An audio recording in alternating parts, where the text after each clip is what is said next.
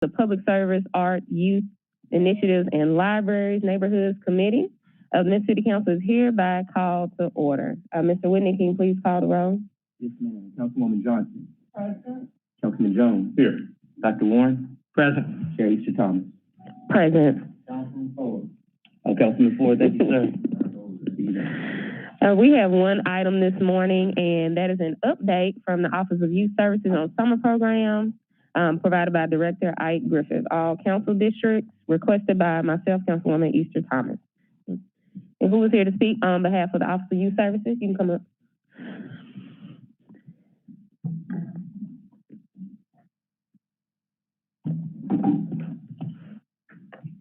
Good morning, everyone. Good morning. My name is Ike Griffith, Director of the Memphis Office of Youth Services. I do have with me today my managers, Mrs. Donna Dancy, who is the manager of the Employee Program, and Mr. Marquez Robinson, who is the program manager for the MAP program, Memphis Ambassadors Program.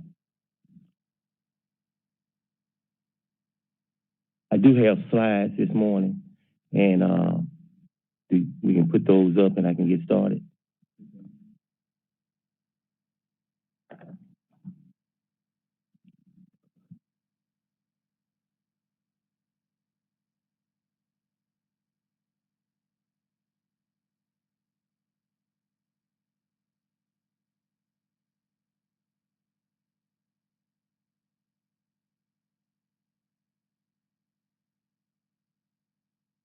Did we send?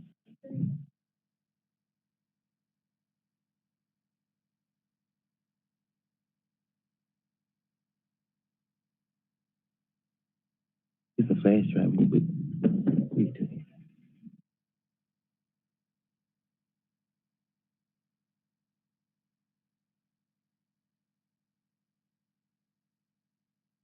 Doing fine. Just trying to stay corona free. Yep.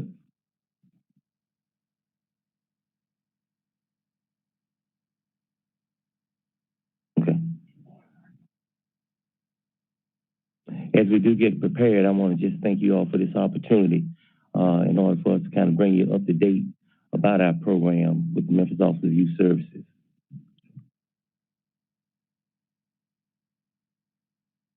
We're going to talk about three of our major programs: the Employer Summer Youth Experience, and the Memphis Ambassadors Program, and the I Am Included program.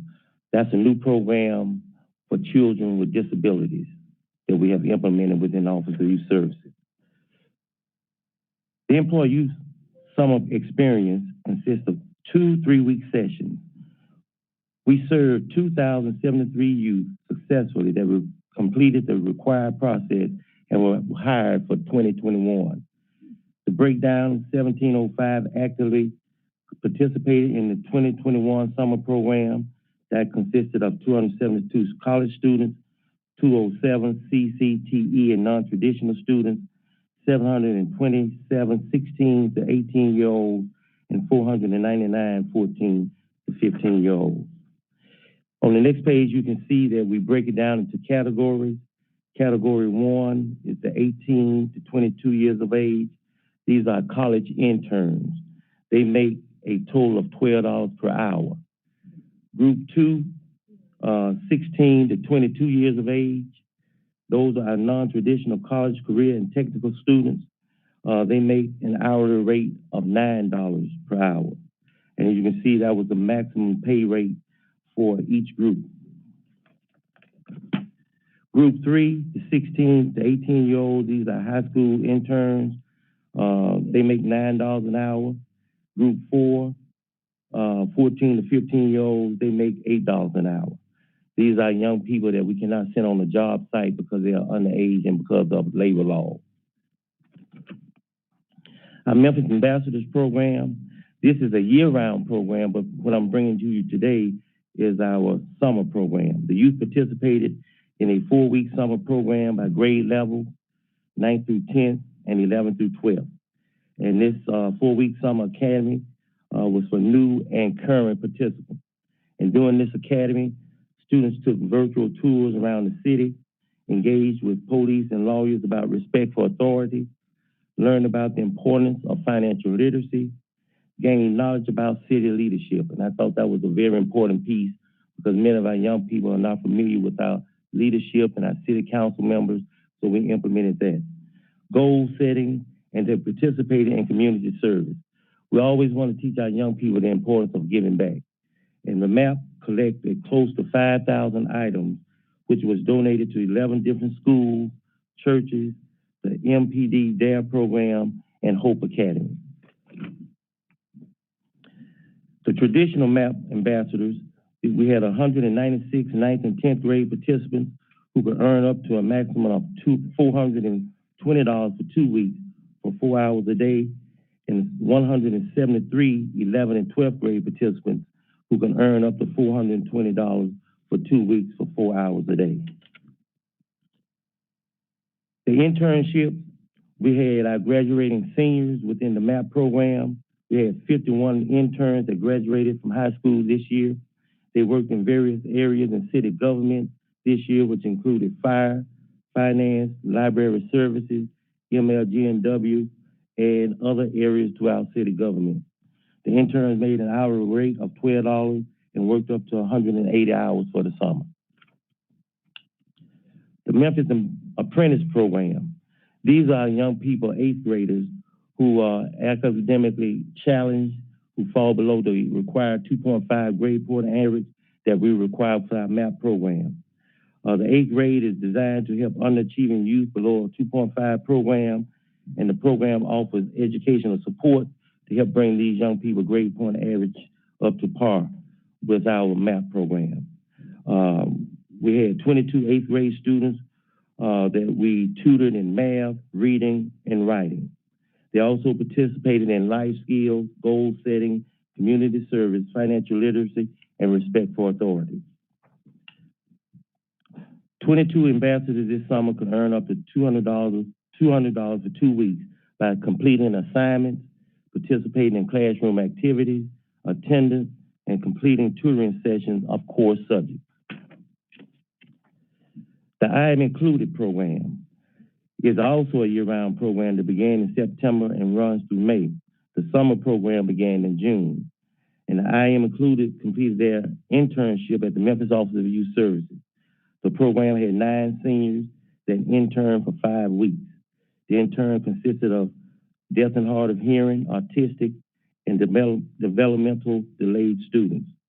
The interns learned how to fill out a timesheet and invoice, how to fill out a job application and prepare for an interview, create a cover letter and resume, business etiquette while in the workplace, money and time management, and self-efficacy. And the next picture says it all. Just to see the smiles on these young people's faces, these are deaf and hard of hearing and autistic students receiving their check for the summer. So they had smiles on their face for quite a while. The I'm Included program, as I mentioned, completed a 2-week summer leadership academy and included students who were deaf and hard of hearing, autistic, developmental delayed students, blind and visually impaired. We are now in the process of implementing students with Down syndrome. And the students made up to $300 for 2 weeks for participating for 2 hours a day, and they learned financial literacy, hard and soft skills, city leadership, goal setting, and respect for authority. Thank you so very much. Are there any questions? Thank you, Ms. Director Griffith. This was, I wanted you to come and just share the work that you've been doing this summer throughout the pandemic. I have a few students at my school that I met who did get their first checks last week, and we're all smiles and just talk about the benefits of these programs this summer. So thank you for coming and sharing that. Do we have any council members that have any questions or commentary? Councilman Warren. I'm just wondering, how do you teach respect for authority? What does that look like? Well, number one, we talk about, number one, being respectful in such a way to comply with demands and orders that may be issued to them. And we also have videotapes of, incidents that's happened, and let those individuals tell us what's right and what's wrong, what could have gone better, and why did it get out of hand, those type things. Very good. Thank you. Welcome. Any other questions or commentaries? All right, well, thank you, Director Griffith. Very, very insightful. If you all could email this presentation to the full council so that we can just have it, that would be great. Thank you. Nothing else to be heard in this committee. We stand in adjournment.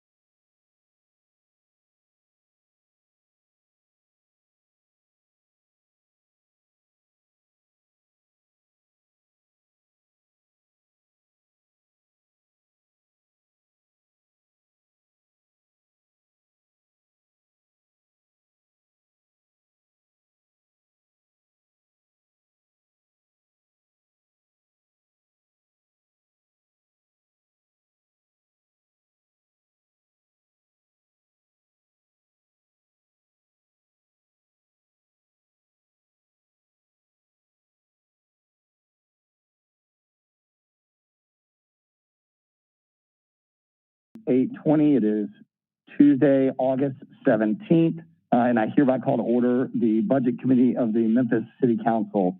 Ms. Craig, would you please call the roll? Councilwoman Johnson. Councilman Ford. Councilman Jones. Here. Councilman Warren. Present. Councilwoman Robinson. Chair Carlisle. Present. The chair observes a quorum. Colleagues, looking forward to today and some robust discussion. In order to move that along, unless there's an objection, we're going to take items 1 through 4 together. They are reports and updates. I'll read them very rapidly into the record, and then we will go to our guests. And then once they go through all 4 of them, if there are questions on it, we'll take questions on all of the debt updates. Is that okay? Okay. Item number 1, a report on debt obligation for the issuance of $165,680,000 general improvement refunding bonds, Series 2021, all council districts. Number 2, a report on debt obligation for the issuance of the $24.255 million Edge Industrial Development Board of the City of Memphis and County of Shelby County, Tennessee, all council districts. Item number 3, a report on debt obligation for the issuance of $69.635 million Economic Development Growth Engine Industrial Development Board of the City of Memphis and Shelby County, Tennessee, Series 2021, all council districts. Item number 4, a report on debt obligation for the issuance of the $163,772,126.30 New Memphis Arena Public Building Authority Local Government Public Improvement Bonds, Series 2021, all council districts. It's just a discussion, Councilman. Yes, sir. Is there someone from the administration that's here to speak to this item? Yes, this is Andre Walker, Deputy CFO, 4767 Emmett Circle Drive, Collierville.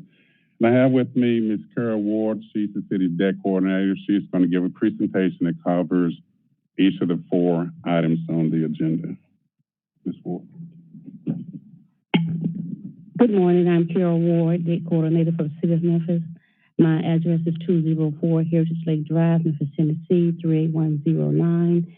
I'm here to give the final results for 4 separate issues, and that was in July and August.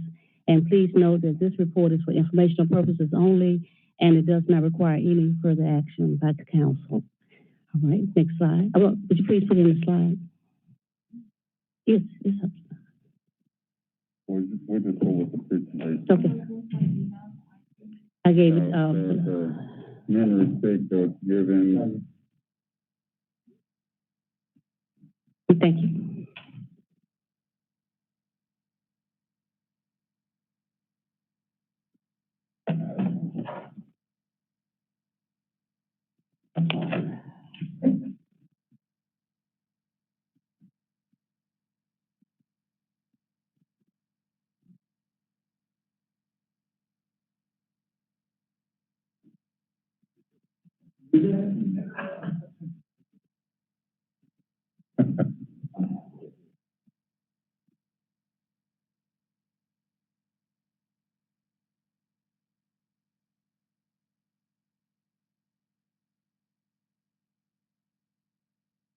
Thank you. Our first issue, we issued $166 million for general improvement bonds. Next slide. And as we look at this, we'll see that it was $166 million in bonds, tax exempt. Our true interest rate cost is 2.909%. And the purpose of these bonds was to pay off the principal portion of $150 million in commercial paper. We did a current refunding for the Series 2011 bonds with an excellent savings of $13.4 million. And also paid for the cost of issuance related to these bonds. The bonds were a competitive sale. Bank of America was the underwriter, and these bonds, the transaction closed on August the 5th. Next slide.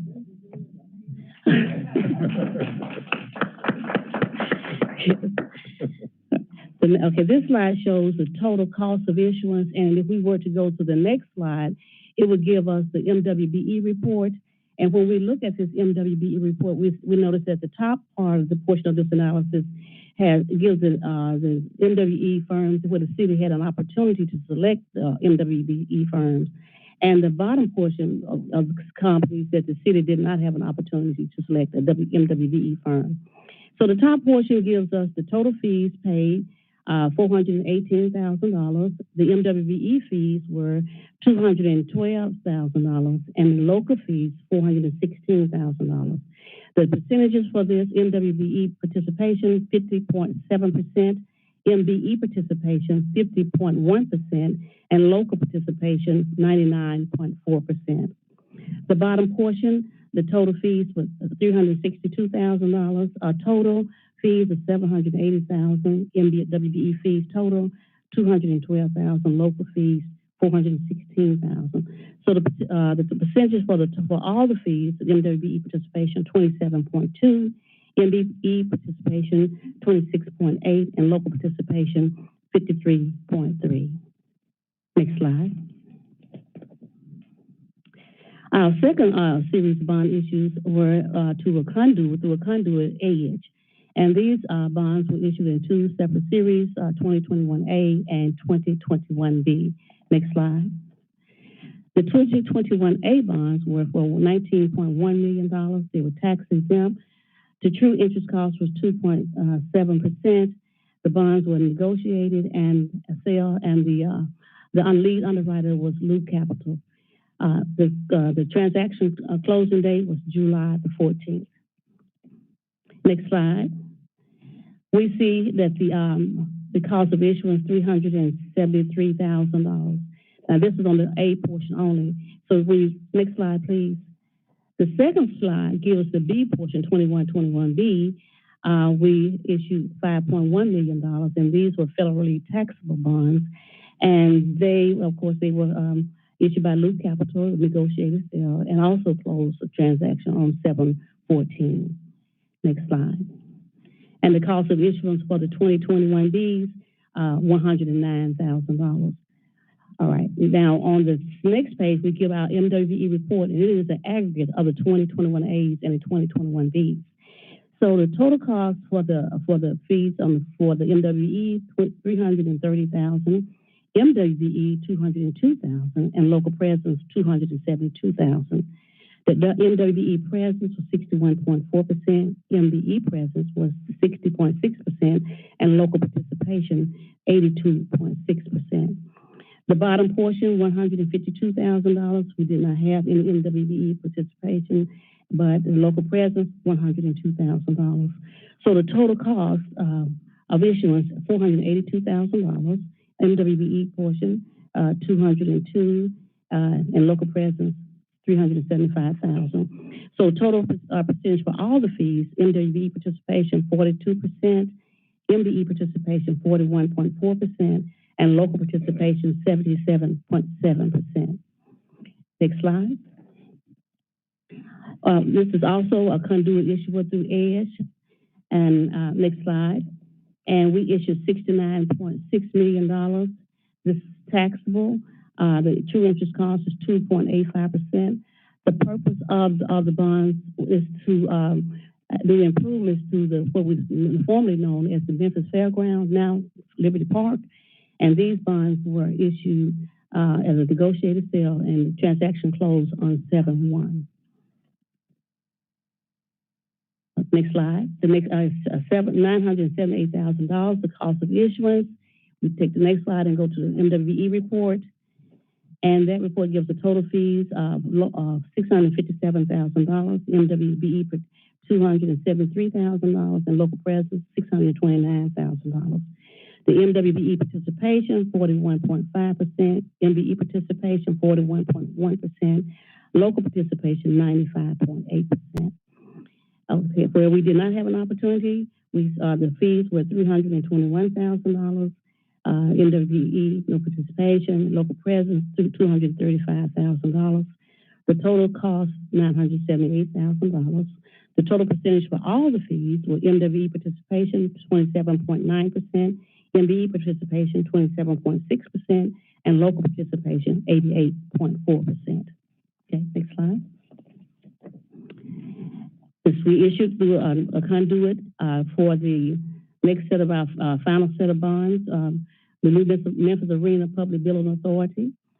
Next slide. And these bonds were approximately $164 million, tax exempt.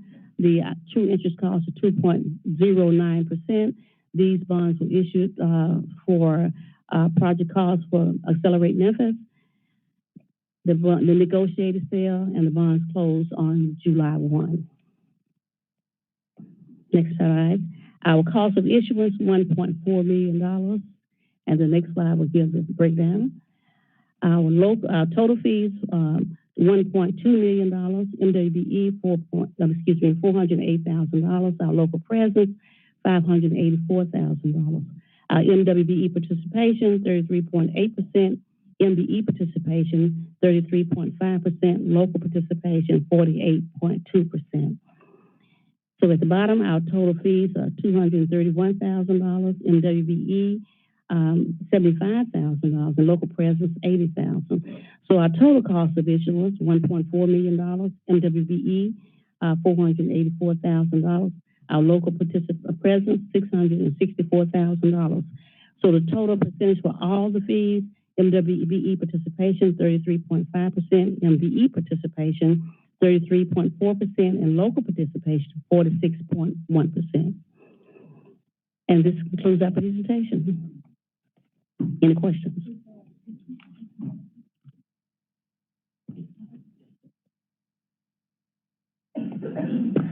Thank you very much. Any comments or questions from council members? Councilman Jones?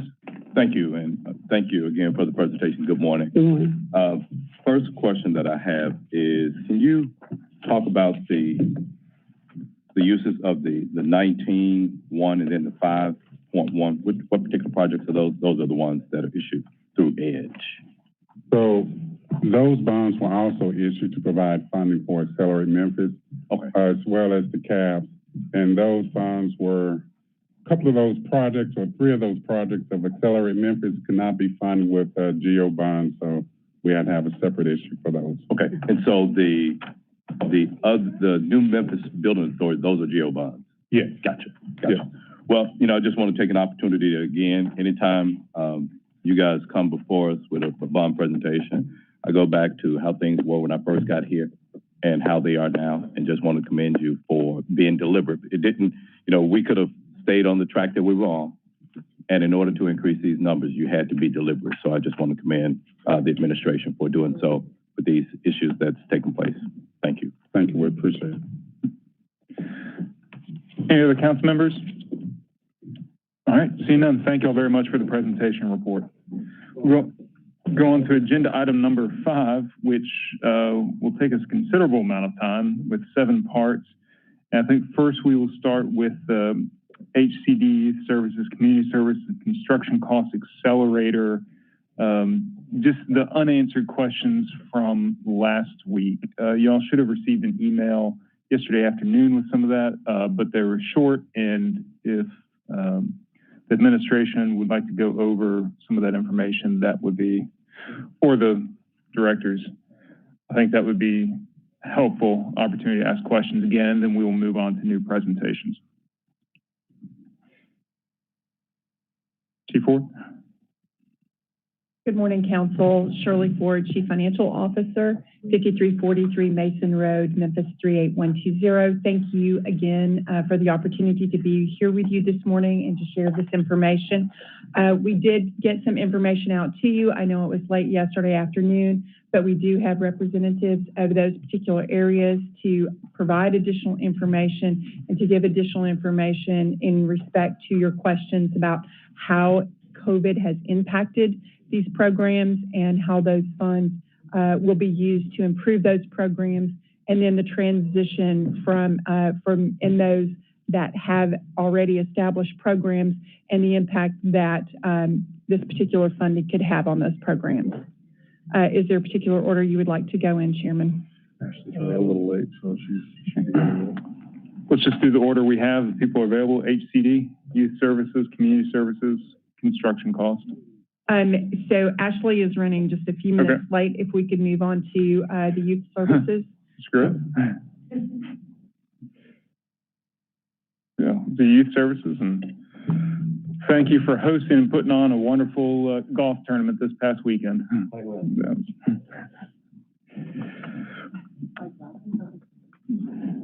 I'd like to mention our team played quite well. Yes. We tied for first and lost in the scorecard playoff. It was tragic. That was the best we've got.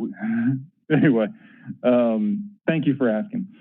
All right, Mr. Griffith, floor is yours to just follow up on questions and information from last week. So, can you hear me? Can you hear me?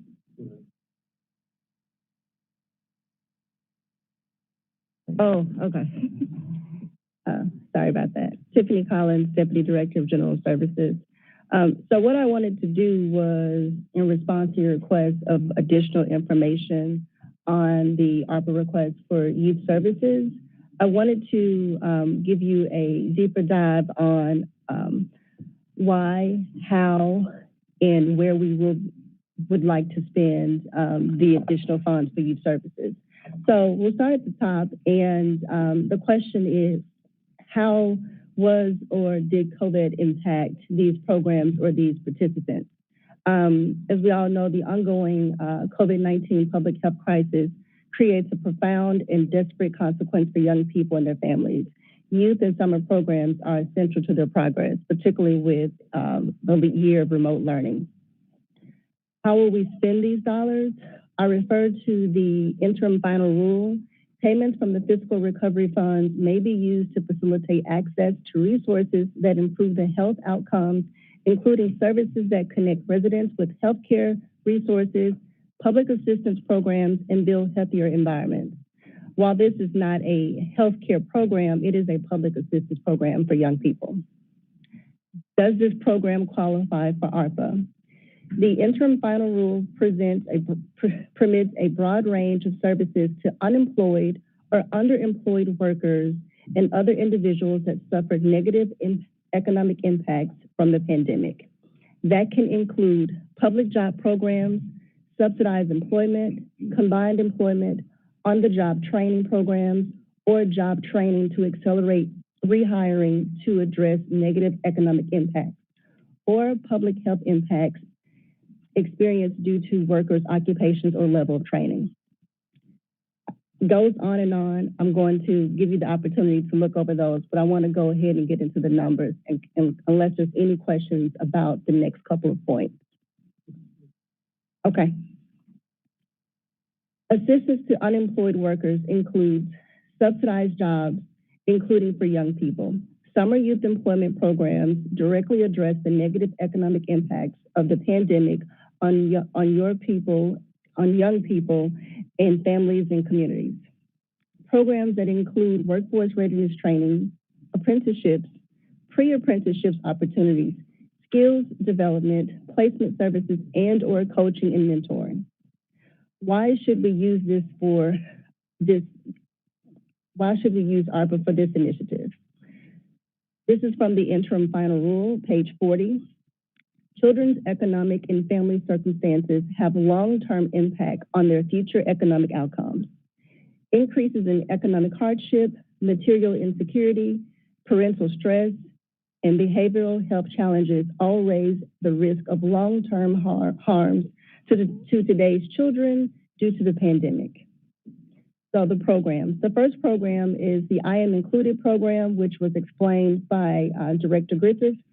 I Am Included is a program that provides career readiness and soft skills to young people with various physical and cognitive disabilities.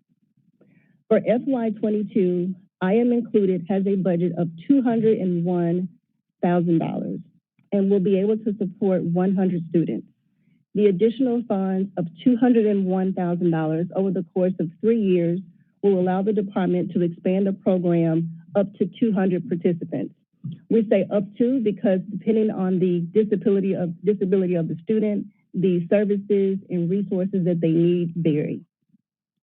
An explanation of what they'll use those funds for: they pay stipends to the students, staff, assistive technology, and Braille services.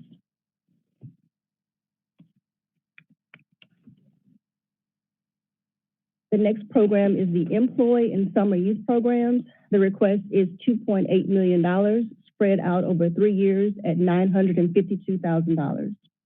These programs provide summer internships to college students and high school students. Such experiences and skills allow participants to grow professionally and personally. For FY22, the Employee Summer Youth Programs will be able to support 1,750 students. This is for next summer, for clarity. Those groups include college students, non-traditional, and children ages 14 to 15 and 16 to 18.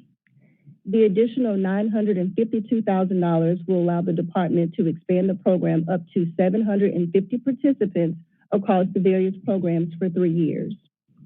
That money, the up to, is the understanding that the students receive a stipend of $600 to $1,080. So depending on how many students you have in one particular group, based on demand, will vary as to what their expansion level is.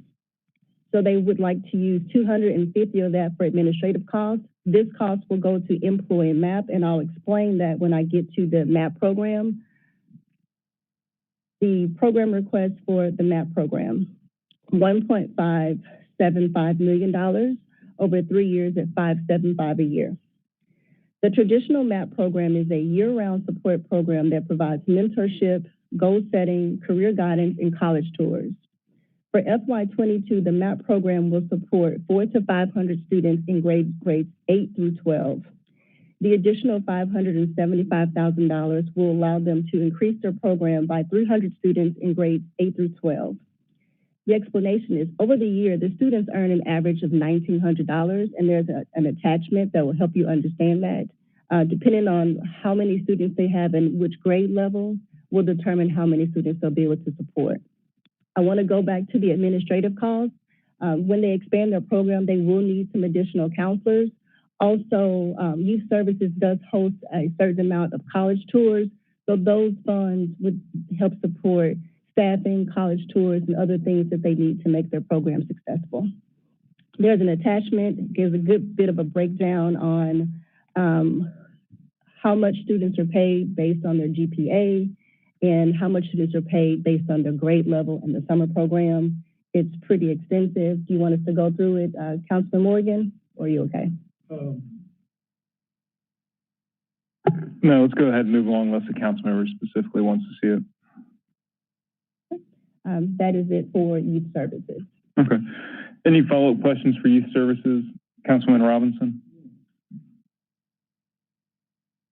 I'd like to know how many students we're currently serving in the summer employment program, and if we were to scale it up over the next 3 years, approximately how many additional people can we do each year, and what would that cost us?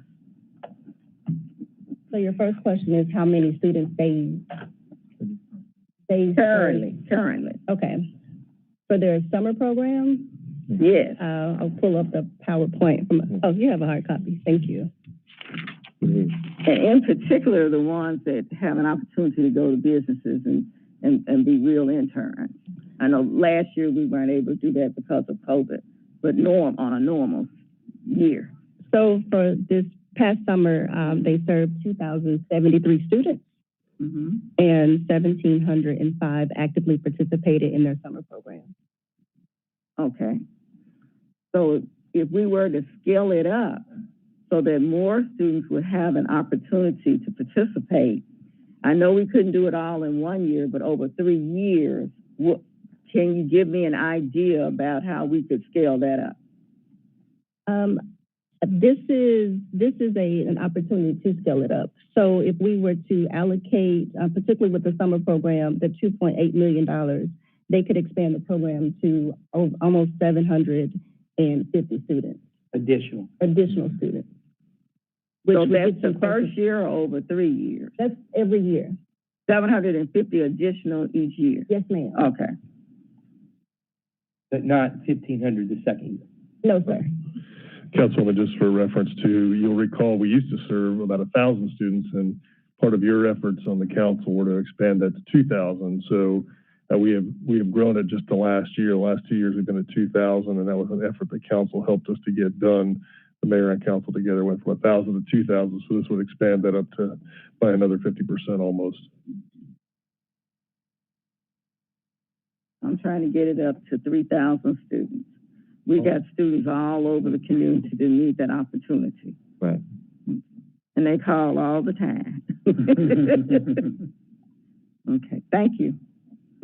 Councilwoman Johnson? Thank you, Chair, for the opportunity, and thank you for the presentation. My question is, how many of those students are like repeat students from year to year versus new people actually getting the opportunity? Well, we have an incentive for our students. Number one, if they are actively involved, go through all the community services opportunities that we give them, we allow them to come back into the program. That opens up the door for us to get those additional students of 250 more every year for the past 3 years to give those individuals an opportunity too. We want to make sure that we have an incentive in place. Number one, I don't want to keep reinventing the wheel. And if we can get those students to maintain, the good work ethics that we are trying to teach them as we send them out into the job market, that is a plus. Because now you have students now that want to become a part of our program. So that's what we're doing on a regular basis. But it's a lot of repeat. We do, but that number is real small because a lot of children do not complete We have on the average about 500 students that come back as repeat compared to, the 2,000 we want to come back again, but only 500 meet the requirements, going on the job site, doing what they're supposed to do. We give those individuals that incentive not to go through the registration period again because they're automatically in the program. But that number is just only 500. What happens to the other students? Why are they not a repeat? Well, number one, they do not complete the program for whatever reason. We have a lot of students that have taken on the mindset of not wanting to participate. They just don't want to do it. Some feel like they're not getting paid enough. So those students fall off. We try to keep them, but you have those students that they just fall off. We encourage them. We try to give them as much incentive as we possibly can to teach them how to become marketable and employable. But I just can't tell you the mindset of our young people at this day and time. I really wish I could. And may I ask one more? Okay.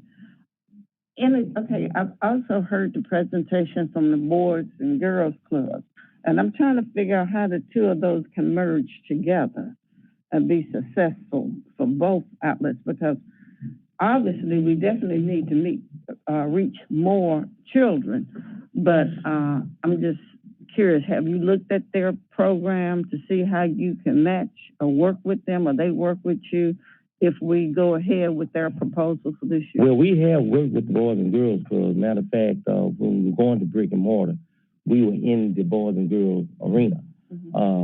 But those are our students that we paid a stipend to.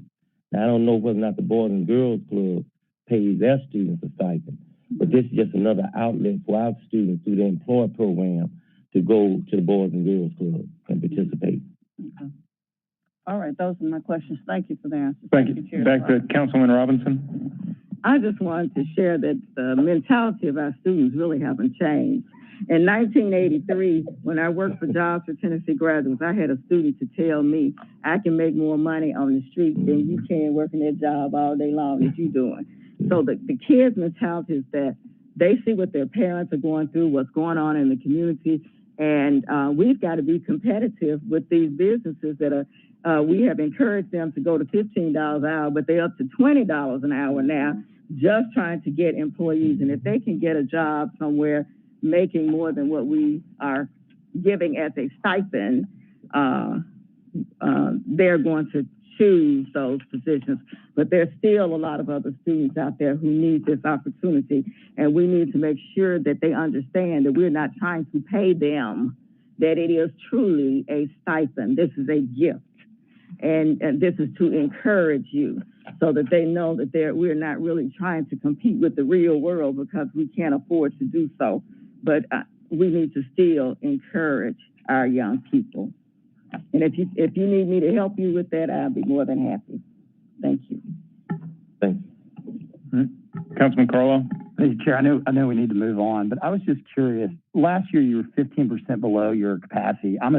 That's got to be a COVID-driven. Oh yeah. So, in an average year, you're 100% full. I think is what I'm hearing.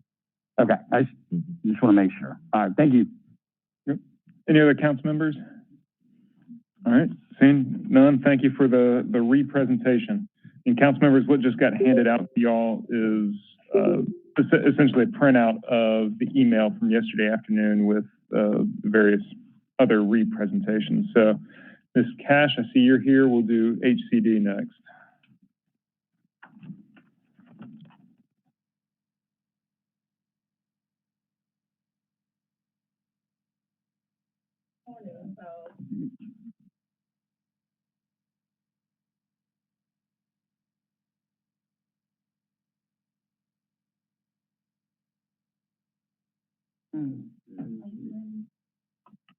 We're ready. The floor is yours.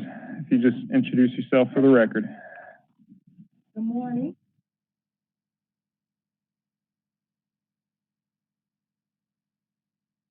Two of the three requests that you submitted, I believe those were grants. The first one is the home care. With the program, the idea is to provide grants to achieve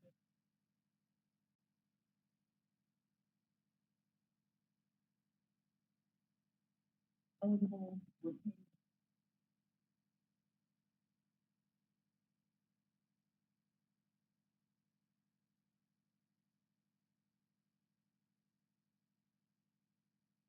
for that sometimes.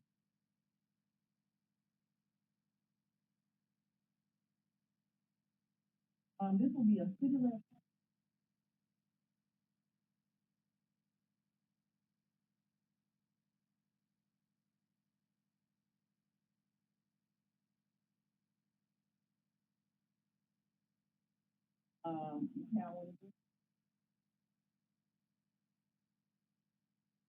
Thank you. We're trying to establish that program and have it off the ground before the year ends. We're in contracting phase right now. They have $1 million. We're matching it with $1 million. And as you see, their launch date is late 2021. Program is available citywide. We tried to put a stipulation in there, and so we would designate about 5% for homeowners who are above the 80% AMI, assuming the ARPA rules allow for that. Let's see. And then preliminary program qualifications, applicant must show that they experienced a hardship related to COVID. It could be job loss, wage reduction, illness, paying additional for childcare when schools were closed. And then I think the next, if you got a next slide, it's just a flow chart. This is not our specific program, but this is a program that we modeled part of this repair program after. It's just a flow chart of saying how the application process starts through when the actual repair happens and construction is completed. So we will create something similar, but this just gives y'all an idea of the flow process. But that is the home repair program. And then I can go over briefly the mortgage program, and I'm happy to answer any additional questions. Let's go ahead and go to all of her programs, and anybody can ask. Okay. Please. All right, so the next one is housing assistance. Once again, we operate this or similar program with United Housing, and so we would just contract with them to continue to deliver those services. The program is CHAP, COVID Housing Assistance Program for homeowners. The idea is to help stabilize homeowners to ensure that they can pay their mortgage and they don't go into foreclosure, lose their home related to events and hardships brought on by the pandemic. The program will be managed by United Housing. The maximum amount there is $15,000. We did talk with United Housing, who, like I said, has already done this program, and they are operating a similar program, I think, with funding from Community Foundation. So we talked with them and asked them more or less what's the average amount that they see. They said on average they see about people needing about $7,000 to $8,000 in mortgage assistance. On the high end, they've seen $15,000 to $20,000, and so we came up with the maximum allowable amount of $15,000. It will provide up to 18 months of assistance. Right now, the program just gives 6 months, and so these ARPA funds are a little bit more flexible to assist people who have had those hardships for a longer period of time. To qualify, you must be experiencing a hardship. You must show the documentation that your income does not exceed the 80% area median income. Once again, we have not, and Tiffany, let me know if you've seen something different. We have looked at the ARPA rules and have not specifically seen any income limits, but we also know through our other program that Treasury will send down the rules and reporting guidelines after the program has started. So we've got another stipulation in there. We can take a certain percentage out. I had recommended 5% to provide assistance for individuals who are 80% or above, but that's under the understanding that the rules will allow that and won't change. Applicant must be City of Memphis resident, show proof of residency, proof of identification, and then, of course, show that they are actually delinquent on their mortgage. And that is that's essentially that program. Okay. Thank you. I'm going to ask a question real quick on the home repair program. Going back to the flow chart slide, at the end it says repayment begins. So, let me see. So is the homeowner front end? No, and that's a good point. So this, Councilman, is from the Detroit program. It's actually a loan, a 0% forgivable loan. But we did like the flow chart and kind of would model the program. So there would be no repayment. We would pay the contractors directly, and we wouldn't anticipate the homeowners paying anything up front for those services, for those home repair services. And who would select the contractors, us or them? So the city would select the contractors essentially for all of our programs, lead weatherization.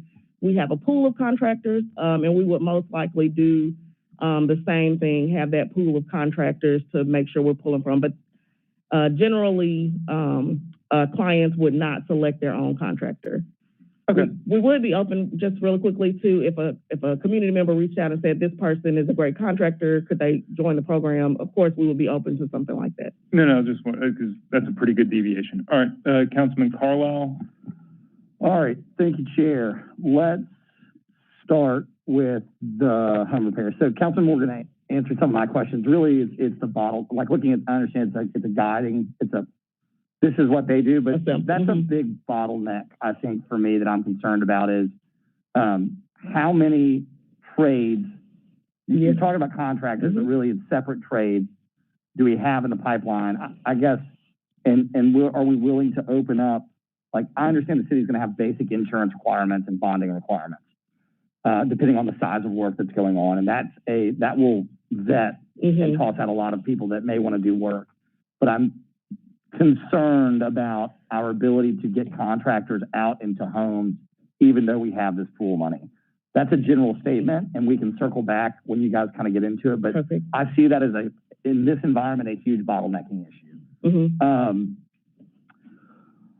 This was, I think Councilwoman Easter Thomas asked this last time, and I know it was brought up when Director Young was here, but I still fully don't understand, and maybe the council wants to set a priority, but I know last time we did the lottery, so it wasn't first come, first serve. And I don't know if the lottery with a set of parameters of like, in this pool, we will lottery in these pools of priority, A, B, C, right? Whatever that looks like, or maybe it's just all A and the money's gone, or there's a lottery in pool A, which is 80% of the AMI.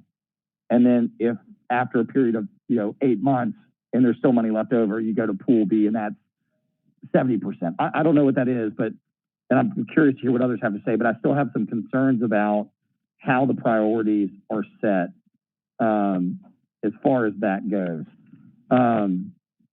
What is the administrative cost?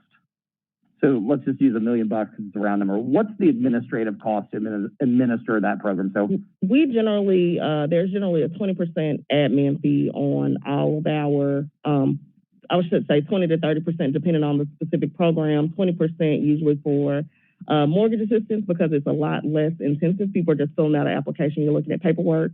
We actually do generally 30% for home repair because there's more hand-holding, there's inspections, but I think for this program, this specific program, we would keep it at that 20% amount. So colleagues, that's important for us to digest because if we're gonna put $1 million to the program, you're eating up 300,000 of that in one program and 200,000. So only 800,000 is out there for the community. So we may want to consider beefing that up because I don't think that's going to get it done. And I'll send an email. I'd love to see how that's broken down and who, obviously if United Way is administering the program, if eating up into their overhead, and they'd be willing to, split the baby in this very unique, once in a lifetime set of circumstances. I'll say I'm not the CFO. I haven't had hours of conversations, but I'm also not a dummy, and I read documents all the time for a living. And I'll tell you that I feel pretty confident that we have broad swath here on these programs as far as it relates into how the money is given out into the community. And really, what I'm saying is because of Memphis's poverty rate, it basically is wide open into census tracts versus like the homeowner themselves. So I'm willing to bet a majority of this money will qualify just based on the census tract alone. And so I'm not as concerned. I appreciate that there's a holdback on the mortgage assistance because I brought that up. I think, well, actually, no, you got it on the home repair. Again, I'll go to my colleagues to see if they if we spend all that money out the door on 80% AMI, I'd much rather not have a holdback. I'd rather come back to the well than say we're going to hold 5% back. But I appreciate the effort. And then last thing, you mentioned the maximum, this is now to the loan program. Mm-hmm. You mentioned the maximum amount is $15,000, your average is $7,000 to $8,000, but there's 18 months of assistance. So what you're really saying is over that period of time, they usually draw down. So how does that work? Will I enter the program and be able to take monthly draws, or how is that working? No, so typically what would happen, you would come and you would already have so many months in arrears. And so you might have the 6 months, or you might already be in a position where you're 12 months behind. Taking an example of somebody who is 6 months behind, what we would do is pay that 6 months, but they would not be precluded from coming back and applying. Say it was due to job loss and they can't find a job in the future. They would not be precluded from applying for an additional month, 3 months. And what we would probably do, I know for our rental assistance program, we would pay 3 months in advance. We don't have that established for mortgage assistance, but we probably prefer to do some chunks of time as opposed to you reapply every month, until you find work. So that's a detail I would say we need to figure out. I think I'm comfortable with 3 months at a time, paying that forward mortgage and its alignment with our other programs, but I think it's too much of a burden to ask people to come back 1 month here, 1 month there. Okay. I'll yield the floor, but the last thing I'll say, because I do want to hear from other people, is I see Chief Sink in the back, and this is more of a general question. But part of this that I'm concerned about is the civil side of this thing. Somebody's 12 months in arrears, they're going to have legal issues. And is there any way, and I see JB down there too, is there any way that we could partner with Memphis Area Legal Services to help people that are dealing with pending foreclosures? I think Cindy Eddinghoff would love that.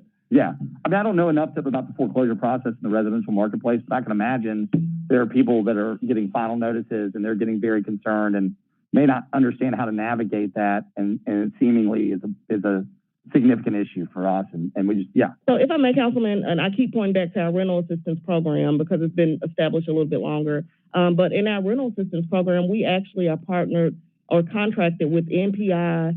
MPI has a subcontract with Memphis Area Legal Services, and they walk people through the eviction process. They are in the courts. And so, and then in that program, we don't cover any fees, and that's part of the stipulation. So we could do something similar for the mortgage assistance.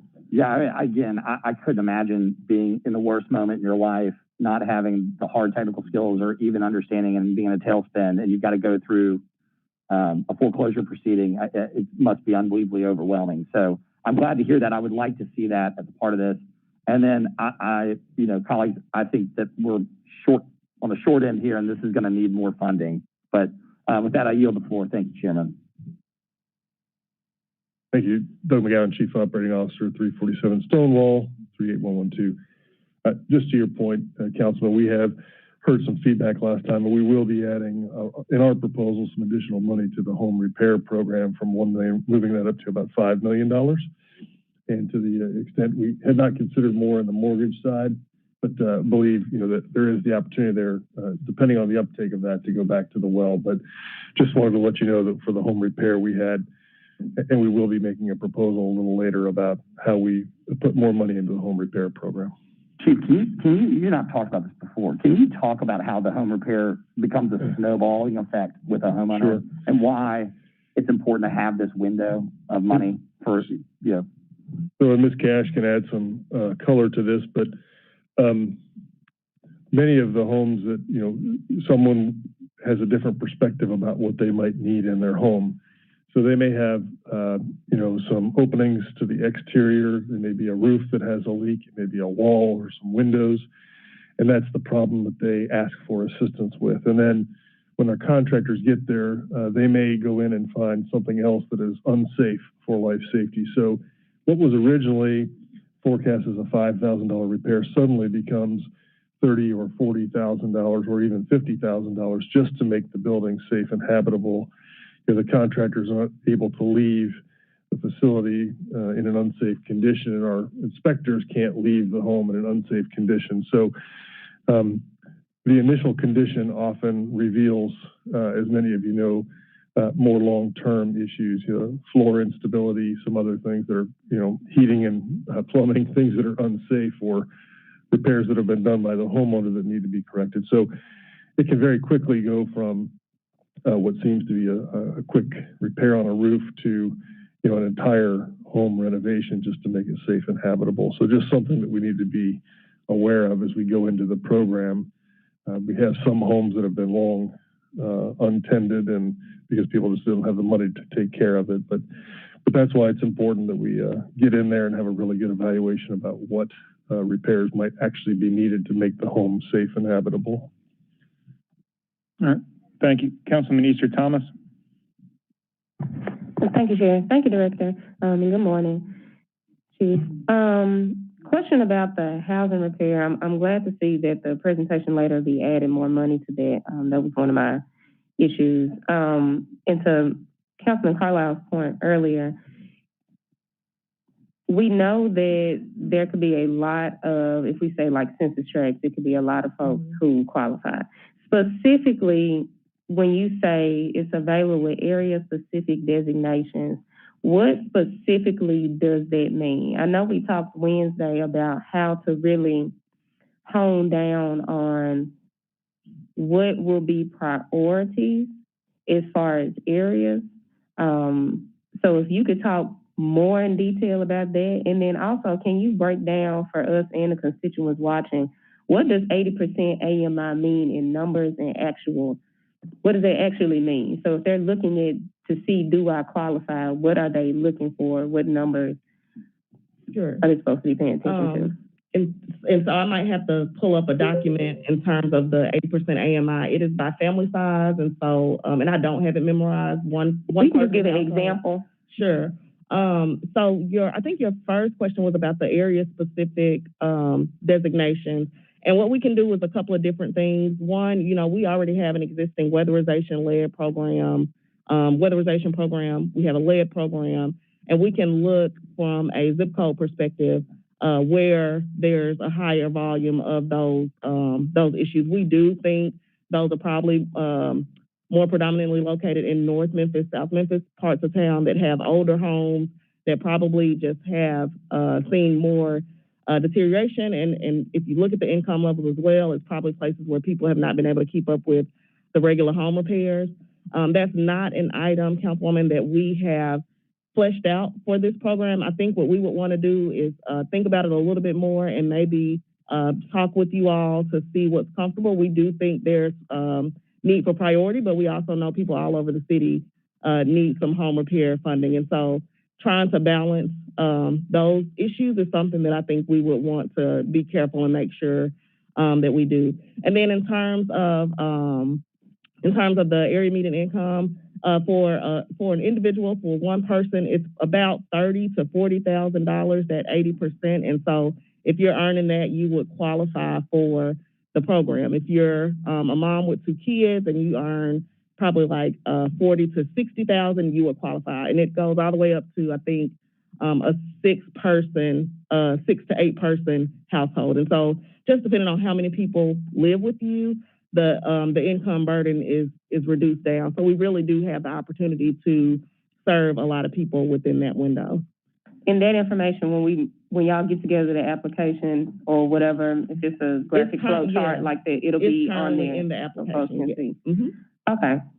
Thank you for that. And I will just say thank you for saying that you'll come back and saying how you will prioritize. I understand that all over the city, all over the state, the nation is probably facing the same issue, but I think that it would be in the best benefit that my colleagues and I, if we're doing this program, that we prioritize areas that we know need the help sooner than later.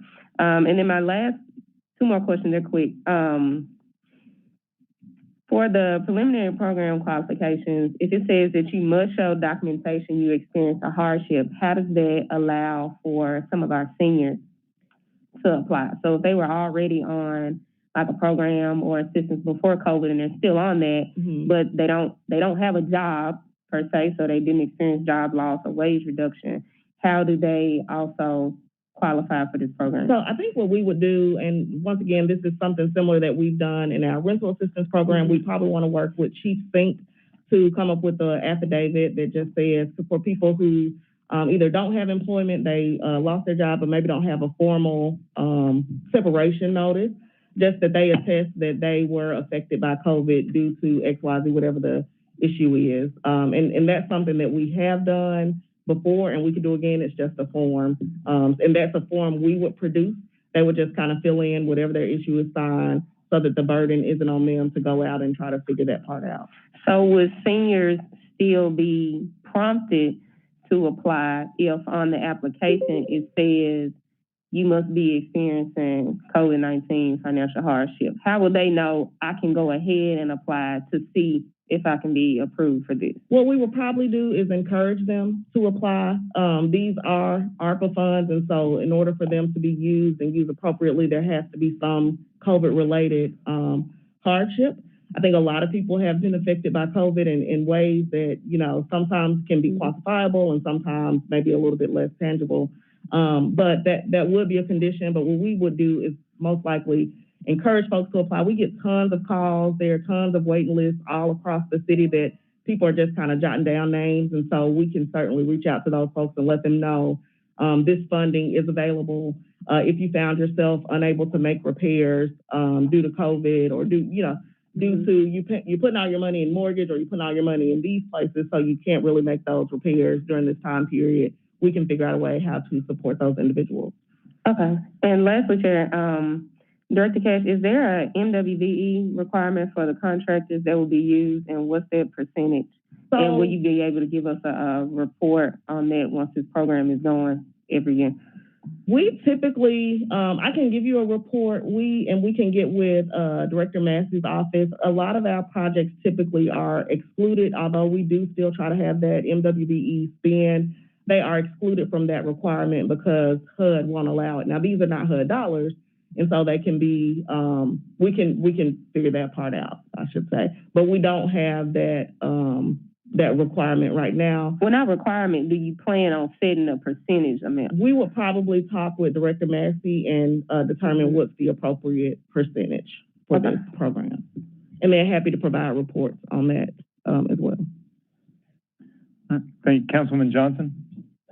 Thank you, Chair, so much. So many of my questions have been addressed, but I do want to emphasize the importance of how you select the individuals who will be receiving funds. I see where you're going through United Housing. United Housing had a program recently in regards to assisting individuals in Orange Mound. Based on what we heard, it was all gone in one day. I mean, so these names may already be on the list someplace, as you mentioned, but is that fair? Because other people didn't have an opportunity that did not even know that that service was going to be available. So I think we really need to do a good job in making sure as many people as possible are made aware of it and get an opportunity to participate. Now, my other question is this. If you are going to pay off back payments, installments for mortgages, let's say 9 months, they don't have a job, what's going to happen? You like said, 3 or 4 months, 6 months, they're back in the same situation. I don't know, is it legally any way that we can contact the mortgage companies and ask them, if we pay you 9 months, will you let this person have another chance for at least another year before you try to, evict them from the home? Because why would we pay them and then they still got to be put out in 30 days? Right, Councilwoman, that's a really great point, and to be honest, one that I don't have the answer to. I think that's something we will probably want to work with the legal department or division to determine what we can actually do. I know in our rental assistance program, we do have something in there and tell landlords they cannot evict the person after, I think it's 45 to 90 days after they receive the payment. We also pay future rent, so it gives people a little bit more time and stability to get back on their feet. I'm not sure if, perhaps we could do something similar on the mortgage side that's a little bit outside of my expertise, but I would love to talk with legal and just figure out what is possible there. Okay. Now, we talked about the need for legal assistance in this process, but with all of these programs that we're recommending, we need to set up an office or some location. I think 211 does okay in the libraries, but that's still not reaching the senior citizen who does not have a computer at home, who's not aware of the particular services out there.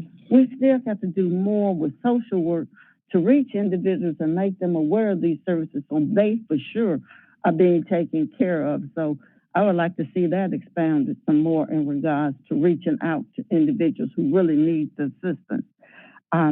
In your process, I would assume you will have inspections done prior to any work being done? Yes, we would do, and before I respond, I completely agree, Councilwoman, and would love to put some thoughts out there about marketing and how we reach people beyond just the internet. In terms of inspection, what we normally do is people fill out an application, they tell us what their needs are. As Chief McGowan mentioned, we go into the house, contractor goes into the house and kind of validate what people said, but then there also are probably some additional things. For example, if they're doing a hot water heater replacement, they might have to replace the floor underneath to actually make sure that it's stable, it'll stand the foundational issues. And so we do that pre-inspection, determine what would be paid for and covered. We generally like to do everything if we can, just depending on the program parameters. And then after the contractor or contractors complete the work, we have an inspector go out and do a post-inspection to make sure everything was done appropriately, all the items were completed before the contractor is paid. How is the contractor selected? Is it a bid process or do you do it in the... No, we generally will put out a bid for kind of like a pool of contractors at one time. It's open all the time. Councilman Carlisle mentioned earlier that would be a pain point, so finding enough contractors, and we have experienced that already, as I'm sure many others who are doing these types of projects. And so we certainly want to work with you all to expand that pool, but it will be a bid process. It will be a pool of contractors, and then we never close it. So for example, if we get 5 contractors in January, if others want to apply throughout the year, they can do it on a rolling basis and we can just add them to the pool. But those 5 bid on it, so you could... Yeah, hopefully 25. But yeah, they bid on, they bid to say they do this type of work, and then we end up with so many HVAC, so many electricians, so many general contractors, et cetera. Now, before we start this process, everything is going to be put in black and white. Everything. These will be out there for us to review. Yes. So we can see the bid process, we can see the selection process, and see everything so we can be assured. Absolutely. Treated fairly. Okay, those are my questions, and I thank you for your assistance, and I'm looking forward to this. Thank you. Thank you. Councilman Warren? My question was, I think, just answered, but my concern is with the current environment, will there actually be enough contractors to do all the work for the money we're going to allocate? And what happens to the money we're going to allocate if we're unable to spend it due to lack of ability to get contractors out there? Completely agree and feel those points. We do have a couple of things in the works. We have talked about, we have a grant right now with the Office of Sustainability to do some specific workforce training around contractors. We're working with MoreTech, Office of Sustainability. We've talked about training individuals up. We've talked about reaching out to trade. So it's going to take a concerted effort to bump that number up. But that's something that we just have to work on and make sure we've got people to facilitate that. Chief? Councilman, we would certainly give a report on this. As you know, kind of like the rental assistance, we're giving you a running report. We received $25 million of rental assistance. So far, we have $15 million out the door. We would do the same thing here. And if it appeared that it tapered off or we were in danger of not expending the money, we would come back to you to reallocate that to another priority where we saw it. So this is the initial blush of getting us underway, and then we'll track it along the way, give you a report on expenditures, and then if it was under executed, we'll let you know that, and we can allocate it to something different. I think this is one thing we should let our contractors be aware of, that we're going to be wanting to spend this money and wanting to get this out the door. So as they're looking at, what they need to do as far as their companies are concerned, as far as hiring more people, training more people, now's the time to be thinking about it, particularly if you're a small contractor wanting to do some of these jobs. Thank you. Thank you. Councilman Logan? Thank you, Chair, and thank you all for the presentation. I appreciate it. I wanted to just note a couple of things on the selection process for whether it's contractors, whether it's going to be who is able to be funded, or the seniors. I heard that mentioned as well. You all did a very great job, I think, and I always want to commend administration for the job they did through Memphis 3.0.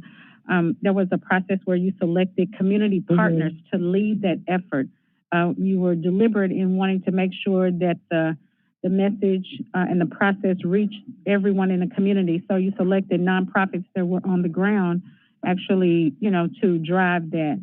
And so in order to, because as my colleague, Councilman Johnson said, as well as Easter Thomas mentioned, sometimes the individuals that we want to help never find out about the program until it's all gone. So those that are already on the ground, that have relationships with the people in the community, or those that need these funding, or even contractors, using that model, I think you already created a wide network of community partners during that process that could be helpful in finding out or informing who, would be pockets of people to use this service. So I just wanted to recommend that. And then the next thing, have you considered, or did you consider tree removal? I know you said home repair, but oftentimes in more mature neighborhoods, as we have in Memphis, trees do damage to houses, and they don't have money to, $3,000, $4,000, $7,000 to get trees removed. Was that a consideration? It's not, and to your first point, Councilwoman Logan, that's a great idea to reach out to the existing organizations and make sure they're helping us with that marketing on both the consumer side, but also the contractor side. In terms of the tree removal, this repair program is primarily for challenges inside the house, under the roof, within the four walls. And so we wouldn't do any tree removal unless it's actively on your roof, falling on your roof, and you need that removed to get your roof replaced, or something like a foundational issue. Under this program in particular. So do you know of any place in your area, or any resources that could help people that they call you and say, well, I need this done, and you find out that it's because of a tree, are you all able to refer them to any resources? I don't have that information. I don't know of any, and I know that's come up as an issue with the mature trees that we have in the city. As of right now, I don't know of any tree removal programs, but I'm sure there have to be some out there, or I should say assistance for tree removal. That's certainly something we're happy to research, investigate, and see if we can identify some pools of funding for that need. That would be great if you could bring that information back. Thank you. Okay. Any other questions or comments from council members? Seeing none, thank you very much for the report. Thank you. We will move on to the next report, or re-report, is Office of Community Services.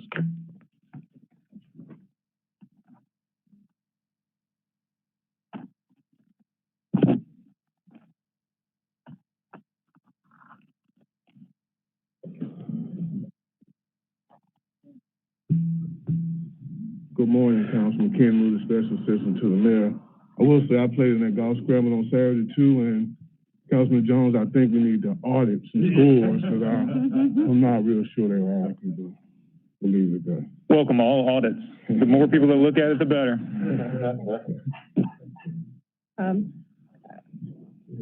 Councilman Morgan, I am going to do a review of community services similar to that of youth services. So I'll go ahead and get started. The Office of Community Services has requested $3.9 million of ARPA dollars to support Opportunity Youth, Manhood University, and Women Offering Women Support. How did COVID impact these programs or participants? The Opportunity Youth is a new City of Memphis program. It will service young adults ages 16 to 24 who are neither working or in school. The risk of becoming Opportunity Youth has been exacerbated by COVID-19. The program will assist mitigating the negative economic impacts caused or exacerbated by COVID-19. Manhood University and WILES engage participants, particularly those who have been incarcerated with job skills. The budgetary constraints due to the pandemic impact the scope and reach of these programs. How will the ARPA funding be used in this program? Payments from the fiscal recovery funds may be used to facilitate access to resources that improve health outcomes, including services that connect residents to community health care resources and public assistance programs and build healthier environments. And this is from the interim final rule. How does this program qualify for ARPA? These programs are equity-focused services and provide support to participants who experience negative impacts of COVID-19. The pandemic's impacts have been widespread. Both the public health and economic impacts of the pandemic have fallen most severely on communities and populations of disadvantage before it began, and that is from the interim final rule. It has disproportionately impacted some demographic groups and exacerbated health inequities among racial, ethnic, and socioeconomic lines. ARPA permits a broad range of services and addresses education disparities, promoting healthy childhood environments, programming for unemployed and underemployed workers and other individuals who have suffered negative economic impacts from the pandemic. That can include public job programs, subsidized employment, combined education, on-the-job training programs, or job training to accelerate rehiring or address negative economic or public health impacts experienced due to the worker's occupation or training level.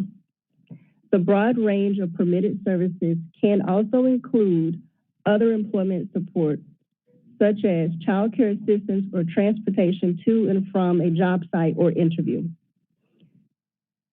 Assistance to unemployed workers includes subsidized jobs for young people, summer youth education programs directly to address the negative economic impacts of the pandemic on young people and their families and communities.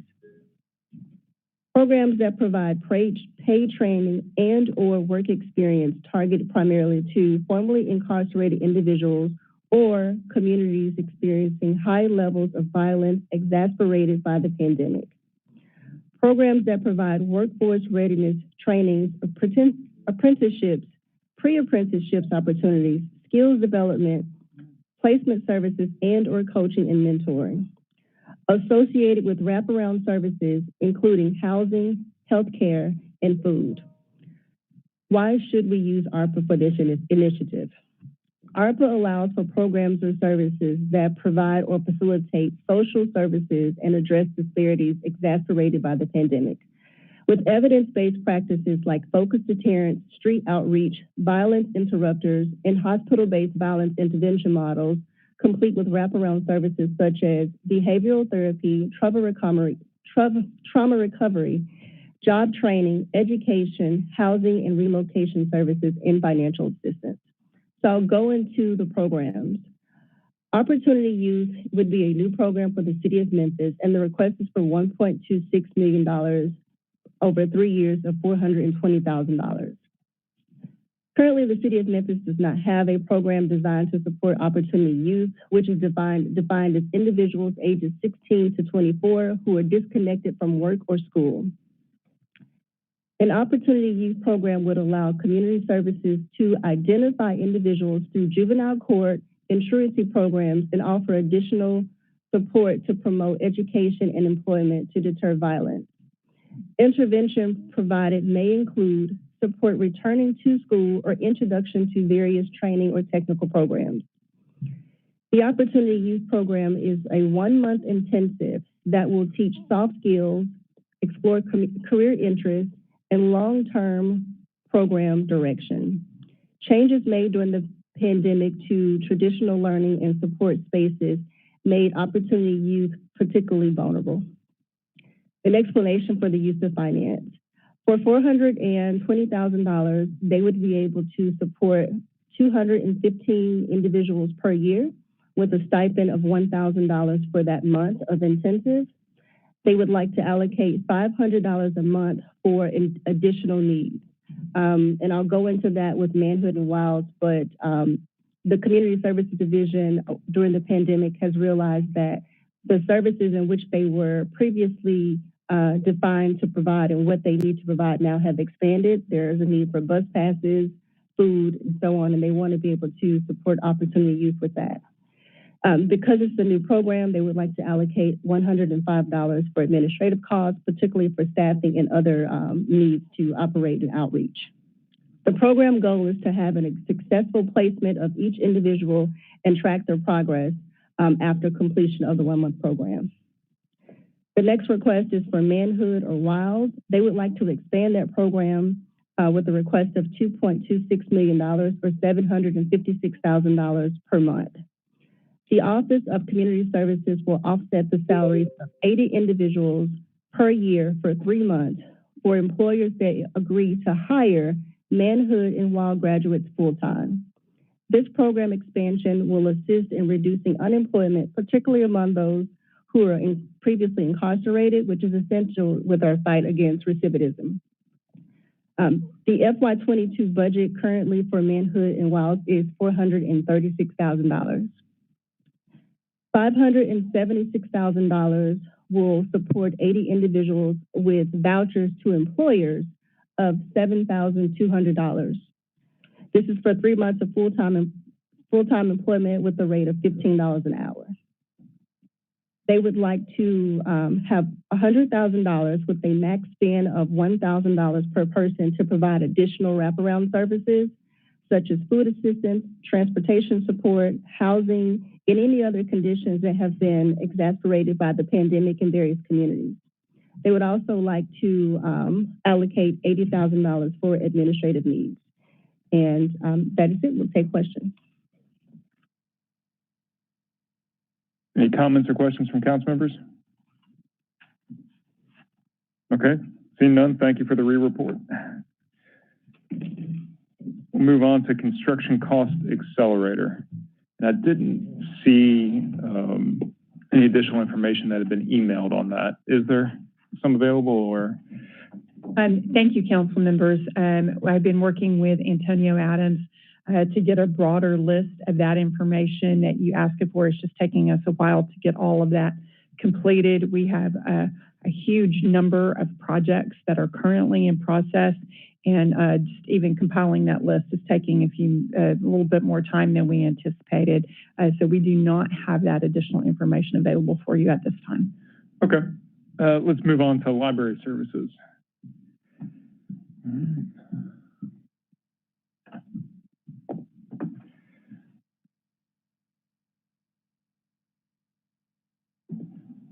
Jackie McCloy, if you'll introduce yourself, and the floor is yours.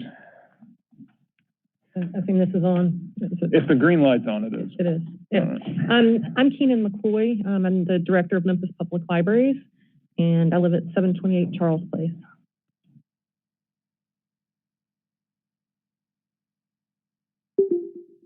Oh, there we go. Getting old. Sorry.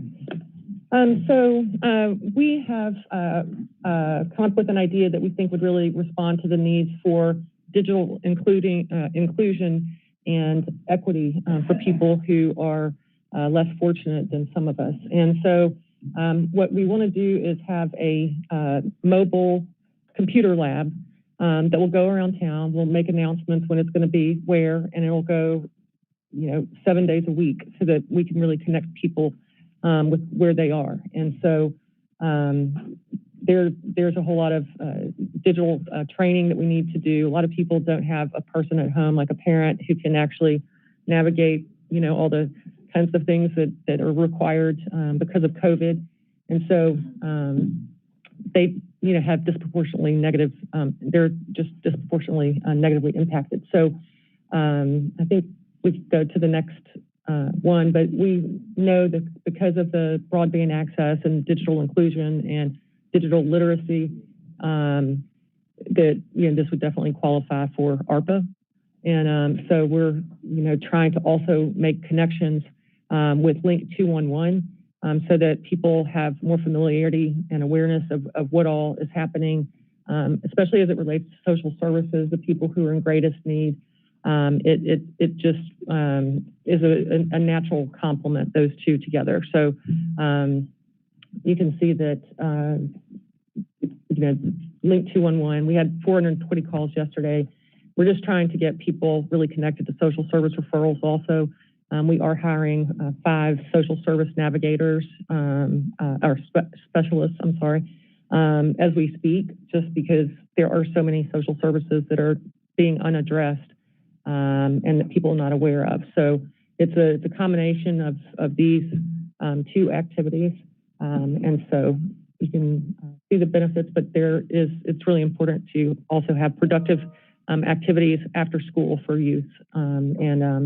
We do have a lot of free camps and things like that, and we really are trying to train up people on STEAM disciplines and, again, digital inclusion. So in terms of the breakdown, $200,000 is what the guesstimate is for a vehicle, because we have to see how we're going to outfit it. And so we'll just have to, time will tell, I guess, on that. But that's about what the last vehicle that we purchased for the Connect Crew cost. So this would provide for 12 laptops on the mobile computer lab. Also $500 for the Bluetooth printers, and then we get some tables for the computer lab, pop-up tents, because that always attracts people because of curiosity, folding chairs, and then we have the request for laptops for customers, and that's for in-house, not in-house, but at library use only. So people can check them out, and they don't have to be, so that they'll be distanced. They don't have to be, tied to one location. So these are 10 per location. We have 18 locations currently, and so that's the $234,000. That's our Start Here van, which is very, very popular. So presumably this would be kind of similar to that, except for it would have a full computer lab.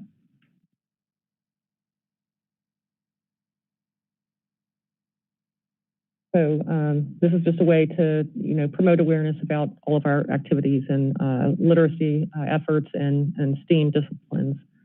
So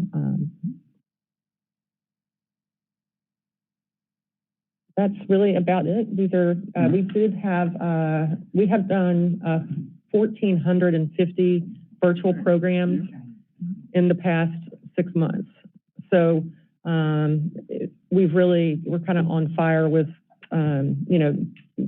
virtual programming, and it's gotten really popular, and it can stay evergreen, and people can go back and retake the same courses and things like that. But one of the big things with the STEAM activities is development of 21st century skills like innovation, collaboration, critical thinking, problem solving. It's really about communication also. So many people just don't understand the need for this, and that's one of the things Cloud 901 started to address. So, Thank you very much. Have we ever rented out laptops before? Yes. And it works out great, and they're returned in good enough condition. And so, what's a typical length of time to loan out a laptop? So we have not given them out to the general public. We give them to the general public, but they aren't allowed to take them out of the building right now. Okay. So one of the things that, we'll have as a part of this is also just that we will check Chromebooks out. Chromebooks are not as expensive. We started thinking like MacBooks and things like this. There's no possibility, and they would not come back to us probably. But the Chromebooks are very popular, and they're very inexpensive, and so and a lot of people prefer those. So we are going to definitely be getting Chromebooks as a part of this as well. Okay, thank you. Councilman Johnson? Yes. Did I miss it? Have you ever used such a mobile unit before, or is this the first one? We've had JobLink for 30 years. we have a newer bus, but we have that, and that does have a computer lab in it. And then we have the Start Here van that I think you just saw up in the picture. So that's the Start Here van, and it's really popular. And we do a lot of outdoor programming because of COVID. A lot of our activities, we do have tons of virtual programming as well, but we have really built out the program for outdoors. And so that's the Start Here van. We have another one that's for the Connect crew. And those are very tech savvy individuals and real creatives. And so they always get a great crowd. And they also do things like they might bring in musical instruments, or it's not, for the Start Here, it could be any kind of programming. I mean, there is a lot of steam with that, but where are they located? How do you select the location? Because I'm sorry, I don't recall seeing one. Well, we anybody can request us to come wherever they want. So, and we do go to a lot of festivals and things like that, or have historically. But any person who requests, we'll pretty much 99% get right out there where, they need to be. Any organization per se? Yeah. Group? Yes, ma'am. Okay. You made the comment that a lot of people don't see the need. I'm still trying to get there myself. So I guess it has, I just don't know, like I said, how you draw the people to it, get it going. I'm just not getting it right now. So if you could share anything else with me. Well, I mean, it becomes a sort of a mobile billboard. I mean, it is an attraction. I mean, an attractor. Mm-hmm. So a lot of people they might not have ever heard of it, but then they see this and they're like, oh, what's happening on that van? And so we do promote awareness about them, and but the idea is that we're trying to get outside of the four walls. I mean, that's a large part of this. It's just meeting people where they are in their communities, not. Do you track where they go to, for instance? Could you give me a list of locations where they've been, let's say, in the last 6 months? Because, I just haven't seen it. Okay, that's it. Thank you, Chair. Thank you for your information as well. Yeah, Chief Ford, do you want to respond to that? Thank you, Councilman. Council, one of the things that drew our attention for this particular initiative is, as you know, during the height of the pandemic, our libraries were closed and there was not accessibility. We also realized that not everyone has access to a computer and how difficult that can be if your only access to a computer is at the library. And I don't know how many of you have been over on the Central Branch lately, but pretty much there are people parked at those computers all the time.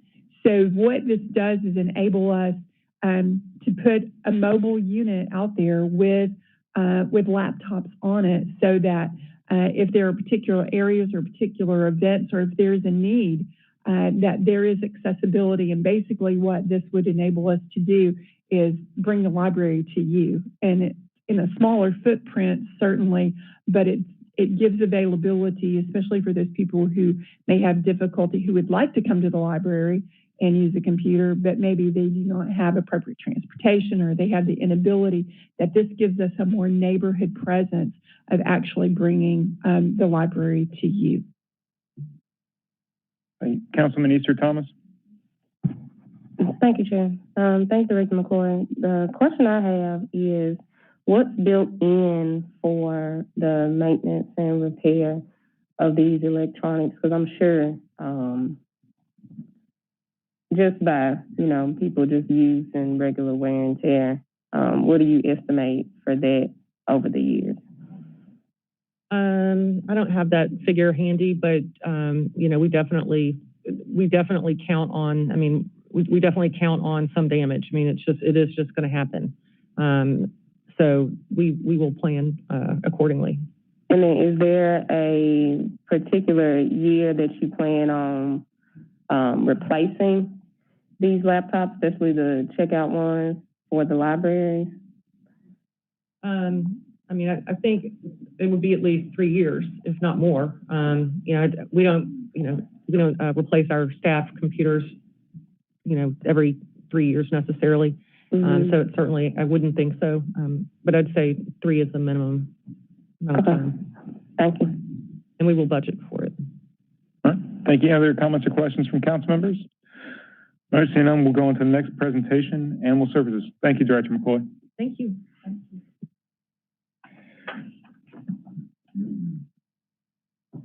All right, Director Pugh, if you'll introduce yourself for the record, then the floor is yours to present. Yes, sir. Good morning, Council. My name is Alexis Pugh. I am the Director of Animal Services, and I reside at 751 Center Drive, Memphis, Tennessee, 38112.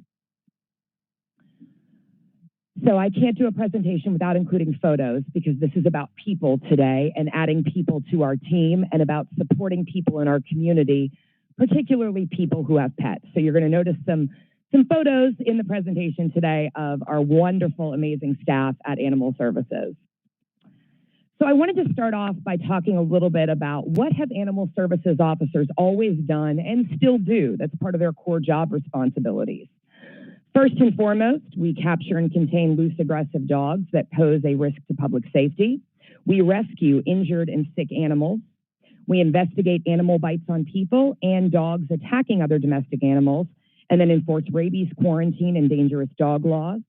We investigate cases of animal cruelty, neglect, and animal hoarding, and we enforce the city's vaccination and spay-neuter laws. Now, what are they doing since COVID that they didn't do before? Well, now what we're doing is we're spending more time in the neighborhood with a loose dog, actually looking for the owner so they can reunite that family with their missing pet without bringing it to the shelter. We're working with citizens who are having trouble meeting their pets' needs by connecting them with resources like medical care for their pets, pet food, fence repair, dog houses, basically anything that we can provide that will prevent a loving pet owner from having to surrender their pet to the shelter. And we're also placing more emphasis for our officer pool on education and helping people and their pets rather than defaulting to the old methodology of always just issuing a summons to court and taking them to court. We're trying to help before we issue those citations and summonses. Why? Why am I doing this? Why am I changing the whole world of animal control? Well, national best practices from every major animal welfare organization are placing this increased emphasis on keeping pets with their families as opposed to shelter surrender as the long-term solution to reduce the demand for taxpayer-funded sheltering services. Research in other cities with similar demographics like Dallas and San Antonio have shown that the vast majority, roughly 9 out of 10 pets that are free roaming, actually have a home to go back to and are not homeless pets. And most of these pets are actually found within a half mile of their home. We are currently replicating these exact studies in Memphis, and partial data received so far is proving consistent with these numbers. We're in the upper 80th percentile when we're talking about pets that appear to have a home that they can go back to. So what that tells us is that the quickest way to get a pet home is not to drive it across the city to the shelter off of Appling Road. You know, I picture if you're down in Whitehaven and you're sitting in traffic on 240, that's an hour drive. That is not a convenient place to go. And perhaps you don't have transportation. You can't take your dog on the bus. You don't have knowledge about how to get to the shelter, or maybe you're afraid that the fees will be too much to reclaim or that there will be legal consequences. So if we can get that pet back home through a neighbor or an animal services officer intervention, now we're connecting with that pet owner and we're able to address the root cause of the problem of the pet running loose. Perhaps it's a hole in the fence, which we never would have figured out if we just picked up that pet and brought it to the shelter and never figured out who the source person was that needed our assistance. So let us address the outcome of that deficiency, or rather than addressing the outcome of the deficiency, the loose dog. And that's probably going to occur again because the citizen's going to procure another pet and the same issue is going to continue to happen. Data tells us that more than 90% of pet owners, consider their pets part of their family. And so keeping families together should be valued as a quality of life service for our citizens. And of course, we all know there's documented mental and emotional health benefits associated with pet ownership, particularly for the elderly and the homebound. So why does that effort, why does that change in functionality require more officers? Well, first, as you can imagine, the community-based work of neighborhood reunification, education, and community outreach is naturally more time-intensive than simply picking up a loose dog and placing it on an animal control vehicle. Historically, animal control has been seen as a punitive agency. Our officers would tell me anecdotally that in most cases, citizens believed we were just there to take their pets away from them. However, since divesting from that punitive remove pets from the community approach last spring and investing more in our current resource and outreach-focused approach, our officers are reporting a change in public perception about their presence in the community. Citizens are coming out and approaching our vehicles, seeking help for themselves or their neighbors. They say, "Can you help little Miss Edna down the street? She needs help." And that is a wonderful change that our officers are loving. And this is the kind of shift where we're building trust and we're inviting historically disenfranchised communities into the animal welfare conversation. But as you can imagine, that shift takes time. Second point, why do we need more officers? The nature of this work is physically intense. Officers are asked to navigate tight spaces. You can see one of our officers right there rescuing a cat from a storm drain with the assistance of drain maintenance. They're going into unfamiliar terrains, animals with questionable temperaments. And as such, our current light duty medical absence rate is 25% of our officer complement. 4 out of our 16 officers are currently on medical leave or light duty. This makes timely response to emergencies across the more than 300 square miles of Memphis 7 days a week, 365 days a year. We don't stop. It's tough when you've only got 12 people doing the work. And as you can imagine, due to those current staffing shortages, our active officer population is experiencing higher than normal levels of burnout, more frequent overtime demands, and of course, that's creating issues with morale and potential employee retention issues if that short staffing issue continues. Now, this is a question that was brought up the first time we presented, and I wanted to address it explicitly. What happens to 3 extra officers at the end of the 3 years when this particular pool of funding discontinues? As I mentioned, as we currently have officers out on long-term ADAA medical leave, and we have several others nearing retirement age, we believe natural attrition will allow for these officers to be absorbed into our existing complement without the normal gaps in service for onboarding and training, which can take several months to complete. Additionally, there's always a possibility that the mayor's proposed budget in the next 2 budget cycles could include an increase in full-time complement for MAS, as we have only had 1 increase of 2 full-time employees in the 5 years that I've been here. We went from 51 to 53 in FY20. Should neither of these likely outcomes occur, our hope is that by implementing this proactive community-based focus over the next 3 years, our in-shelter staffing needs will reduce because we're keeping more pets with their families in the community, and therefore that additional complement could be absorbed through attrition in other departments within MAS. So in summary, what we're looking for is a $600,000 expenditure, $200,000 for each of the next 3 years that would allow us to hire 3 additional animal control officers.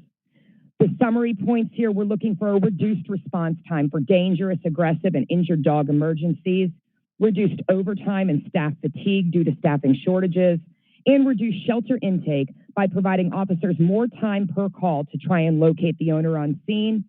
And what this means is increased officer time for community outreach and resource-focused intervention, increased staff satisfaction and officer safety by having more backup for officers in the field, and increased quality of case investigations, particularly criminal cruelty investigations. Thank you for your consideration of our proposal, and I'll answer any questions you have today. Okay. Thank you very much. Quick question for myself, just related to ARPA and COVID. Y'all track y'all's numbers pretty carefully in terms of the number of animals coming in, going out, number of calls y'all go on. What, just in general, ballpark figure, what has been the uptick over the last year in terms of calls or animals coming in to the facility as related probably to COVID? I think everybody decided to get a pet, including myself, about 18 months ago. And there was, for some people, there was probably buyer's remorse.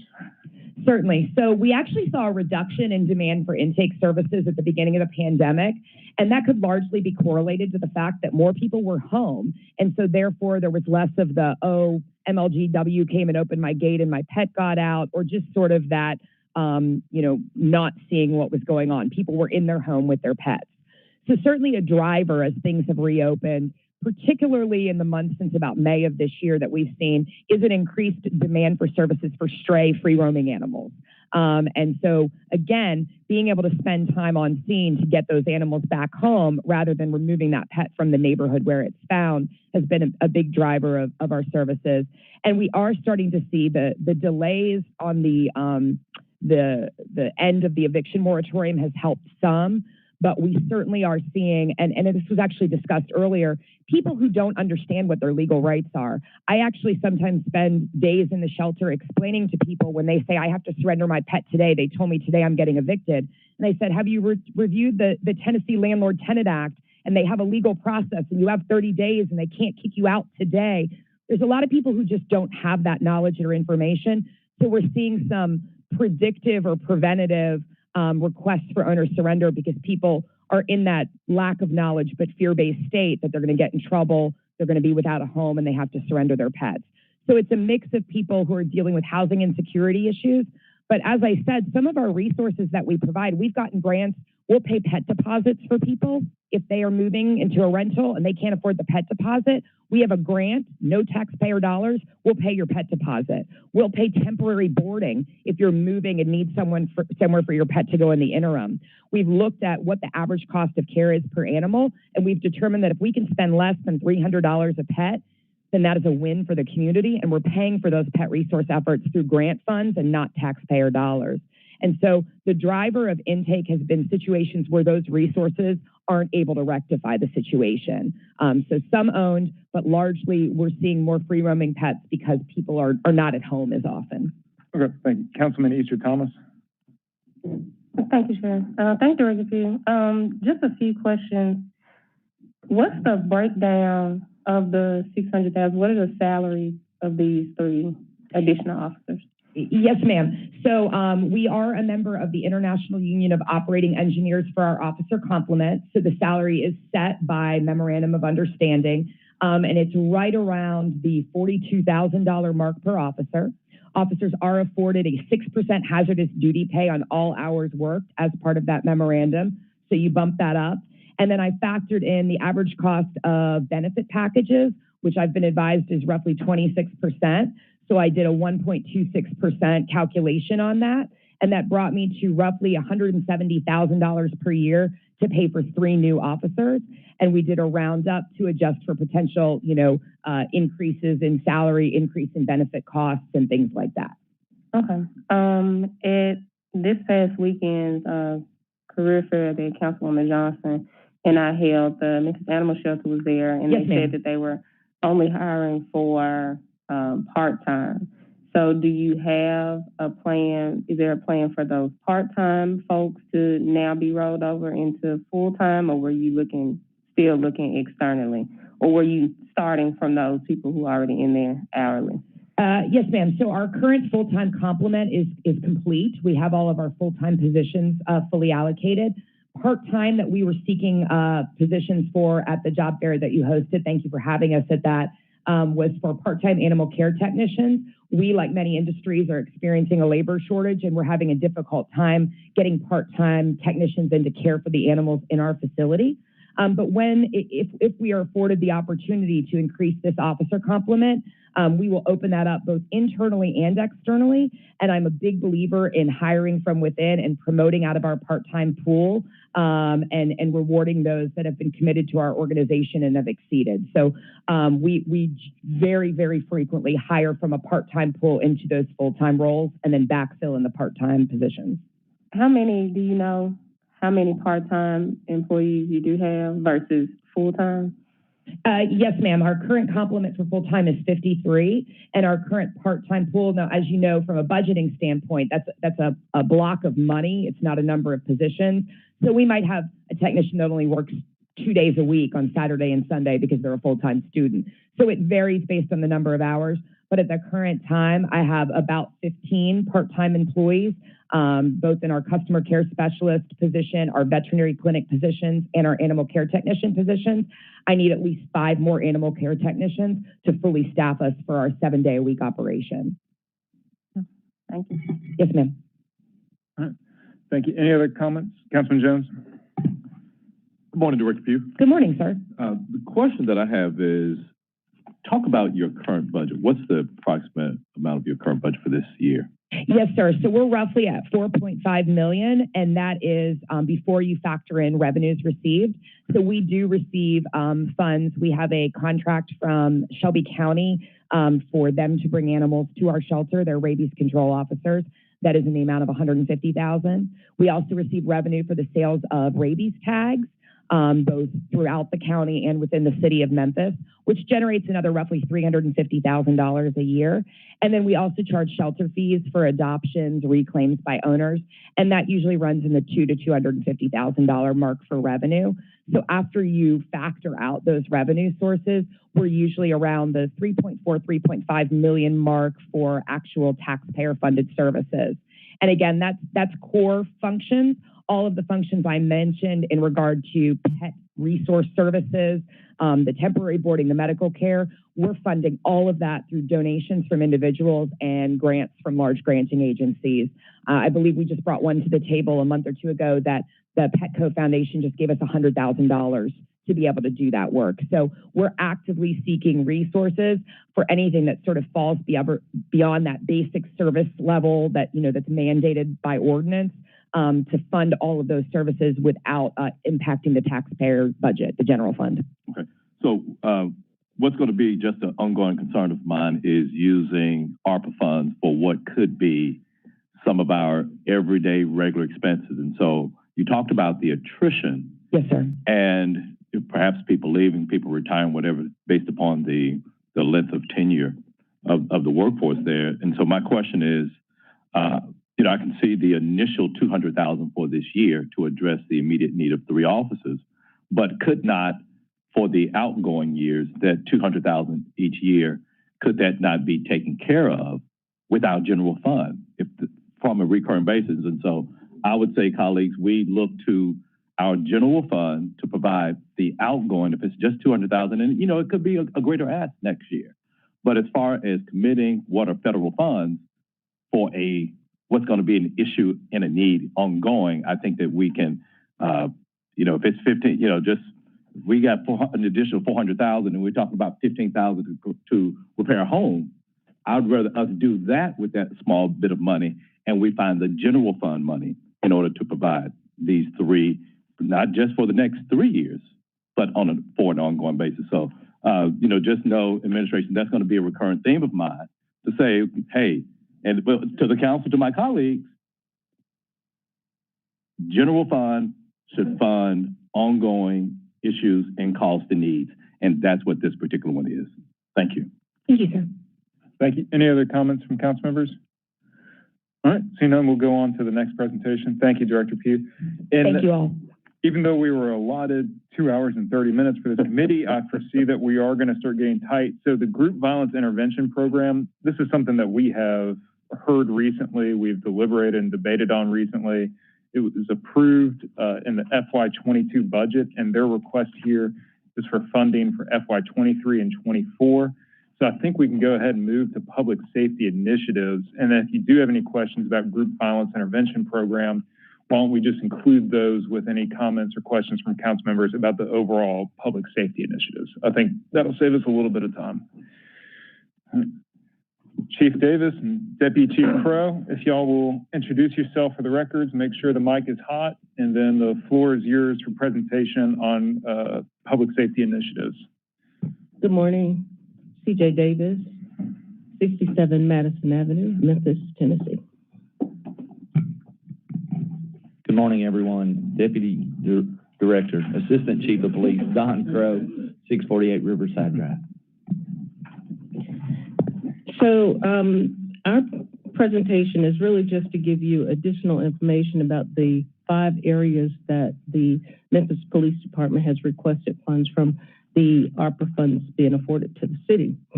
And under the area of public safety, we know that COVID-19 impacted our department in 4 different areas.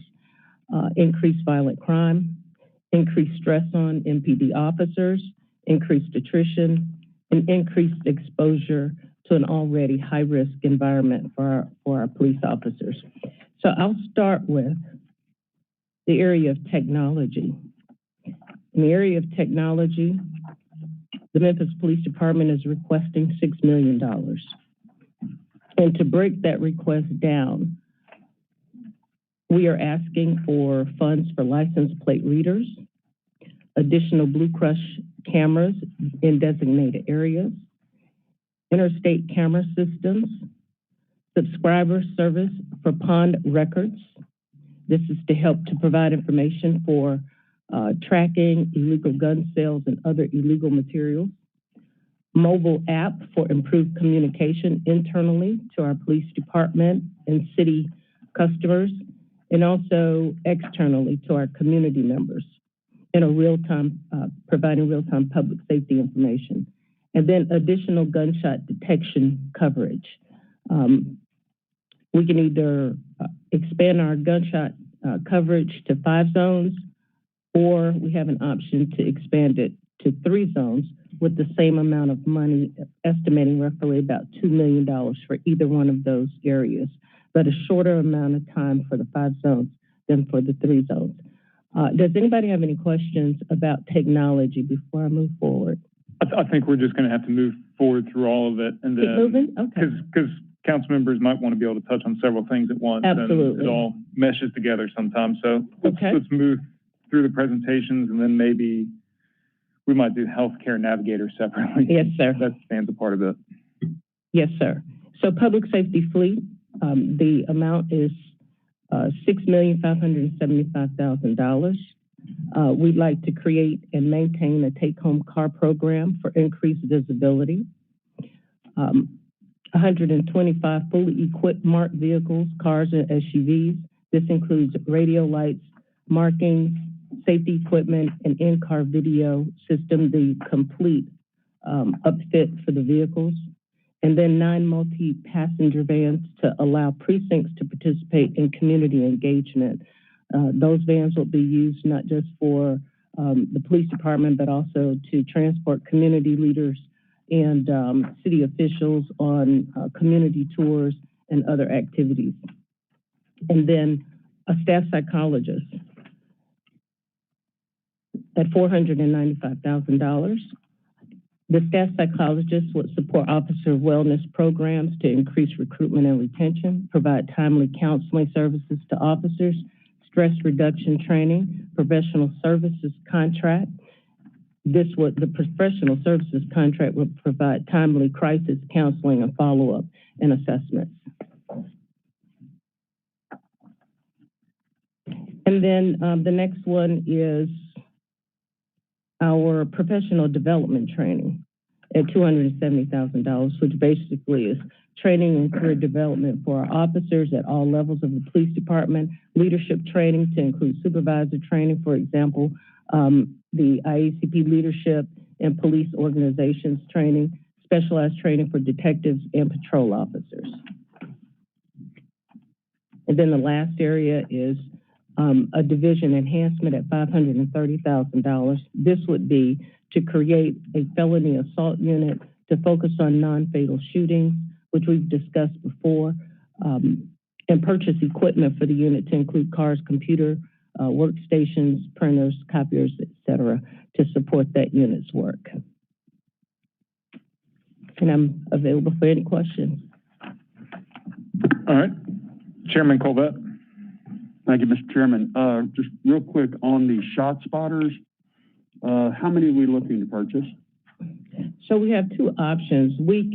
For ShotSpotter, we can look at a 5-area, 3-square-mile radius for 2 years at $2 million, or we can look at a 3-area, 3-square-mile area for 3 years at the amount of $1.8 million.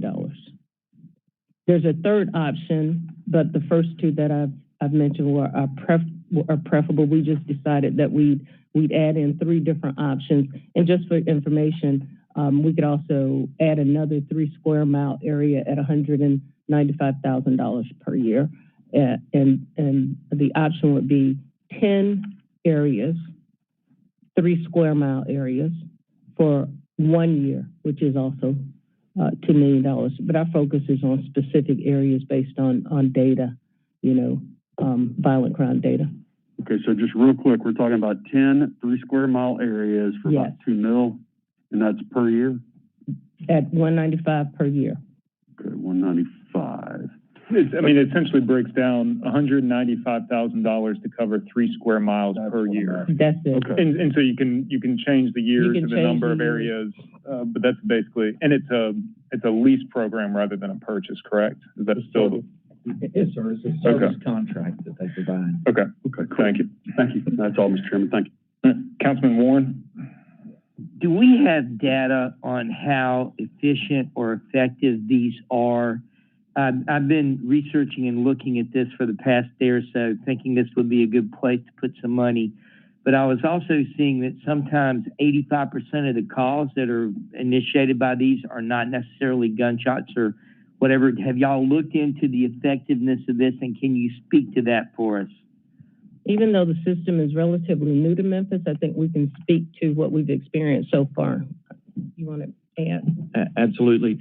So realize that the current shot spotter coverage area or gunshot detection is grant funded. And the original premise behind that was a 3-year project program being modeled after other cities, but being studied by the University of Memphis. And so our original intention was not to expand the gunshot detection program until the University of Memphis completed their study of it. But the community just continues to reach out to us, asking us to expand it. And so our contract with the vendor requires a 95% accuracy, and we are there. It's that not every time a gunshot is detected is a citizen also calling, reporting that gunshot. But we're within our contract of 95% accuracy. So what does that have, how does that affect calls for our officers? So if we're 95% accurate, every time we hear a gunshot, an officer is dispatched. How do we do that? And what does that do for manpower, et cetera? So I'm just trying to figure out how this is working. Is it going to damage our ability to respond to actually people calling on a phone? I'll add to that as well. Part of the ShotSpotter program, most departments realize that the increase in calls will definitely be a factor. However, the evidence that's collected is so valuable to connect to the other correlations of guns that are used in other crimes, and we are experiencing success in that regard as well. It hasn't taxed us to a point where we can't respond. Of course, our officers stay busy, but we are committed to responding to those calls because the evidence that we do collect, we've had success so far in connecting shooting evidence to other shootings that occur in the city. So that's helping you be able to track people by checking the bullet casings and things along that line. So I guess that's on one place. Now we're looking at 10. And I guess one of the reasons you didn't ask for 10 is this manpower issue. Which would you prefer, 3 or 5, based on your manpower situation?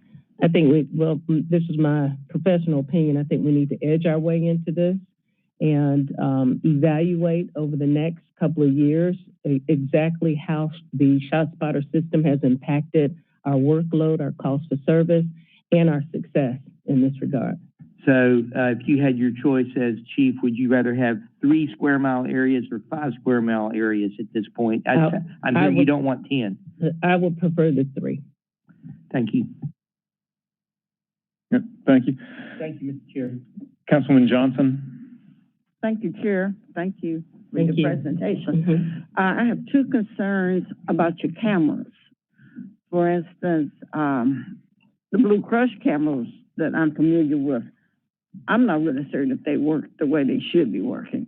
I had an incident where I asked them to look into an incident, never could find anything. And it was obvious that there was a break-in, and the camera was right there in front of the building where the break-in occurred. But they couldn't find anything, and they told me they had looked for 16 hours. So I don't know if it's, I think cameras work, but I think we just need to look at the quality of camera and how, could go back and do the research and identify what you're looking for. So if you're searching for cameras, and how are we doing with the cameras? We've already agreed to, I'm a super district, so I didn't get any cameras. Did y'all get any cameras? What's happening? I know it is. But I know the other cameras were supposed to be placed out. I hadn't heard anybody talk about that. What's happening with the cameras? Well, I know that work is ongoing for specific council members who have requested, and we have been working with them to identify the locations that they would like those cameras placed. And I believe some of our council members might be able to speak to that.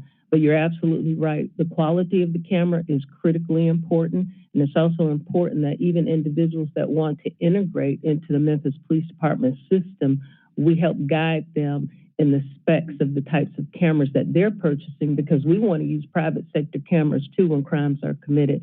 But you're absolutely right. The cameras do need to be at a certain grade. And not only that, we need to make sure that we have enough staff to monitor those cameras in the real-time crime center as well. Okay.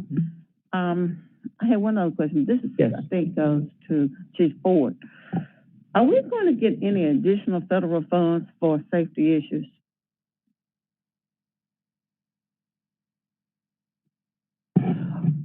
Councilwoman, I think we attached to this presentation President Biden's announcement about his initiatives to help with gun violence and crime, especially as it was exacerbated by the pandemic.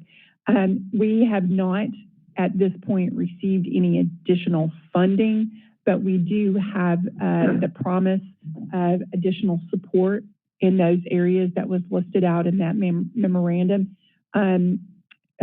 Chief Davis has been to the White House since this came out and has been able to present on our behalf the importance of where we are in the violence in our community.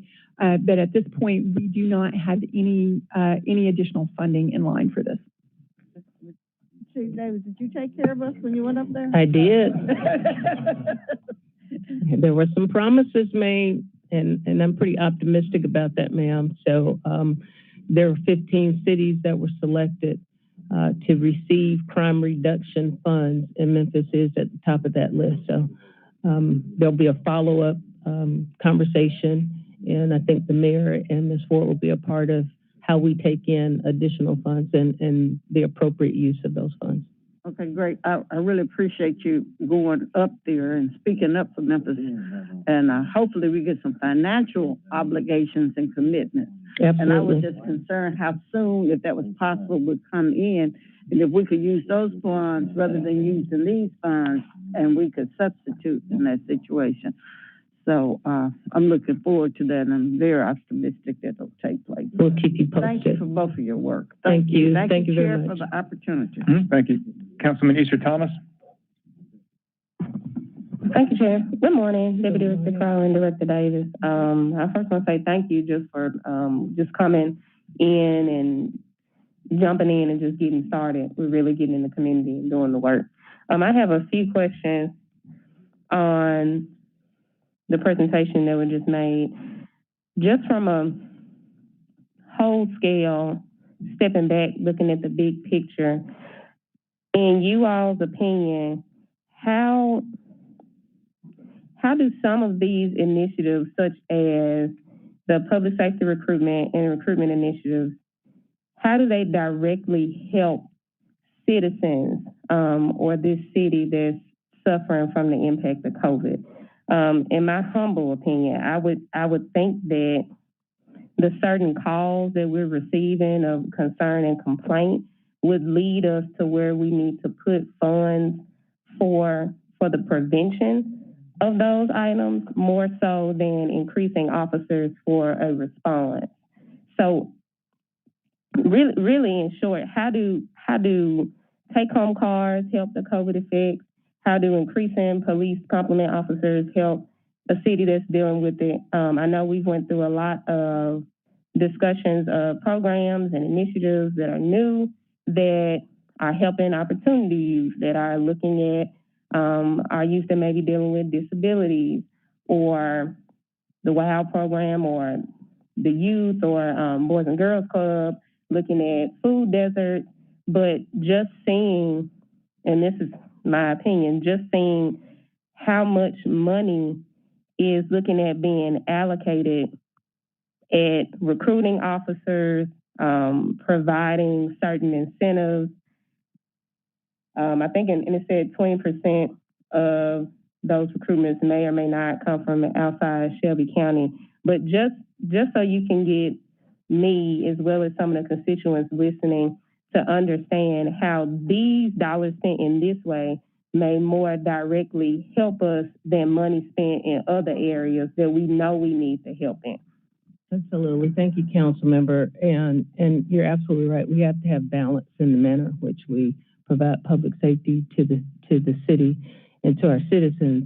Of course, the report that I'm providing today is non-recruitment dollars, and the recruitment dollars will be presented on by Chief Smith. But in my focus in looking at the money that's being provided to us was not just about vehicles and having incentives for officers, but just utilizing vehicles as a soft presence too in our communities, and really having a methodology about how we do that.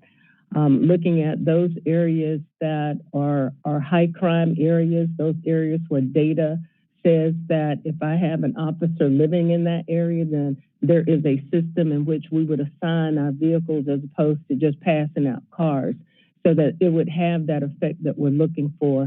So what we plan to do is identify and audit all of the addresses of officers that live in the city of Memphis proper, then overlay our crime trends and the historical crime problems that we have, and begin to prioritize where we would put vehicles as a soft presence of going in and out of the community as a deterrent. So some of the request really does have a focus on crime reduction as well. Even with the vehicles for, commuting back and forth, many of our young people don't have transportation. And I've said it to our officers that we have to meet people where they are. We have to meet community members where they are.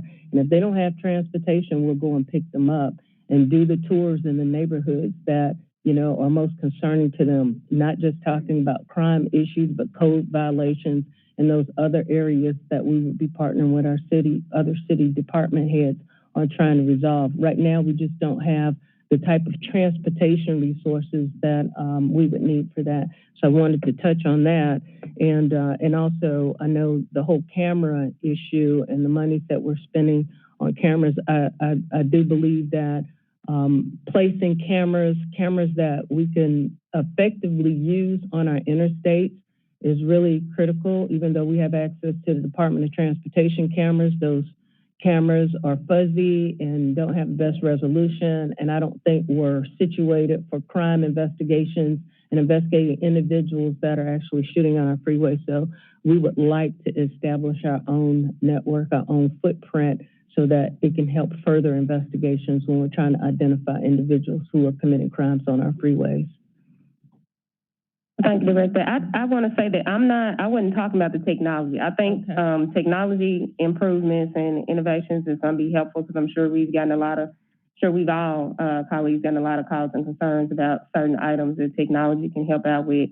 And I also think you putting money for professional development for officers is helpful as well. Things that'll invest in the now going forward that'll be helpful for our communities. But again, my main concern was $13.5 million for human resources, for relocation assistance, for sign-on bonuses, for travel marketing and advertising, when earlier we have to ask and request for additional money for home repair, looking for money for trying to find grocery stores, trying to see how we can get our seniors taken care of. And this isn't directed towards you per se, or just the whole concept of increasing officers, but it just seems like with COVID, we've seen exacerbated problems in our community become more transparent. And it would seem that this may not be the best use of our funds to try to increase a complement that we're gonna have to find money for in 3 years in our general budget when we already don't have an increase in income, and then we still are seeing decreases in our investments in actual people. So that's just all I want to say on that. I still don't. If there's a way you can clearly say how what I can tell the folks in my district, how when they call me about being hungry, being poor, being unemployed, having issues with what's on their street, how I can tell them they're recruiting more officers and buying cars will help them in that instance. And that's coming directly from constituent comments that I've had given to me via email, phone call, text message, social media, just trying to see the connection. And again, I see the technology need. I see the professional development need. But what I don't see is using money for what this is asking for in human resources and also recruitment incentives, that we're also going to have to fund these officers in 3 years. But then also, how does this directly help the folks in Memphis who are suffering from COVID impact? So, Councilwoman, last year we spent a lot of time talking about officer recruitment and retention. And one of the most important things that this council talked about was community policing. Well, you cannot have effective community policing without having officers. You have to have people to be able to do the work. Thus far, this year, 8 months in, we've lost 112 officers already. We are seeing a higher attrition rate than we have ever seen before. And it's driven by resignations. And I can tell you that the competitive landscape that we're seeing due to what's happened with the pandemic and a number of things is unlike anything that we have seen ever before. Anytime you have fast food restaurants that are giving out sign-on bonuses, you know that you are in a highly competitive market unlike anything before. So if we are going to be effective in any way of doing anything related to the community policing and the type of law enforcement that you have requested of Chief Davis, then we have got to hire more police officers. And so we are asking for this funding to be able to do that. I'd like to just say also, council member, even though the HR piece, and thank you, Chief Smith, for speaking to that, one of the priorities that I would have for the Memphis Police Department is community engagement. And we're not where we really need to be as it relates to having our officers provide more proactive kind of engagement in our communities. And to our citizens, the ones that you speak to on a regular basis, that's what I would say, that we want to establish a different kind of relationship as opposed to just responding to calls, and provide enough officers so that we can do that, so that they can get out of their cars, they can spend time in the community, they can participate in more programs with our young people and build the kind of relationship that we would like to see between police officers in our community, especially after the type of year and the type of experiences that we've had in the last 18 months or so. At this point, we're not exactly where we would like to be as it relates to reestablishing COACs and those types of programs that I think this council really would like to see. I would love to see officers that are just assigned to particular neighborhoods so that they can get to know those people in those neighborhoods and those individuals that, you know, don't mean any good for those particular neighborhoods, and also be a preventive kind of presence in the community. So just speaking to the community piece, I just wanted to add that. Thank you. Last comment, Chair. I know that Councilwoman Johnson brought up the possibility of us getting crime reduction funds from a federal level. I would just like to see if we are getting those funds anytime in the next 2.5 years, for that to also be a decrease in the ARPA funds that are being asked for now, if we are going to have access to those funds. Chief McGowan. Thank you, Mr. Chairman, and a great point. If there are additional funds that are directly related to this, then we can reprioritize these funds, and we would certainly do that, but we need to get started. Just a couple of points. This council agreed that we need 2,500 police officers, and also during the budget hearings, we agreed that we would increase the budget if we were able to hire those 2,500 police officers. So we fully understand that this is just like a budget where we have many, many needs, from public safety to home repair to helping people who are in need with mortgage and utility assistance and many other needs. So it really is a balancing act, and we're trying to take a holistic approach to how we do this. And again, that's why we bring these to you, so that we can bring the very best and most balanced solution to you.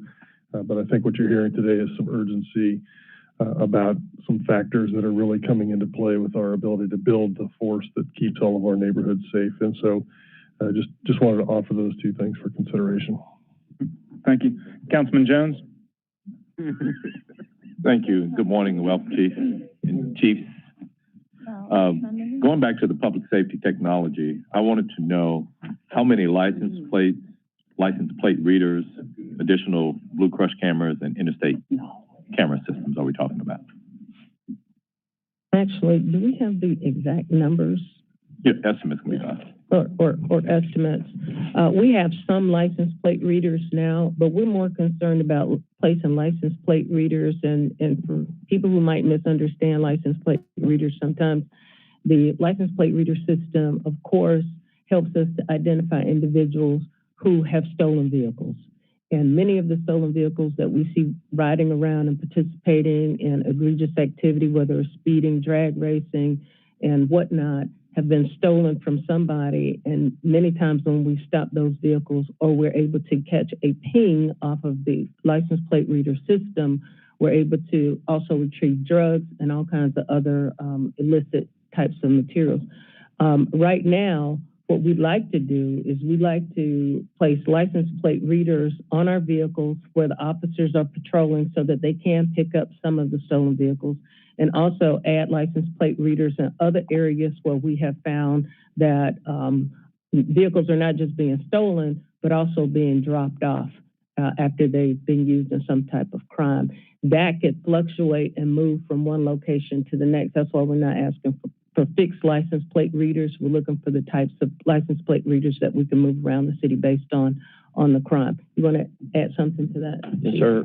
So getting input from our officers, they want a combination of license plate readers that can be placed on the street to catch cars going by, but also license plate readers that can be mounted on the cars.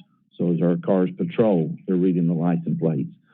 So roughly it would be 100 of the license plate readers to put in the streets. Okay. And then it would be an additional 25 to 30 for the cars. But again, that is rough numbers, not final numbers. Okay. Well, and the reason I asked that, because I think that if the council deems it a priority, we could say, well, we want more, but want to know what the price tag is for that. And that's the same for the additional Blue Crush cameras, and then whatever cost is associated with the interstate camera system. So I do have a little bit of information on the numbers.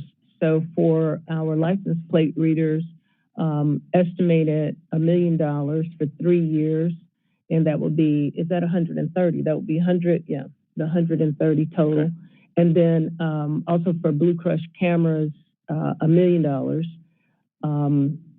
and that takes care, no, and 1.3 for the interstate cameras. The interstate cameras will be a little bit more complex, but we want to be able to utilize camera networks that help us not just warn individuals that the Memphis Police Department is, we're monitoring our freeways. We want people to know that we're out there. We don't want it to be a secret squirrel operation. We want people to know that there'll be some ramifications for the manner in which they drive their vehicles in the city. Okay. Well, and still going back to that too, looking at the $1 million for the Blue Crush cameras, you know, what type of coverage are we talking about? What's the quantity? If it's one of the things I am in agreement with for the use of these funds is the deployment of technology with funds that we normally wouldn't use. So if what would be better for us to use $3 million, what does that get us? When we talk about the interstate cameras, 1.3, how much coverage does it give us?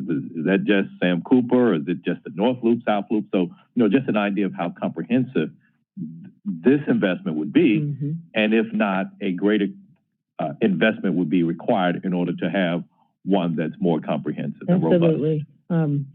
Absolutely good question. And we can provide, we're still doing a little bit of, assessment, but we can certainly provide more details. We know in our minds right now, there's specific areas that we would like to concentrate on where we're seeing most of that activity, but we can do a breakdown to provide you with more details. Because I think that options, more options are better. And if we do have, my thing about, even with police on the interstate, hey, if I want to do something bad, I just go a mile past where I see the officer and I do it there. So if we, still can have some comprehensive sense about some other statements that were made, I'm thinking about the Blue Crush cameras too. The fact that some of them have been in place, gosh, this is my 6th year on the council, some even predated me. Are there any provisions? Are there any in need of replacement or upgrading based upon the age of what's currently in use? Yes, sir. And is that accounted for in this? Yes, sir. So you're 100% correct. And there's just multifaceted, almost spider webs out. So average lifespan of one of the pole-mounted cameras is about 5 years. Okay. Some will last 6 or 7, but some are hitting end of life at 3.5 and 4. So this would replace some of the existing ones that are dying out. It would also add new ones for us, but then it would be a combination of pole cameras and trailer cameras. So many times we get a request from the community. They would all love a pole-mounted camera in front of their house, but it's probably a situation best addressed by a trailer camera. So it's hard to put exact numbers on it, but it would be a combination of pole-mounted, which would be permanent cameras, but also more mobile camera platforms so that they can be moved from event to event. So, for example, with the event at Graceland this week, we had to move 4 trailer cameras down there to assist with the security of that area. And so that just gives us more flexibility. Okay. Well, just like I said, going forward, as we're contemplating the use of these funds, I think that options and, for the council to say, or for the administration to say to us, well, if we had this many more, we could do this much more. So I think that those should be on the table. Not just, we understand what your initial ask is because we have limited resources, but it's still, I think it's one of the things where the council, being that we control the purse strings, can say, hey, if public safety is important as we say it is, well, we want to make a greater investment in that area. And I think that we should have options to make greater investments if that's the case.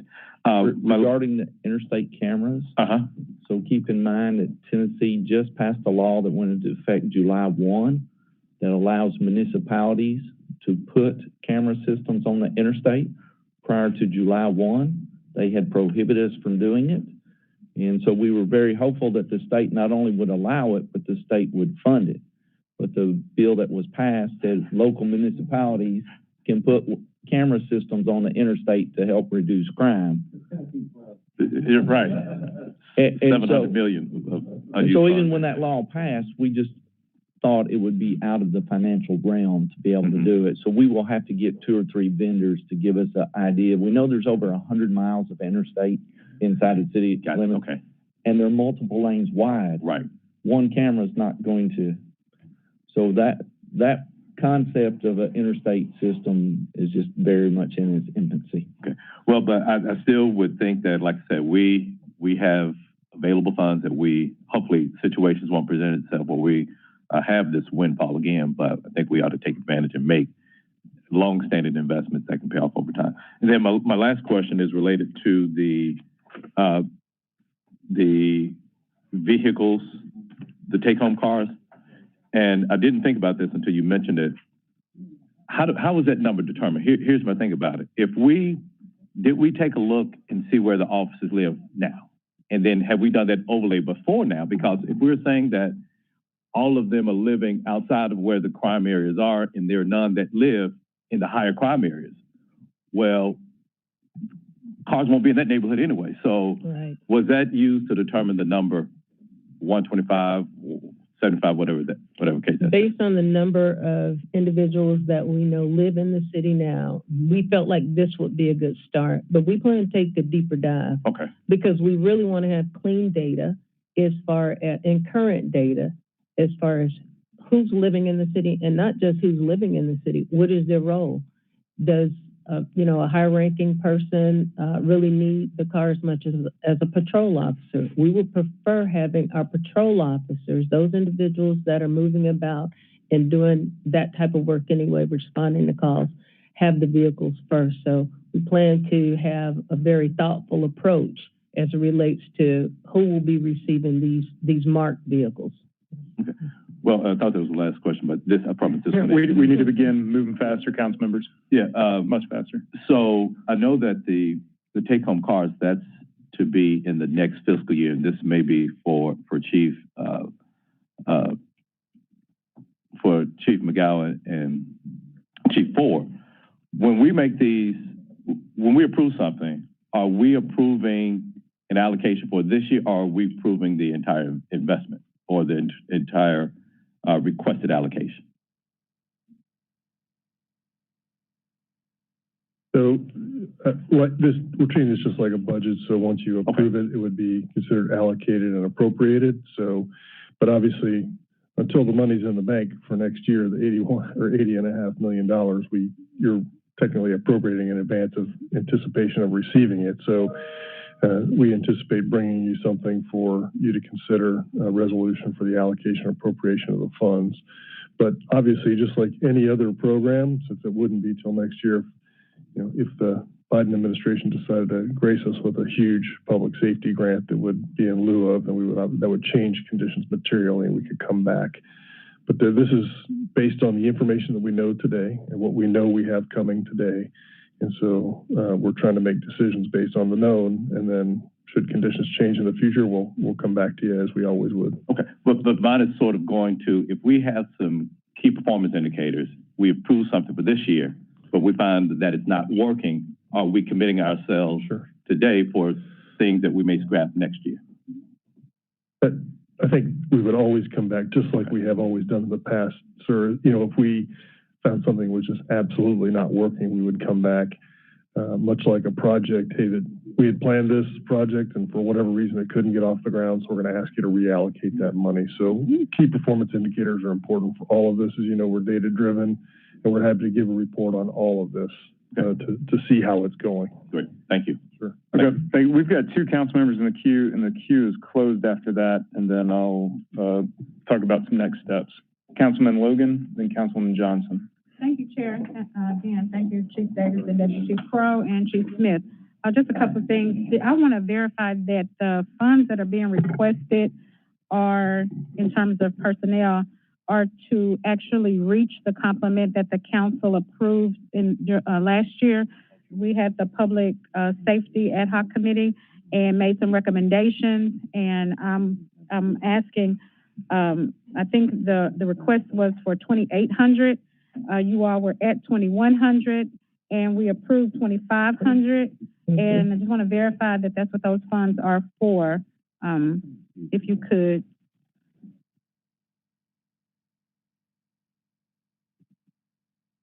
So the target is with this additional funding is 600 new recruits over the next 2 years, but we're going to work very hard to see if we can scale even further than that, which would hopefully net us past 2,300 to get us close to 2,400 by the end of 2023. Where are you now? We're at 2,031 right now. 2,031, and with these funds, it's to help get to 23. Is that what you said?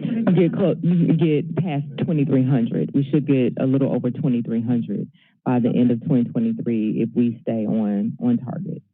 Okay, so based on attrition and retirement and everything, right? Last year we all agreed that 25 was a lot better than the 28 in terms of community concerns and where we feel is a healthy number to do the job that needs to be done. Right. That was the first question. And I think some of the constituents, well, I know the sentiment is that it's not just a number of officers, but how they're serving the community. And to speak to build on what Councilwoman Easter Thomas mentioned, having those officers in places that are actually going to touch, which we are all behind COAC and COAC and the COPS program. And I also want to thank you, Deputy Chief Crow, for allowing and coordinating Code Green this summer. We had an opportunity for officers to work directly with the youth in the summer camp program. And so that's kind of what I hear people asking for, because the children really were able to engage with, connect with, listen to the officers and them talking about anti-violence, anti-gangs.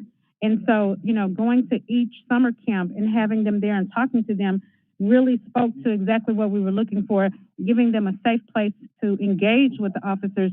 I think the officers that were involved really saw how important that is.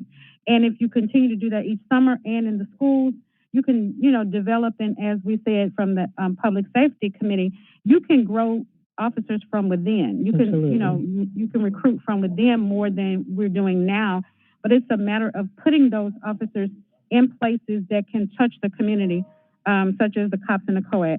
So that's a second thing. So again, thank you for Code Green, and we look forward to doing it each summer. The third thing, and I'm going to finish it and let you all talk and then give the phone mic back.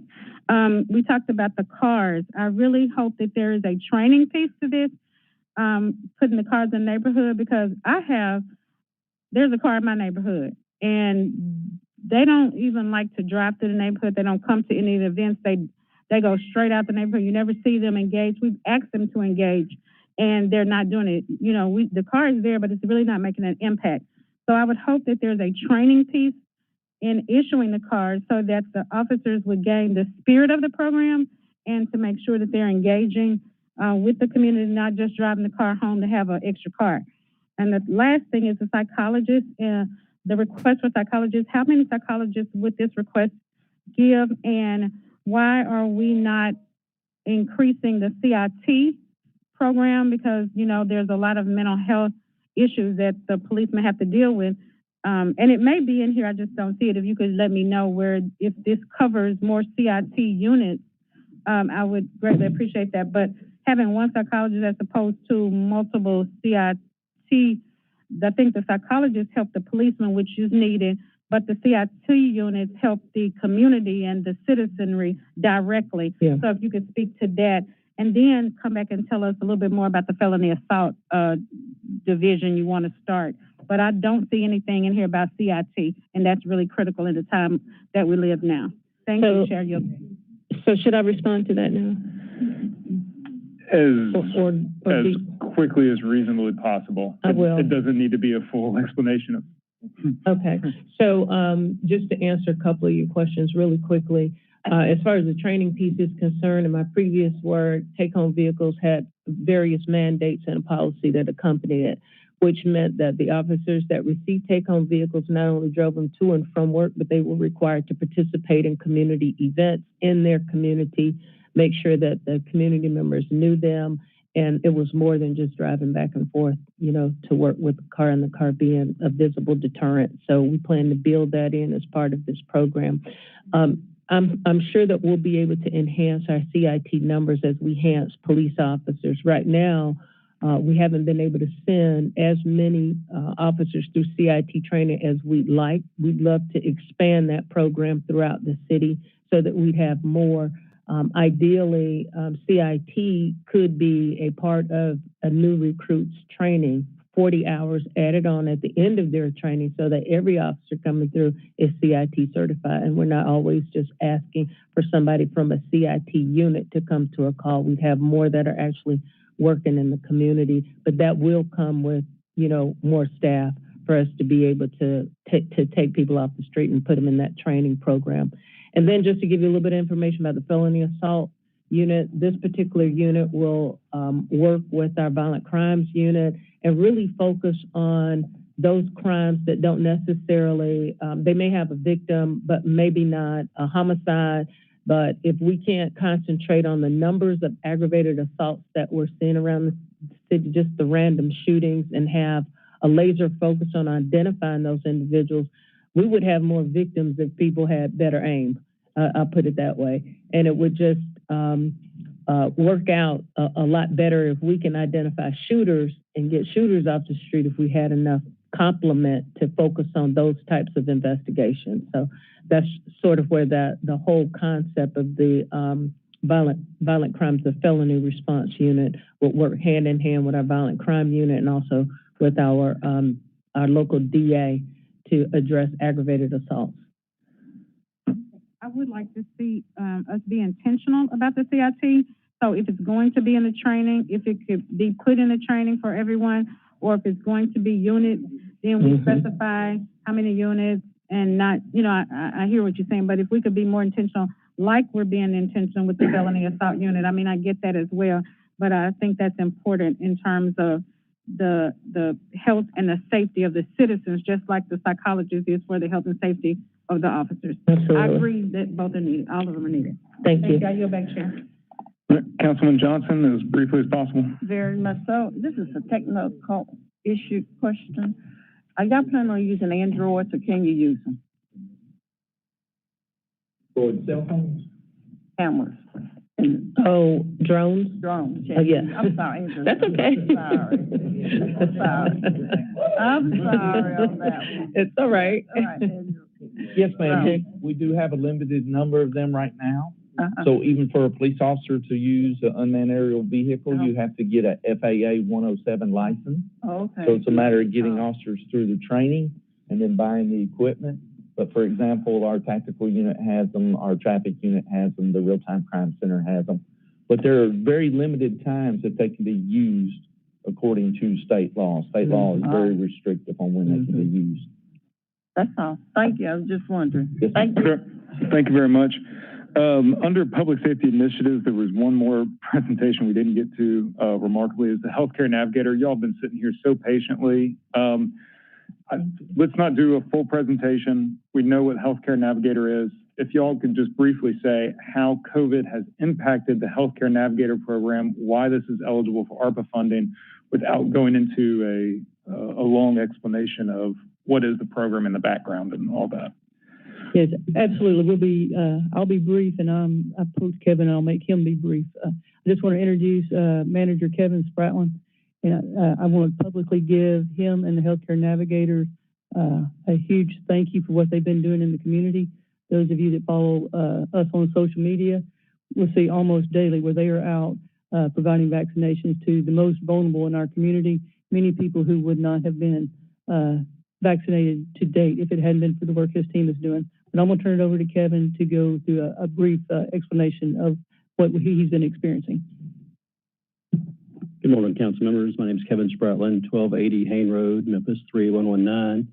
Our Healthcare Navigator program has several initiatives that are all geared toward two things: caring most for the vulnerable people in our community. That includes our behavioral health population, as well as those having suffered various forms of abuse. We work with multiple outside agencies to do that. Our secondary goal is to make sure that we have emergency response vehicles available for response to high-level events. COVID has allowed us to expand our operations to be able to handle the non-emergency calls that come through the 911 system. And as you can all imagine, there are a significant number of Memphians who turn to EMS, who turn to 911 for their primary care needs. And so we work to navigate them to the most appropriate resource.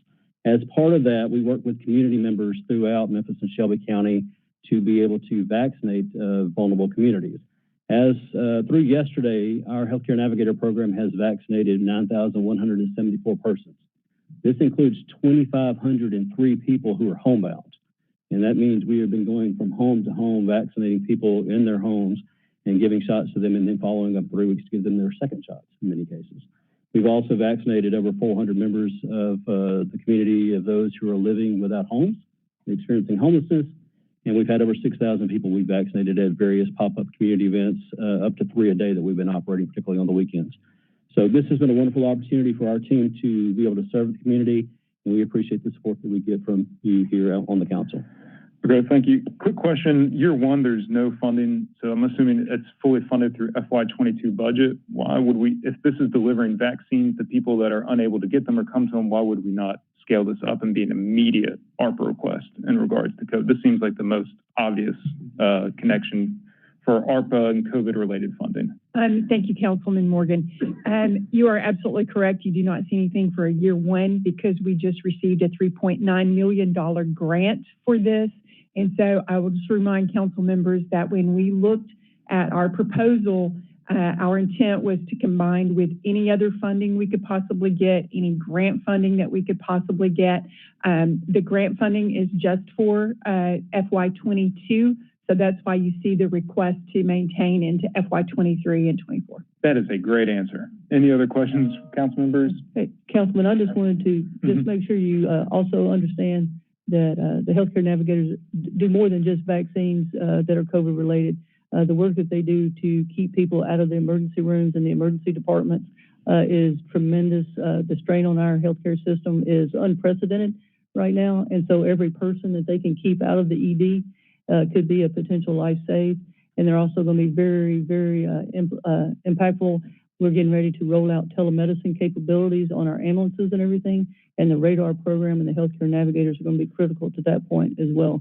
So all of this is the healthcare navigator, Kevin and his team have brought in $5.3 million since its inception to the city to fund their work.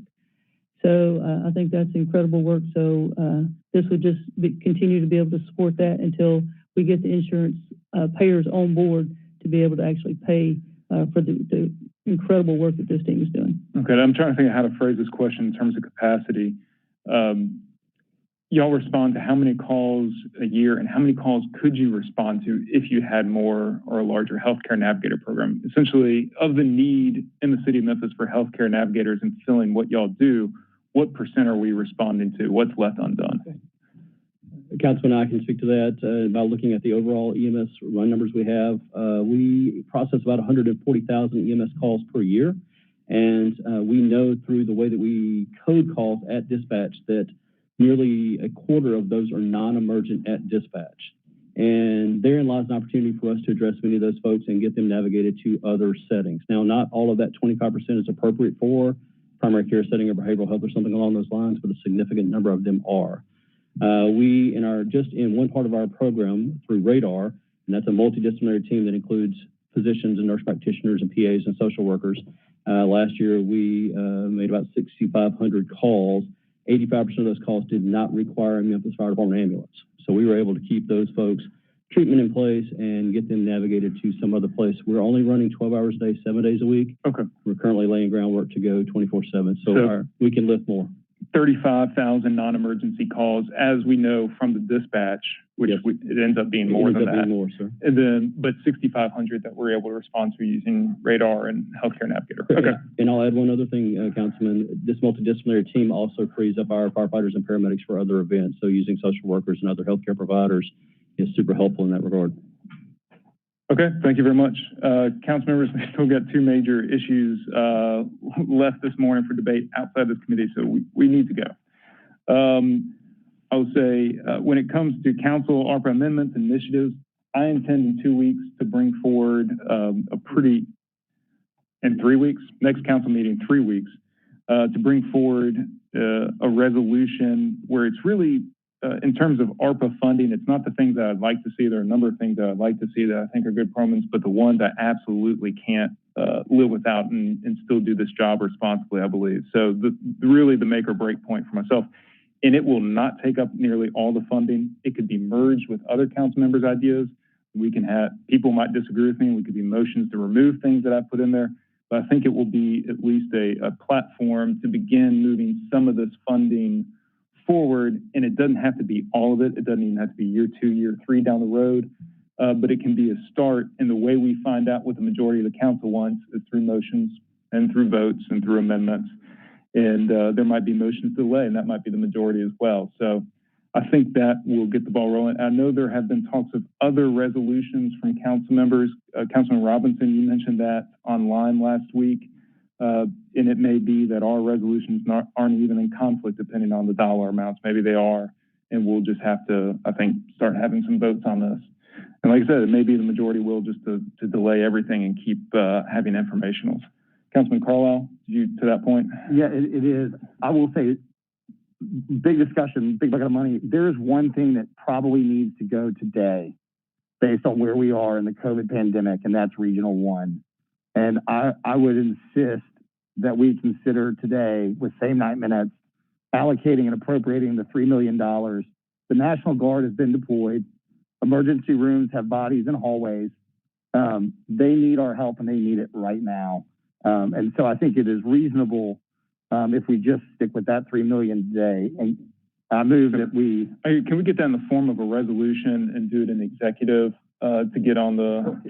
I'll tell you, here's what I can do. I can move the resolution as presented by the administration, if I can get a second. Without objection. And then I move to strike everything in that except for the $3 million for Regional 1. All right, logistical question. Is it $3 million in year one, or is it as presented and spread out? It is as presented, $2 million in year one and $1 million in year two. And just, I know there was some questions about this. There's an ask from the county. Their administration will be bringing forward $6 million and an ask from the state for $3 million to help them with their trauma capacity over this next 12-month period. So it's a 13-week program, but essentially we're trying to get $2 million this year to have the county add some money in this year as well as next year in order to get us there. So it adds 22 more beds there and really will increase our capacity to serve the citizenry. Okay, so we've got a motion that's been properly seconded for $2 million of ARPA funding in year one, $1 million of ARPA funding in year two. We'll go to the queue on this. I saw Jones and Councilman Ford, and be considerate of time. Yeah, my objection would only be to the year two commitment. So I would just ask that we I'm committed. Okay. Friendly amendment. It's now only $2 million in year one. Councilman Ford. Yeah, I'm okay with Regional 1, but we need to do something with LeBonna Children's Hospital, okay? I'm in the funeral business, she's in the funeral business. COVID is back. It's back real strong this time. It don't like nobody. Black, white, blue, green, old, middle-aged, or babies, okay? If y'all read, y'all see how many cases. Nobody really wants to know the city in which, that's what we need to really give the correct numbers. Everybody want to try to hide the numbers right now about this COVID. I have 10 COVIDs today. I buried about 4 or 5 last week, but I have 10 now. I think my man right here, he just picked up one. Every day when my phone rings and I get a death call, it's COVID again. It's kind of worse. It's affecting our children. I got an issue with children. Like I said, Region 1 is okay, but we need to do something about LeBonna. And our children are dying, okay? A lot of people don't want to do what they're supposed to do. Don't come around me without a mask on, okay? Half of y'all say y'all got a shot and didn't get it. Maybe y'all getting the fake ones this here. I got issues with that now. Bad issues with it. I'm a first responder, last responder. COVID does not die when a person dies. Okay? I'm very, very strict. Everybody just needs to start being very strict. Because like I said, this one don't care. And we got another one coming and it ain't gonna care either. We all need to kind of wake up, and that's why I said, I don't mind Region 1, but we want to take care of our babies too. That's why I got with the school superintendent. Hey, you got John P. Freeman. It's had 11 cases. So if they got 11 cases, they've given it to the rest of the children. How many other schools here are giving it to these children? I got issues. Some people should have children themselves or grandchildren. They ought to at least care. Do you want to play with them or you don't care about them? We all need to kind of wake up and smell the coffee when it comes into all what's going on now. This is very dangerous this time. This is not fun and games. This is very serious. And if you want to live to see the end of the year, you need to do things in the right perspective this time. I'm through. Thank you. All right. Thank you, Councilman. Chief McGowan, do you want to respond to that directly and briefly? Two things very briefly. Number one, thank you, Councilman Ford. We are working as a part of the Joint Task Force very closely with the hospitals every day to talk about what their needs might be and how we can address them. So I appreciate that. And just in full transparency, as I mentioned before, I heard you talk, Chairman, about a number of resolutions. So just in fairness, the administration will also be modifying our resolution and bringing one. So there will be an array of things to consider, but we will have ours, as we mentioned, that will have the additional money for home repair. And many of the things that we talked about today will be included in there. So we'll have that ready this afternoon, as early as this afternoon, if you wanted to consider it. So. All right. Thank you. Any other comments or questions on the motion for $2 million for Regional 1 trauma in year one from ARPA funding? Seeing no other comments or questions, all council members in favor signify by saying aye. Aye. All those opposed? Opinion of the chair, the ayes have it, and that will be same night minutes request add-on without objection. Okay. Seeing no any other business for this committee? Seeing none, we're adjourned. Apologize for running over.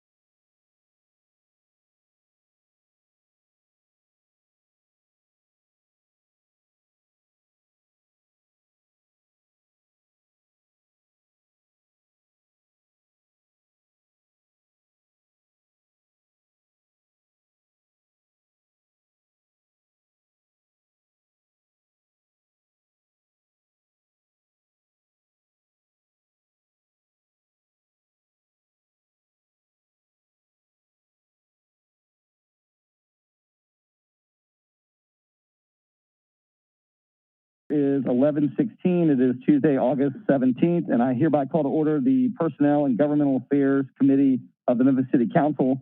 Ms. Crichton, would you please call the roll? Councilwoman Logan. Present. Councilman Jones. Here. Councilwoman Robinson. Councilman Warren. Councilwoman Easter Thomas. Present. Councilman Morgan. Councilman Colvette. Councilman Ford. Councilman Smiley. I'm here. Councilwoman Johnson. Chair Carlisle. Present. The chair observes a quorum. Colleagues, we have 3 items on today's agenda. Item number 2 has been held for 3 weeks until the next meeting. Item number 1, the appointment to the Blight Authority of Memphis of Mr. Evan G. Collins. Mr. Collins, good morning. If you come on down, give us your name. And Mr. Embry, you can come on down as well. Grab another seat here. Thank you. Moved by Councilwoman Robinson, seconded by Chairman Colvette. Mr. Collins, if you wouldn't mind just giving us your name and address for the record and just a brief statement. Evan Collins, 6914 Fox Hedge. And I'm, thank you, Chairman. Councilman, rather. I'm thankful to be here and excited about serving on the board and bringing whatever I can to better the city. Thank you. Colleagues, any questions or comments? That was easy. All right, all those in favor signify by saying aye. Aye. Those opposed? In the opinion of the chair, it is unanimous. Let's see here. Item number 3, appointment to the Memphis and Shelby County Downtown Parking Authority of Mr. Elliot Embry. May I please have a motion in a second? Moved by Councilman Morgan, seconded by Councilwoman Robinson. Mr. Embry, good morning. Your name and address for the record, please. A brief statement about yourself. Elliot Embry, 4060 South Walnut Grove Circle, Memphis 38117. In the commercial real estate business, and look forward to the opportunity to provide a new perspective to the Downtown Parking Commission. Thank you. Colleagues, any questions or comments? All right, we'll go to a voice vote. All those in favor signify by saying aye. Any opposed? Opinion of the chair that the ayes have it. Thank you, both of you, for your willingness to serve, and appreciate you. And you will be on our full agenda in 3 weeks. Looks like you're in good shape, though. So thank you for coming. Thank you. Thank you. See, we make it that easy. Make it that easy. Not everything. What?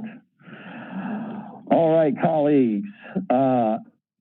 Item number 4, a resolution establishing a Metropolitan Government Charter Commission, authorizing the mayor to appoint members, establishing a vetting process, requesting the county commission adopt a similar resolution, amending the fiscal year 2022 operating budget, appropriating funds. All council districts, sponsored by council members Carlisle and Smiley. May I please have a motion in a second to bring this item to the floor? Moved by Councilman Smiley, seconded by Councilman Canale. Colleagues, I apologize that you got a document late last evening in your emails, and it's been handed out in a hard copy today. I'll ask, I could give some big long-winded speech, but I won't do that at all. Yeah, thank you. That's right. Some moving moment with some music playing in the background. Today, though, I will say, I understand that this is a huge initiative. This is a big idea. I put my comments out there, but as far as today, my hope is that we get a lot of questions answered. I understand that this is a big process, and a lot of it's established by state law, if not all of it. And so I've asked our attorney to walk everyone through the process, and between he and I try and answer as many questions as you have, whether they may be statutory, process-oriented, or just generally why. So with that, Attorney Wade.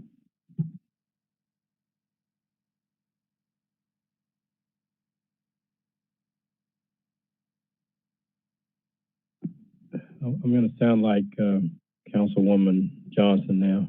Thank you for the opportunity. Mr. Chairman, I was contacted about a week ago and asked, please draft a resolution. This is a highly complex issue.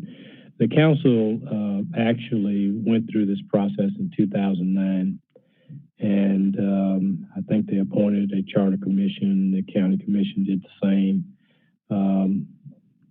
the commission actually prepared a charter, and it was placed on the ballot. And I wasn't intimately involved with it, and so I don't really even have actual knowledge or remembrance of whether it passed or failed, but I think it didn't pass. By statute, there's a 3-year waiting period to renew the process if you want to renew the process. So what you have before you is I used the resolution that we used in 2009, but when I started researching the law, I found that the one in 2009 had some provisions that I didn't think were consistent or could be challenged. So to walk you through how it works, the statute is fairly detailed, and it provides virtually everything that has to be done. This process is initiated by the principal city in a county and the county. Those two bodies have to adopt a resolution calling for the creation of a charter commission. And I will point out that in my haste to do this, there is a provision, and it has some impact on what you do, but essentially what you do is adopt a resolution calling for the creation of a charter commission and the appointment of the city's representatives on that body. The county has to similarly adopt a resolution doing the same thing. And upon the adoption of the last resolution, the mayor of the city and the mayor of the county, and I'm going to talk about that in a minute, but the county has to appoint their representatives and the city has to appoint their representatives within 30 days after the last body adopts the resolution. From there, the charter commission is formed, and they have 5 days to have an organizational meeting, but that organizational meeting can be deferred if a majority of those appointed decide to defer it to a later date. And that's important because that body has 9 months to complete its work to create a charter for submission to the voters. And depending on when you want that election to take place, if the Charter Commission completes its work too early, you may have a standalone election rather than an election that goes with an August county election or with a statewide general election, which is usually in November of an even year. The documents you have before you will need to be changed to provide an alternate provision in the statute that says where you have a board of county commissioners, then in that event, the city will get 8 nominees and the county will get 12. What this document says, there's 5 from our side and 10 from the county. But because we do have a board of county commissioners, they get 8. We get 8, they get 12. It provides the method by which we do that, and that's nominated by the mayor and confirmed by this body. That's consistent with our charter in any event. On the county side, their 12 can be appointed by, 6 can be appointed by the county commission, and 6 can be appointed by the county mayor. The county mayor's nominees have to be confirmed by the county commission. The county commission's nominees do not have to be confirmed. So once that process happens, then you have the organizational meeting, and then they can the charter commission can get to work to draft a charter. So 9 months after they basically have their initial organizational meeting, they have to complete their work. This resolution requires them to file their charter by August 1 we are suggesting that in the appointment document that they defer their organizational meeting until November 1, which means 9 months will be completed by August 1. That date is, I believe, 86 days before the November 22 general election. Under this statute, the election commission cannot hold a referendum vote less than 80 days or more than 100 days. So all of these things have to be lined up to make sure that you have them all done in sequence. It's fairly, this is fairly prescribed. This is all prescribed by statute. The General Assembly hasn't given you hardly any discretion on how to do it. So the big things for you, if you pass the resolution and then the county passes the resolution, then within 30 days you have to make your appointment.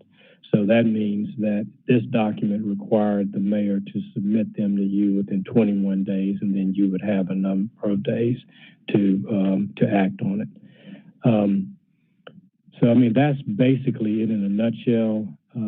So once you have a charter, the Charter Commission presents it to you, certified copy to the council records, who is our clerk, or to Shirley.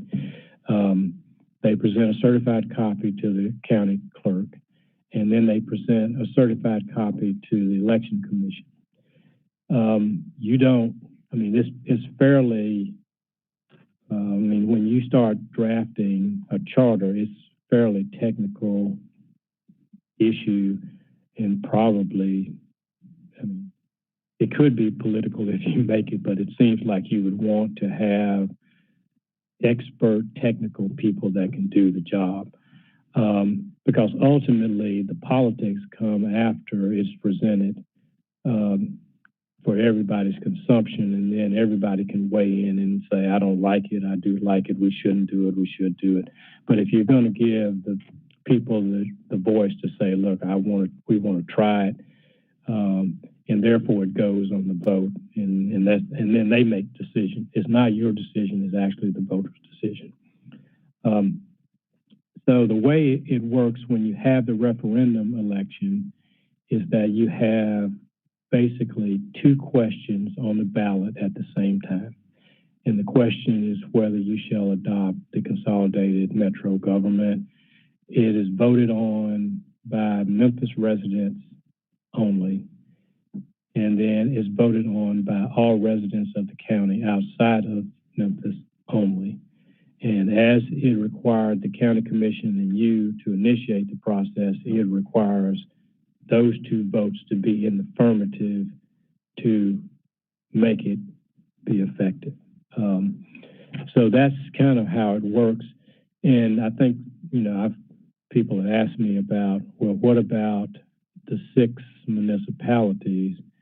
The statute basically says you initiate the process by the principal city in the county, but the smaller municipalities can at any time decide that they want to join in the process. And if they do so, I believe they have to have a vote of their body to make that happen. So essentially, I'm giving you an overview of what's in the statute, because structurally, if they don't want to participate, then generally I think these charters provide for certain provisions of how to interact with those on the outside of the charter. I think that's how it's done in Nashville. And I haven't really studied it more in detail than I've told you today, but this was more or less a procedural resolution to get the process started. Once you get into the nuts and bolts of how to draft it, that's a whole different process. Now, one thing that, and I wouldn't suggest that you have any direction for a charter commission. I think you need to let them do what they do. But if you wanted to kind of look at what a charter would look like, we can kind of pull the old one and let y'all digest it and see what's all in it and how you like it or don't like it or whatever. As you know, this is your decision, not my decision. I don't vote on these things. I just wanted to make sure you understood the process and what the state law provides. And if you go down the path, you really can't engineer it for an outcome. You basically start the process, put it in motion, and let it happen. And the only people that can really engineer the outcome are the voters in the county and in the city.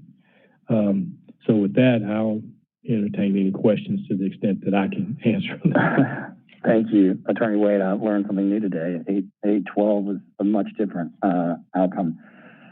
I will say one comment that is also in there about the Charter Commission, because I think a lot of people, I'll get over in just a second, I'm sorry. Let me say this, I'll get a lot of people. This is in the Tennessee Code, and it talks about the legislative intent of the makeup of the body.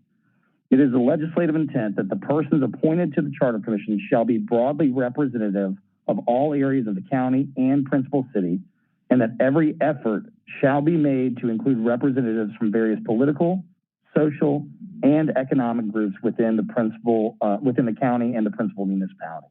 That it be a diverse cross-section of people that are helping write that charter. I think it's important that that's understood, and that also the mayor will bring these appointments, and the appointed people of the Charter Commission, like any other appointments, have to come through this body. So I think it's important just to put, to say that there are these safeguards for this body to understand who is working on that document. So I saw a couple hands go up. If we can do that one more time. All right.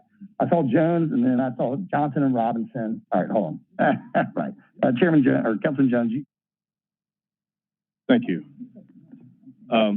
As a prior support of consolidation, as a matter of fact, well, one of them would be the issue of the dual referendum. There is a dormant federal court case that went to the Sixth Circuit that talked about, that challenged the requirement of a dual referendum.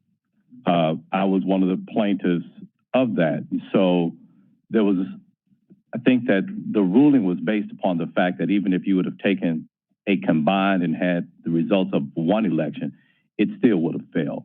How does that particular court case, and they said it can be brought back up if there is seems like the will of the two legislative bodies to do so. Can you weigh in on that particular case? I wasn't involved in that. I'd have to pull that decision before I could advise you, and I'd be glad to do that. So Baker Donaldson handled it. Right.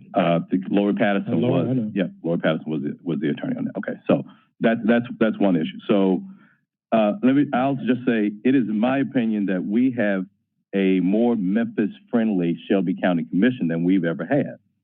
And with that more Memphis-friendly Shelby County Commission, what can a more Memphis-friendly Shelby County Commission accomplish that a municipal, what can they not accomplish that a combined government cannot accomplish?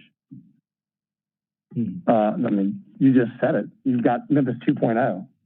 So if the demographics of the county don't change, and you just said that you've got one Memphis friendly and another Memphis government sitting on top of each other, why would you have that? Well, I've seen the damage that a non-Memphis friendly county commission has done, and it's been that way up until, in my estimation, up until 2014 or 2018. So now that we have one that is Memphis friendly, why do we damage that one? That has been the challenge. So, I'm sorry, I didn't mean to interrupt you. No. Okay. Yeah. So again, I would say the demographics of the county don't change. And is the county government supposed to focus as county government, or is it supposed to be focused as another city government? And I think what I hear you saying is it's focused as another city government, and that's what I want, which would then beg the question, why the duplicative nature of the government?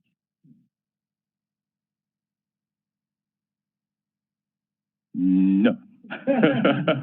Okay, so that's one. I don't have a voice of what goes on in Bartlett, Collierville, Arlington, Germantown, the other municipalities. A metro government will give them a seat in how Memphis would be managed.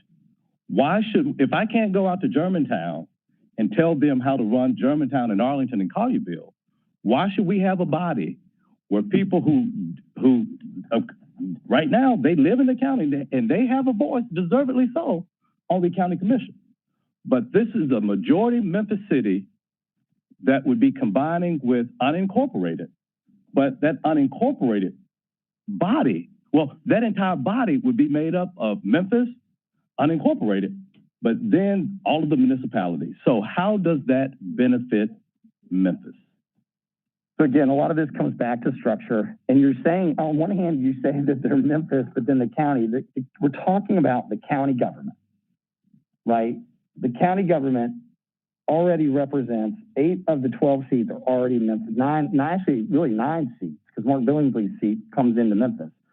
So again, I don't understand how, if you're on the county commission, you're already overseeing what responsibilities the county government does for Bartlett, Germantown, Collierville. Let's be clear. Today, we're talking about merging the largest principal city with the county. So Bartlett gets to keep its municipal tax rate and its police force and its fire department and all those things that they pay for on their own dime, right? Germantown, it's the same thing. They keep their own zoning body, right? We're talking about taking the roles and responsibilities of the Shelby County government, not just unincorporated Shelby County. You just said it, that they oversee things in Memphis. Willie Brooks is working on economic development in the Fraser-Raleigh area, right? Along with the 5 or 6 city council members that represent that area, right? So again, you've got 2 people vying for and trying to help with economic development on 2 bodies in the same area. Like, so who is leading the economic development as the representative for that area? Is it the county commissioner? Is it the city council member? Is it the county mayor? Is it the city mayor? One of the biggest reasons that we're talking about looking at this is the sheer fact that we're trying to find ways and opportunities to grow economic development for the area. And we can dig into all the reasons and all the possibilities on the table of ways in which we can grow. I've said this a trillion times because it's just the data point, which is we grew at 9% over 18 years in our local GDP. And that's not just Memphis, that's all 9 counties in our area. So the fast growing North Mississippi, like Tipton County, like they're all in this math. And in the same time period, Davidson County grew 75%. They are not a peer city anymore. They have far outpaced us, for better or for worse. I hear people say, well, we don't want to be Nashville, and that's fine. I don't necessarily want to be Nashville either. I love living in Memphis. But what I want to love more about Memphis is how we make it more prosperous and growth for everybody. There are plenty of wealthy people here. I get that. And they want to make more money. But there's also tons of people that aren't wealthy and they want to make money too. And so I'm throwing an idea out there, and as you can tell very passionately, I'm throwing an idea out there that can explore ways in which we can accomplish that. You know, you talk to our Ted Townsend, somebody whose chief responsibility is to be an expert on economic development, and he's saying we really need to look at this. This really could help attract jobs. And so, you know, we can debate whether or not, you know, we should consolidate, which at this point, we don't even have a charter to look at to vote on. I'm just saying this is an idea that we should explore. And if you don't think we should explore it, then what is the idea that you're going to bring to the table that's going to accelerate growth for Memphis in a meaningful way that's in our toolkit, right? I see Reed Dolberg and I see Bobby White out there. And, you know, at the Greater Memphis Chamber, we talk about pilots as a tool in the toolkit and how Mississippi has income tax. And so that's a tool that they can rebate income tax that we don't have. Consolidation is a potential tool in our toolkit to grow economic development for everybody. And so I would just say that, you know, if it's not this, then what's the idea? And so I think it's a reasonable thing from this position to say, and by the way, I think since we've been on here, we've formed like 3 or 4 other committees. And that's ultimately what this is a committee to explore what a consolidated government would look like. It seems prudent to me. And then we can let the voters decide whether or not they think it's a good or bad idea. Instead of us sitting up here debating whether we think it's a good or bad idea, let's just put it to the voters. Let's let the people have a choice. And my last question is, or statement and comment. When school consolidation was proposed, there was a potential threat to funding for Memphis children, and that was the impetus for initiating that decision. So not losing funding that would have necessitated a tax increase for Memphians, that was the benefit. What is the benefit for Memphians? Those that, and you know, I like to think that the way that I serve is for all of Memphis, not just Super District 8, but what is the benefit for most Memphians for this? I think, again, my position is that there are several benefits. I think, you know, you find these, a message that you can try and put out there that's digestible. One is we would like to figure out ways that we can streamline and help with economic development. Two, I always go back to state and federal resources, going and talking to Nashville with one legislative economic agenda, the federal government as well, lobbying with one voice.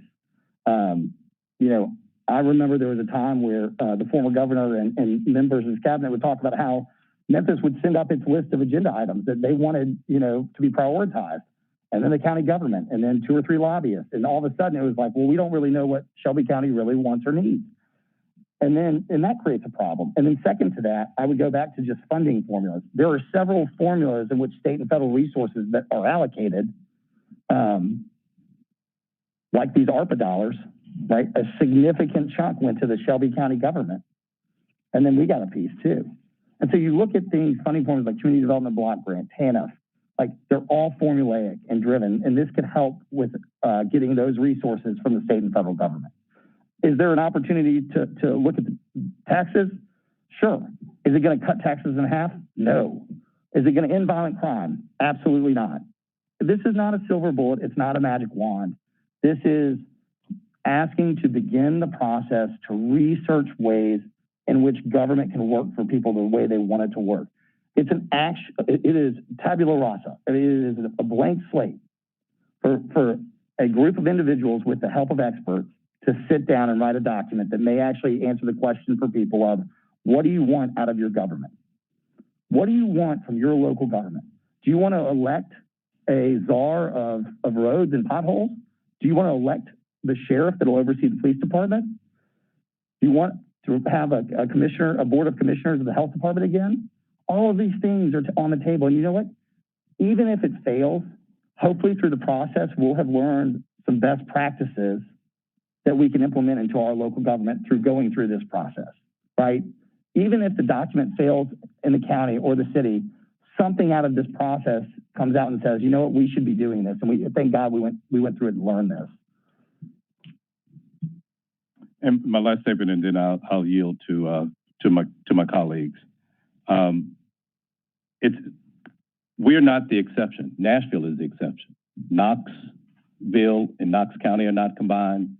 Chattanooga and Hamilton County are not combined.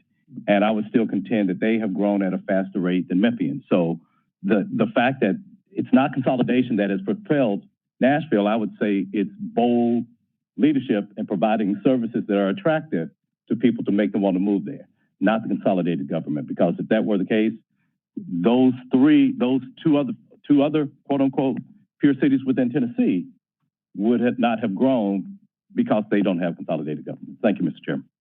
Thank you, Councilman Jones.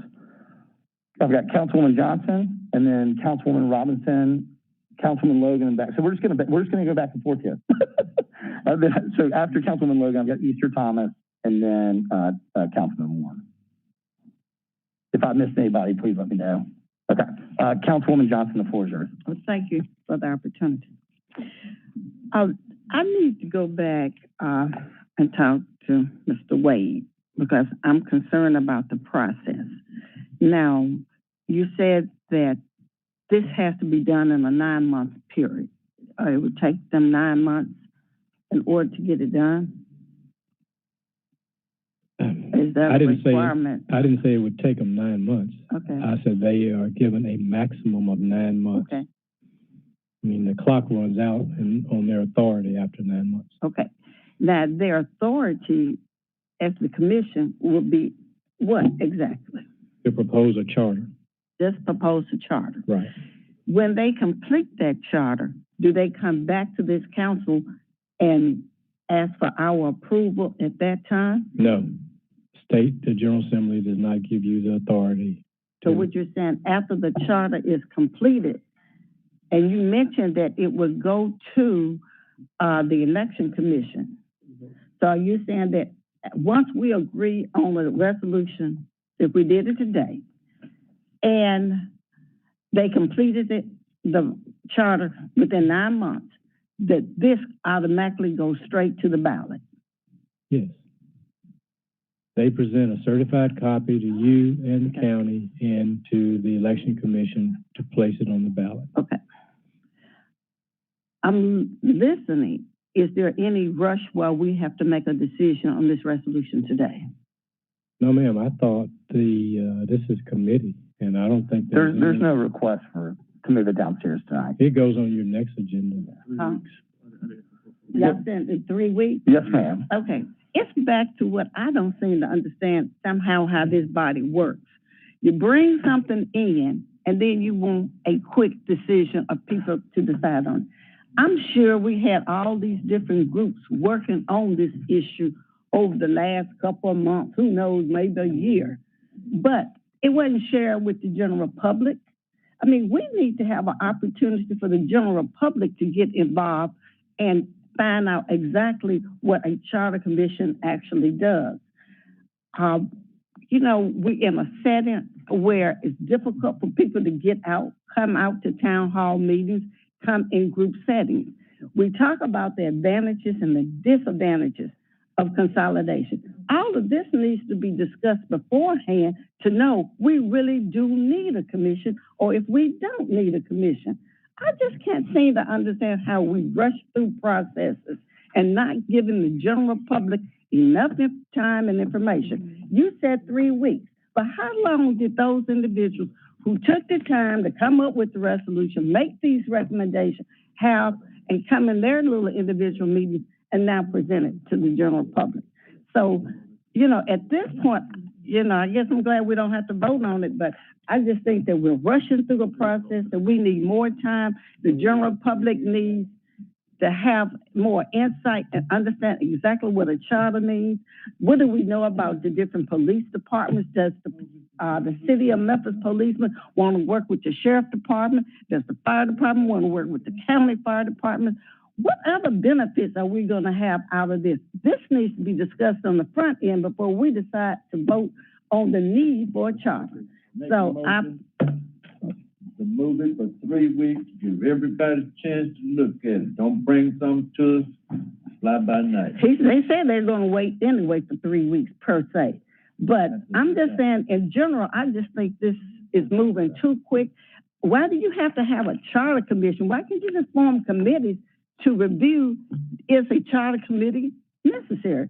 What are the advantages? And let that committee come back and present the advantages and disadvantages. And then we can decide, yes, we need a charter commission or not. But I don't like the idea, if this resolution passes even in 3 weeks, that it will automatically go to the ballot. So that's my opinion. Can I answer a few of those questions? Mr. Wade, for your information. Thank you, Chair. Okay, let me just point out one thing. Okay. I told you that there's no rush. Okay, good. The November 1 is your deadline, that they need to be in place by November 1. So you have every opportunity to ask all the questions that you want to ask and get all the information that you need. You mean November 1 of this year? Yeah. That's still not enough time for the whole community to get out and find out what this is all about. We're talking about a decision that's going to be long-lasting for many citizens. How many jobs are we going to lose? What kind of other situation can be occur in this? We don't necessarily want no commission to tell us that. We need to know that prior to going into requesting the commission. That's my opinion. Thank you, Chair, again. With all due respect, I'm following the normal process of our body. I'm bringing a resolution to the committee in order to discuss it because we have sunshine laws. So, and everything that is in this document is dictated by state law. And so I'm following our process. I'm not asking for same night minutes. I'm not trying to cram it down. I've got Councilor Wade here. And what I will say is everything that you just asked about has about 18 months to be discussed and worked out. The Charter Commission, everything you just asked cannot be answered unless the Charter Commission starts to weigh in and make those decisions. Those are all of the decisions that the Charter Commission must make and put into a document. The Charter Commission meets in open. The people on that body are appointed. They need to have experts at the table, and they need to do community engagement and feedback. And here's why. It won't pass if it's not a cross-section of diverse people from both the city and the county. It barely passed in the city last time. This is, and I think Attorney Wade just said it, this is not an engineered event or wired from tail to tail. This is looking at ways in which we can streamline our government for all of the advantages that we've talked about. And the process is 18 months. Nothing is happening overnight. This is just the first step in a process with many guardrails. And if we don't take the first step, then we're just where we started. So I've got Councilwoman Robinson in the queue. Councilwoman. Thank you, Mr. Chair and council members. I'm sure you all know that I have been through this with two other people on this body before. This is a total new organization, but what I would like to recommend to the maker of the motion is that we not go into a government charter commission, that we have a committee that will weigh the pros and cons, bring it back to us, and we determine from that if we want to move forward with this. In a city where we have such high poverty, blight, crime, COVID-19, which is an anomaly, and our infrastructure issues, this is just another way of getting us off track. We need to stay on track, get what we can done as a body, allow another group to come together as a committee, and that committee will make a recommendation to this body, because this is more permanent. You're allowing someone else to make the decisions for us, and we don't have all the information on the front end. We'll get it on the back end when it is then already carved in stone. I just ask that you, as the maker of the motion, take this to a committee, review the pros and cons, get experts to help you. In the prior situation that I was in with the school district, we hired attorneys and we hired a lot of people. It took 2 years before it came to the table. And when it came to the table, at least we had the information. We don't have any information. All we have are stories and things that we think we know. To me, this is not where we should be. And that's my personal opinion, my professional opinion, is that we have a committee to look at it, get the experts to work with that committee to bring back to us what you would normally do in any business, look at the strengths, the weaknesses, the opportunities, the threats, and then let us as a body decide if this is the direction we want to go in. Are you willing to change it to a committee? I mean, the statute is a statute. Again, you just laid out the case for forming the Charter Commission. Funding the experts, who's on it, it's all driven by the statute. Not necessarily. I just mapped it out for you. It's just a committee, and I've been on another committee since I've been on this council when we were looking at other opportunities for, what's the district? Part of Cordova that left the city. It didn't start with a commission. It started with a committee. Councilwoman Robinson, sorry to interrupt, Mr. Chair. I just have a question for you. So is it your suggestion that this body creates a committee just to determine whether or not we want to create a charter commission? Yes. Okay, so I'll make sure I state this correctly. Is it your concern that once if this body decides today to create a charter commission, that it would go to the voters without us having I guess, the ample time to determine whether or not it should. I'm just trying to get some clarity on the purpose of the committee and how long would the committee have to come back to us if we do decide to create a committee today? Because this may not be technically true, but you know, it's my opinion that we send things to committee that we're attempting to kill or delay. I'm not suggesting that you're trying to delay this. I'm just trying to figure out if it's more so a way to make sure that this body is appropriately aware of the effect of having a charter commission. Because I learned something new today. So initially when I was talking about the charter commission, what I initially thought until Attorney Wade's discussion today was that after this body, let's say we vote on this resolution to create the charter commission, what I initially thought was that the actual charter would come back to this body, and then this body would have the authority to decide whether or not it goes to the ballot. And I learned something new today. So is that your goal to see if there's anything else we need to know? My goal is for us, this is not to kill it. That's not the purpose of committees. When you send people out and charge them with the committee, they're supposed to come back with a response.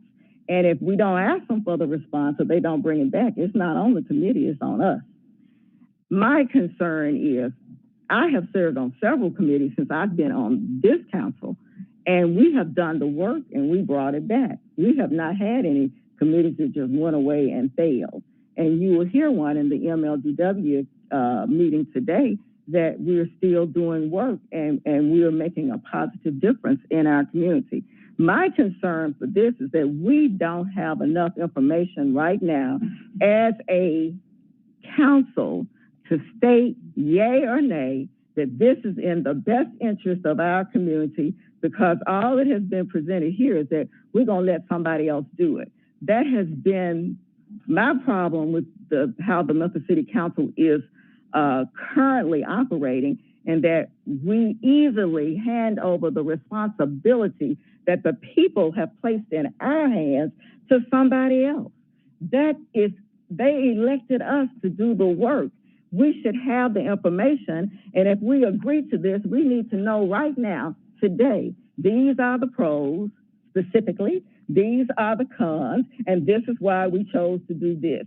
And all we're saying is we're doing this, we're going to put it in somebody else's hand to come back and tell us what it is. But when they come back and tell us, we don't have any role at that point to make any changes or anything. It goes before the people immediately. I don't think that is fair to the citizens, and that's not what we were elected to do. Okay, so you're saying make sure we fully vet ideas before we put it to the people. Gotcha. Yes. That's fair. This is a 57-page report from the Tennessee Advisory Commission on Intergovernmental Relations that was published in September 2003. 5 reasons to consider consolidation: economic development edge, economies of scale, less duplication, government accountability, and harmony. So you talk about the pros and cons. The information's out there. This has been studied ad nauseum around the country. I don't know that there's any piece of information a study committee is going to do that wouldn't just duplicate the work of the Charter Commission. It again goes back to all these questions about whether the MPD folds into the sheriff's department, or the sheriff is elected, or who runs the jails, or how many elected positions there are, or if there's a bicameral house. All of those things are what the Charter Commission is charged to explore and write a constitution that would benefit the citizens of the county and the principal city. All of those questions that are out there are questions that are directly the responsibility of a Charter Commission. You can't really talk about the pros and cons of specific initiatives without doing the work of the Charter Commission. Yes, you can. Then why have the Charter Commission? That's why I'm saying we don't need a Charter Commission. State law says you're required to. I'm sorry. Yeah. Let me just add that we followed all the rules when we were on the school board, and it didn't work out. I'm just telling you. I have no confidence in this at all. Thank you. There are others in the queue as well. Will we be able to? Yes, speak? ma'am. Everybody's Okay, going to get, yes, ma'am. And again, this was in an effort to not make this a cram down and make sure the process is transparent, everybody has a chance to weigh in, was just being introduced today following our normal, ordinary course of business. Councilwoman Logan. Thank you, Chair. My question or concern is that, as the others have said, this is a huge decision. It's actually giving up the city's charter if that's what we decide to do. We would no longer be Memphis. So for all of us that are on this body, that is something that we really have to consider. Is that something we're capable of and want to be the ones to have given up our charter as a city? Now we're home rule. How would that be affected as a city, Attorney Wade, if we were to give up our charter as it relates to home rule? Your charter would cease to exist once you become part of the metropolitan government. So the issue is what features of your charter you would be urging these appointees to include in the ultimate document. And, I would just say that if this body, upon looking at the ultimate document, voice your concerns to your constituents, it ain't going nowhere. The likelihood that it probably ain't going nowhere anyway, because the county people ain't gonna do it either. So, that's the reality. So the issue is, maybe it's, I don't want to prejudge what it would be, but I think the process would allow everybody to participate and have input into what you want to see. And it may not pass, but that process may be helpful. That's what I think I keep hearing. I know it was said that the way that we have to do it is to have a charter commission, but in order for us to be at a point to where we feel comfortable with even establishing a charter commission, is it possible for, say, if we had those 5 reasons for consolidation that Chairman Carlisle mentioned, could we have presentations made to us to inform us of what went into or what the discussion would be around these areas, so we could say we're informed enough to even appoint a commission? So let me the whole timing of this thing is predicated upon the desire of this body and the county commission to have a vote in November of 2022. As I indicated, we would recommend that the Charter Commission not start their work until November of this year. There's nothing to prevent you from doing exactly what Councilwoman Robinson suggested and go ahead and start studying it right now. And then you don't have to vote on this in 3 weeks. You can vote on it in October. And in 30 days, they would have to start their work.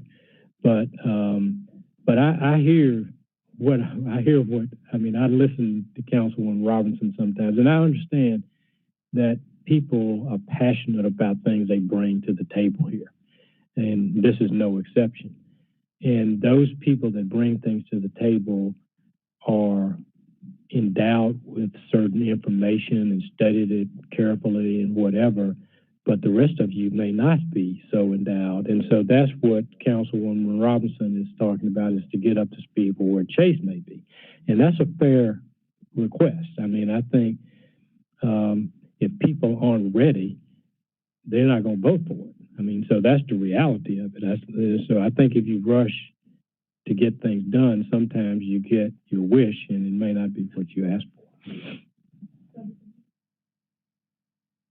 Talking about, they would come back to us and give us a report on what their findings are based on the parameters or the areas of interest that we've asked them to. Yeah, some of the questions that Councilman Jones asked, I don't know. I could venture a guess that if you got 8 members on the county commission now and you got a kind of favorable, the demographics are going to still be there for this next body. But I'm not the politician here. I don't know that to be the case. So the demographics have changed in our community, and that may favor you no matter what form of government you have. But the point is if you are not ready and you want more information before you will vote to appoint a charter commission, I think that's more favorable than to have you vote when you're not ready and vote it down and maybe not have the opportunity to go forward. Yeah, and I think that is really important because regardless of, in a city, regardless of the color or the race thing, there's always a balance of power. You have money or you have votes. And giving up your vote is it's just crucial. So I do think we should take the time, to really know what we're doing. Not to say it's not a good thing for Memphis or it's a bad thing for Memphis, but right now we don't know. So I agree that we need time to really process what this means and how to move forward. Yeah, I think you're assessing risk. I mean, you can't be certain of what's going to come out of the Charter Commission, but you're assessing the risks of what, I guess, I listen and I hear what Councilman Jones is saying. He basically says, I don't think they can produce a document that will make me comfortable under any circumstances, and that may be true, but it may not be true too. So, until you see the document, you can't really make that decision. But if you are uncomfortable even going down the path, that needs to be explored, and the people that want it need to make the case to you to convince you.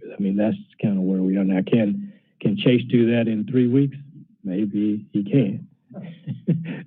Maybe he can, And so, that's kind of what the question is. Thanks, Chair. Yeah, I would just add on the sake of it, there are, and that's a fair point in the sense that there are hours and hours and hours that you are welcome to spend, as I have, reading, and thousands of pages of documents. I'd be curious who really wants to do all that, but I've spent the time, and that's fine. I've spent 2 years on this body. I think most of my colleagues know that I worked as hard as I possibly can, and I come to the table in earnest. And I recognize that we all have different constituents. From a personal standpoint, that's the reality. I work as hard as you all do, and I think you see that work. And that I've tried to come to the table in earnest to help everybody, not my own personal political agenda or personal needs, but things that I think will help our city move forward. And I'm not saying whether this is going to work or it's not. I just think that this is the path that we need to go down and explore. And to Councilor Wade's point, if this body speaks adamantly against the document that's produced, it won't pass. It will not pass. It won't. It barely passed. It passed with 51% in the city last time. And so that's a trip. That's one of the safeguards. So I know there's other people in the queue, so I'll be quiet. Councilwoman Easter Thomas. Thank you, Chair. And this isn't thank you all for bringing this just for discussion purposes. It's good to hear what other folks have to say. And this isn't, we know you work hard, you read through everything, you are particular. And not to dismiss the work that you and Councilman Smiley have done to bring this forward. But maybe it just seems maybe we're working hard in a direction we shouldn't be looking towards. A lot has been said today about beneficial for businesses and the economy, but then Councilor Wade also said that the municipalities can decide to join in if they want later. In your opinion, bringers of the resolution, is there growth in the other municipalities that we aren't seeing? Is that growth substantial? And if it is, what are they doing that we aren't? Because it's not consolidation. So is there something that we can learn from those municipalities? Something that while they would have the opportunity to keep their autonomy and their economic growth and their school systems and whatever, say, have you through the charter, why wouldn't we have that same opportunity through exploring options for the economic growth that we say we want to see as those of our either municipalities or sister cities in the state? And with that, just thinking about what is the probability of the municipalities joining on with us after that charter is created. Is it favorable? Have we done a temp check to see what they're like? But I do like the idea that Councilwoman Johnson, Logan, and Robinson brought up of having an exploratory committee to see if we do need to do the commission. Because quite frankly, in my opinion, I wouldn't want to pay $50,000 to get certain answers that we could probably get out of a committee. As we just sat and did 2.5 hours looking through one-time ARPA funds, you know, money is crucial to be spent in a way that's substantial. So just thinking about if we're aiming and chasing growth, what are other cities doing that aren't consolidated that we aren't? And how can we improve in other areas before throwing our hands up and just giving it all away? Thank you, Councilwoman. I will say one thing about, in my opinion, we're not giving anything away. We're the largest city, and they're not a separate economy. We are one regional economy with two very large governments trying to lead the way. And that doesn't make any sense. And since we've got Ted Townsend, would you mind, can I borrow you for a second? I mean, why have me? Why are we gonna bother him right now? It's a discussion. Please sit back down. I'm gonna get pissed off on y'all in a minute because first of all, this should have been stopped a long time ago. Don't bring somebody up from out here. If you got something to say, I want you to talk, and please hurry up where I can talk. And then, hey, we need to hold this for 3 weeks because do not bring nothing and think everybody's gonna do something today. And hell, ain't nobody did no research on it. Don't bring nobody up. Don't you move. Councilman. You can go on, but don't do that today. Okay. Councilman, move on, because, hey, my meeting was and hey, I'm kind of getting pissed off, but my meeting was at 11:15, and you up here talking about something that ain't gonna happen right now. And you know what? And hey, since you said councilman, you said you read them pages. I read too. So don't go there with us. Please don't go there. You got 13 members of this council. And I think everybody on this council don't mind reading. Don't go there. Thanks, Councilman. You need to quit talking and move on today. Yeah, Councilman Warren in the queue. Lord have mercy. I ain't never seen nobody just roll off with the dog up for nothing. You're gonna piss me off today. I don't like nobody to piss me off. And then I will tell you the reason why y'all want this. So we need to hold it because you don't want me to tell y'all the reason why you want this done. Yes. And guys, thank you for your thoughts, Councilman Ford, and thank you for the floor, Mr. Chair. I have been involved, as has Councilwoman Robinson and Councilman Jones, in the consolidation of the school districts. And at that time, I think it was a back-ended way to try to see how we could consolidate government.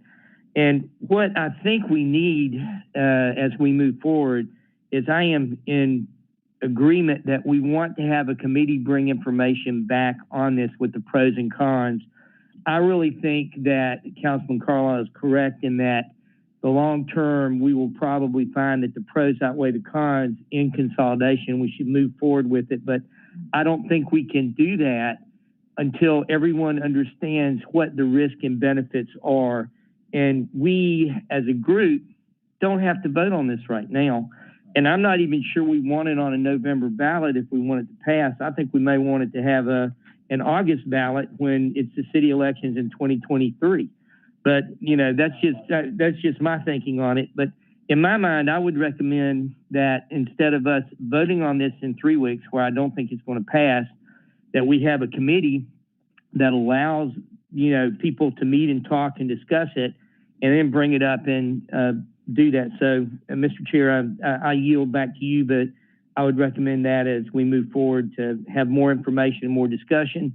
And I really think that this is huge, you know, in the life of Memphis City. And if we do this, I would still prefer that we call it Memphis Metropolitan Government as opposed to Shelby County Metropolitan Government.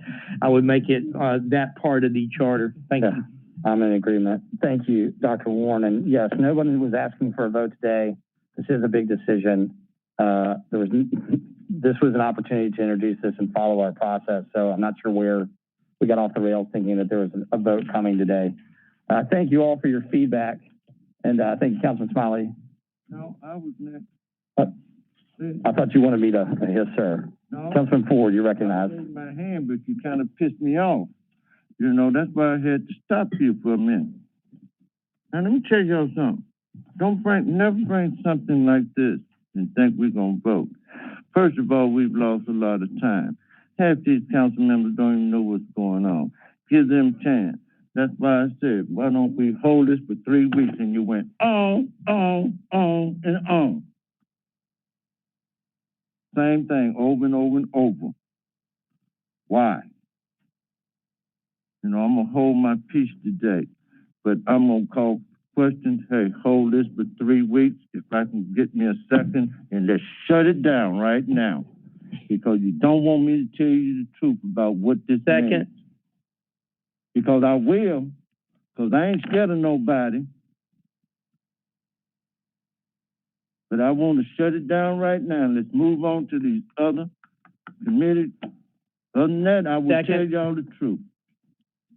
Yeah. Let's shut it down now. Without objection. Councilman Smiley, did you have a final comment? I will be brief, and I'll just say this. One of the reasons that I agreed to co-sponsor this piece of legislation, and I think I've been very open about this, I think what this body should be doing is exploring ideas. I think where we are now, we're having good discussion about what could be, whether it's good or bad. We need to know whether this is a viable option. I'm not opposed to having the committee, because the committee will do the groundwork for this body as it relates to determining whether we should. And I got, you know, more information today. So I'm not opposed to having the committee to just have this conversation. But what I don't want to do, and I don't think this body should be in the position, should take the position that we're closed off for having conversations. I think we should have conversations and good dialogue going back and forth. And I think this is a situation where reasonable minds can disagree, but doesn't mean that we should be closed-minded, we should be shut off from having any conversation. So I would support creating a committee to have this conversation. So if we see the committee in 3 weeks when this discussion is back up, and I would support that. But thank you all for engaging us in this dialogue. And I guess we, at this point, back in the hands of Mr. Chair. Thank you. Seeing other business for this. Mr. Chairman, point of clarification. Yes, sir. So the motion is to hold. As you know, under our rules, even if it was voted down today, it would go on your agenda in 3 weeks. So are you holding it to have further discussion in this committee? Yes, sir. And not go on the agenda in 3 weeks? Correct. Okay. I just want to make sure we all know what that means. I think we know. I think we're clear on that. Seeing other business for this body, the Personnel and Governmental Affairs Committee is hereby adjourned. Time to eat, y'all.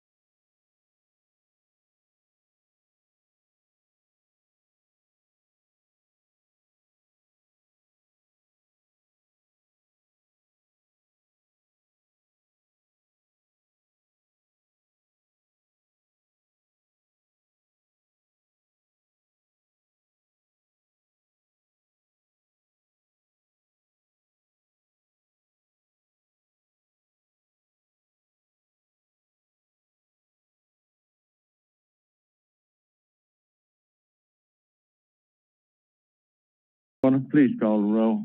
Finelli. Here. Jones. Here. Warren. Here. Robinson. Morgan. Here. Chair Ford. Here. Johnson's also present.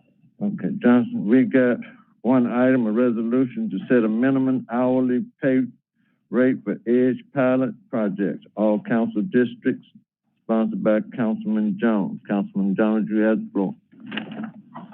Thank you, Mr. Chairman. Colleagues, we have had a couple of meetings with the Shelby County Commission to talk about this particular issue of the formation of EDGE, the operation of EDGE. As you know, EDGE was formed as a joint body between the Memphis City Council and the Shelby County Commission. And in doing so, the legislative bodies delegated the authority for economic development to those particular bodies. Now, out of those discussions, there were, I wanted to make more than just a discussion about this thing, but provide an opportunity for us to bring forth an actionable item, and that's what this resolution provides. So currently, right now, I think that the bottom line number or the minimum number of the minimum wage that a company has to pay to receive incentives is $13 an hour. And before I go with that, let me say one thing for the record. This is not that I am against incentives. I know we have to play the game. This is about what we incentivize and what dollar amount that we incentivize. So some of the information, and coming up with this number of $21 an hour, I like to think that a lot of decisions that I make are based upon data-driven decisions.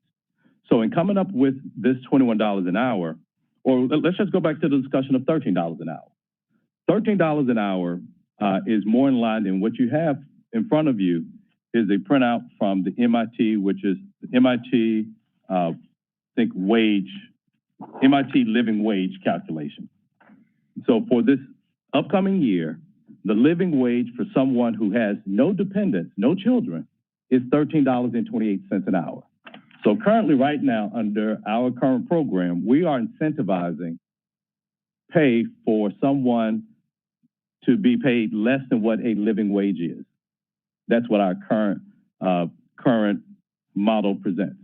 And so so EDGE has been around, it's my understanding, it's 11th year, and they've increased it twice in 11 years.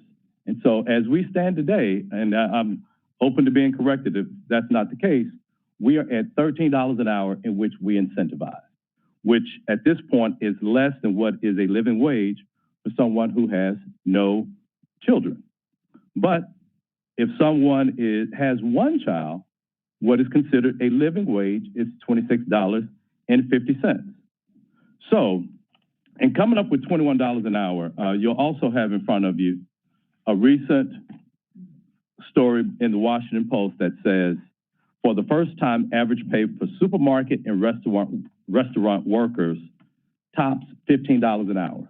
So as it stands right now, it's feasible that we can start incentivizing restaurants and supermarket workers based upon what our current model is.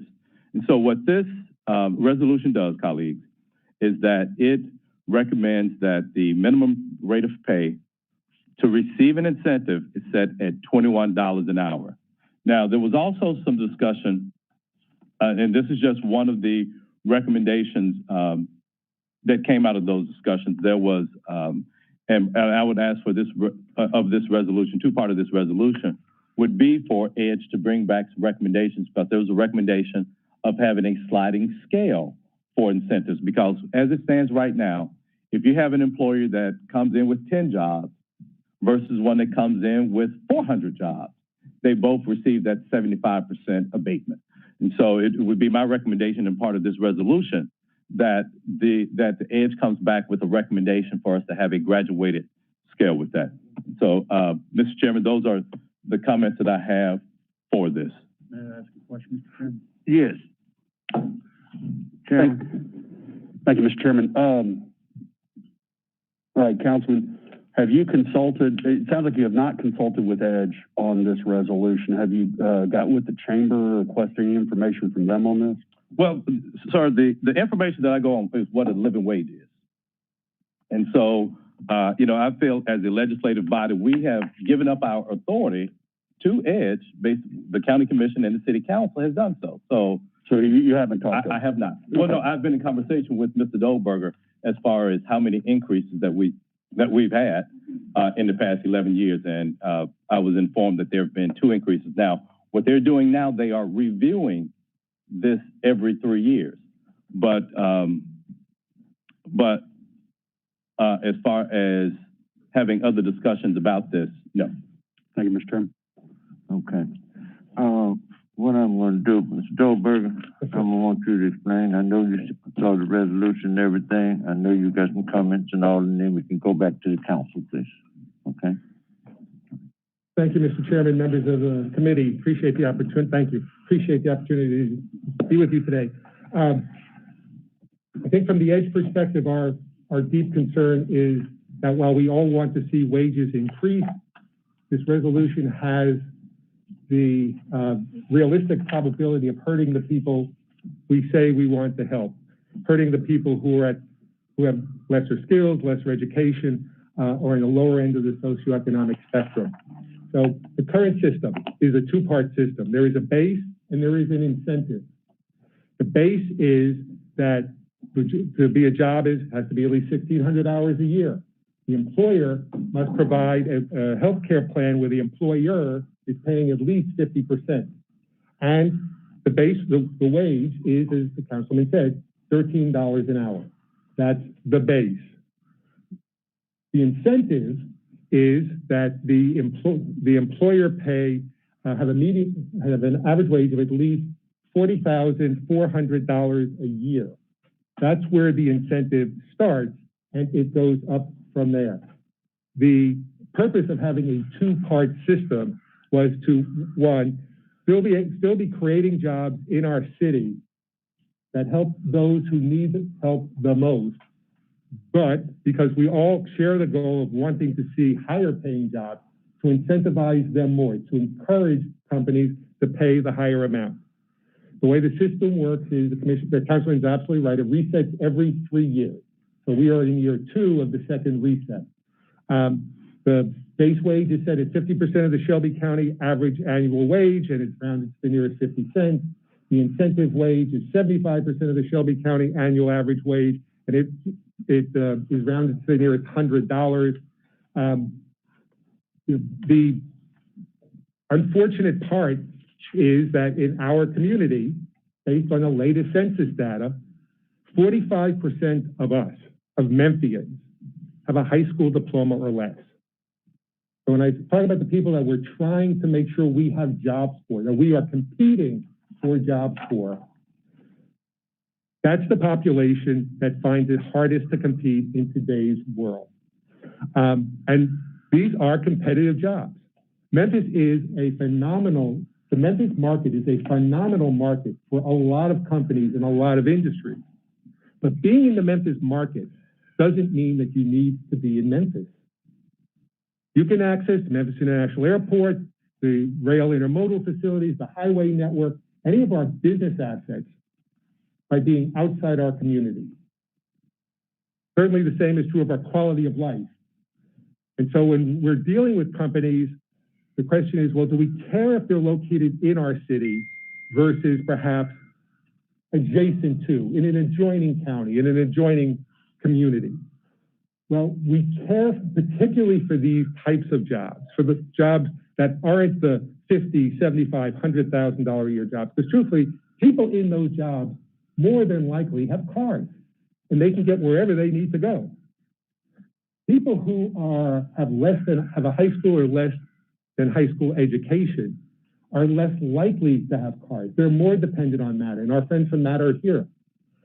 And our footprint, our public transportation footprint outside the city, and certainly outside of Shelby County, isn't conducive for getting our people, our residents, your constituents, from where they live to jobs that may be better than any job they have at the moment.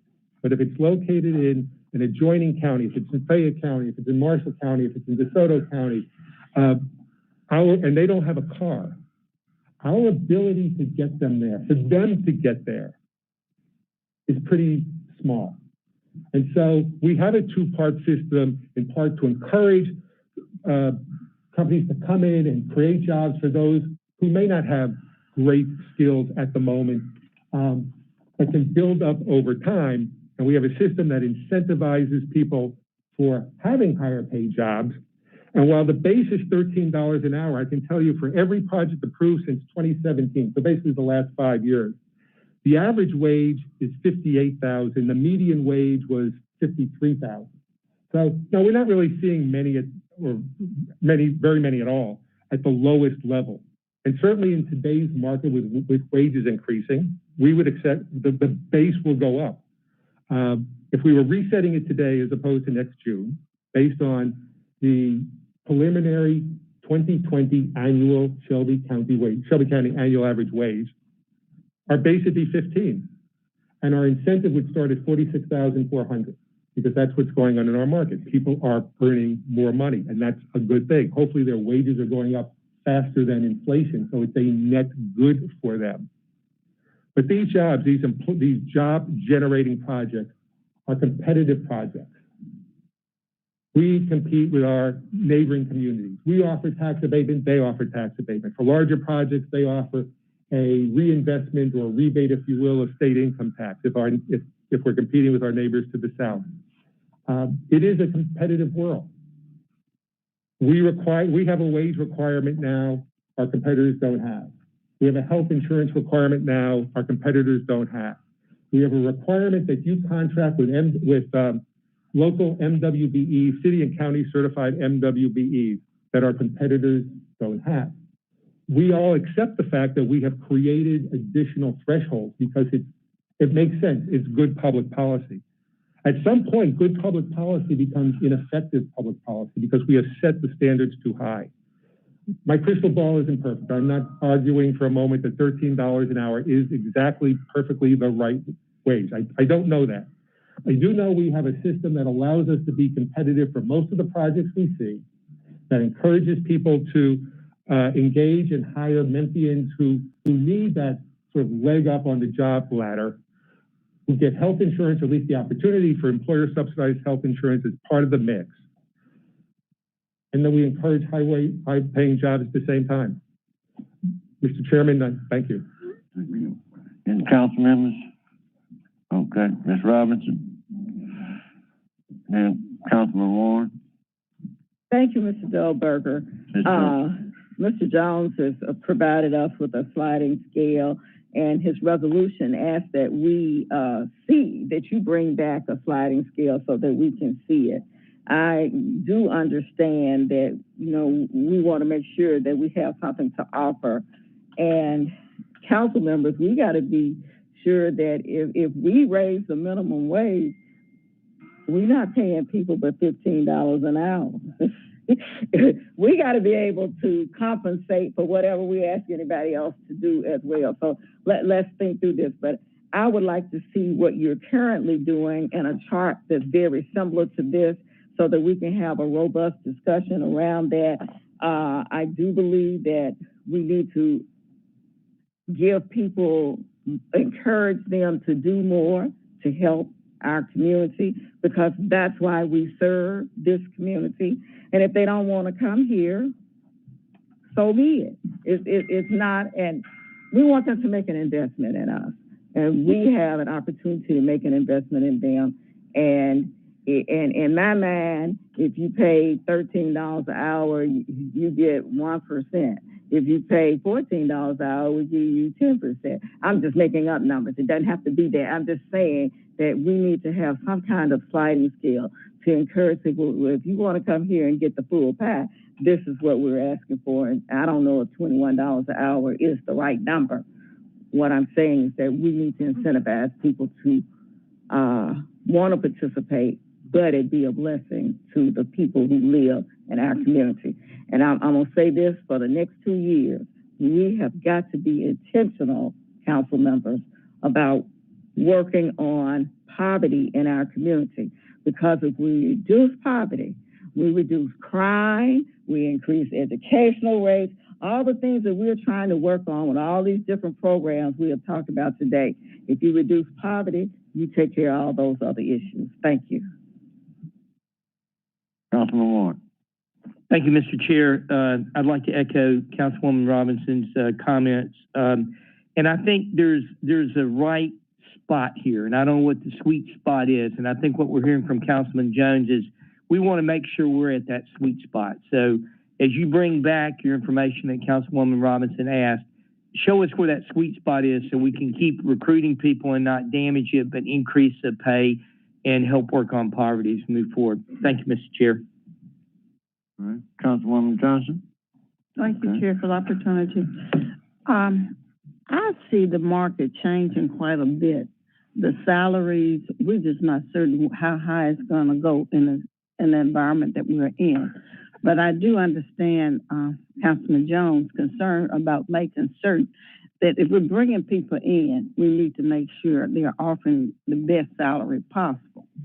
And I was just curious if Councilman Jones would be willing to accept a friendly amendment to say that not necessarily placing a ceiling mandatory amount, but anything that's less than $21 an hour would have to come before this body for approval before going forward with it. So at least the people could come in, explain to us why we can't pay 21. There may be good, reasonable explanation for it. You know, the market just doesn't dictate it, or how long it's going to last like that. So that's just maybe a remedy rather than necessarily going with that automatically at 21. Mr. Chairman, if I may. Yes, sir. You know, I think that those were part of the discussions. I'm okay with that. Okay. I'm okay with that. At a job fair, and here's, you know, I don't, back in, I think it might have been 15 mayoral elections. Harold Collins made the statement, and I don't know where he got his information from, but he made a statement of about 40,000 underemployed young people come back to Memphis. When Councilman Smiley and I, when we did our job fair, there was a young lady, University of Tennessee, Chattanooga graduate, came back working at Fazoli's. Now, hers wasn't a management position, but this is not about going out there and getting jobs for folks that need it. This is talking about what we incentivize. Memphis and Tennessee, unfortunately, has been sold as our former governor talked about Tennessee being a low-wage state. So part of our marketing of attracting businesses is that you ain't got to pay folks to move here. I want us to get away from that from an incentive standpoint. So, you know, based upon your statements, Mr. Dahlberger, if we're averaging 58 and wages of above this, well, this is not going to have any effect on it then. If the average has been 55, so, and you know, I've looked at some of the data, and you know, I still disagree with you because you stated that the average has been, I've asked for a weighted average, but when I look at the sheets online, if I just do an average, I come up with that, and it doesn't look like a weighted average on there. But folks, this is not about having jobs that are going to be some jobs that are going to pay $12, $13, $15 an hour. But my fundamental question is, do we incent them? And I'm of the position that we should not incent them. But Ms. Johnson, I would support your friendly recommendation that if they are paying less than that, then they come before this body so the public knows how many people are going to show up at the EDGE board. Right. But they're going to see, okay, well, the Memphis City Council and those who be responsible for saying yay or nay to that are those that the people put in place to say yes or no, because we've delegated that authority. And if they want to know why that has been done, I think it's our responsibility to say, this is why we voted for it. And we'll know why. Yes. A lot of times Yes. people ask us, why are you allowing it? I just like to have a reasonable explanation of them. That's what the market is dictating at this time. And we're anticipating increases. But I just think the market's fluctuating, and I don't know how high it's going to have to go. You know, it's unbelievable right now. Thank you.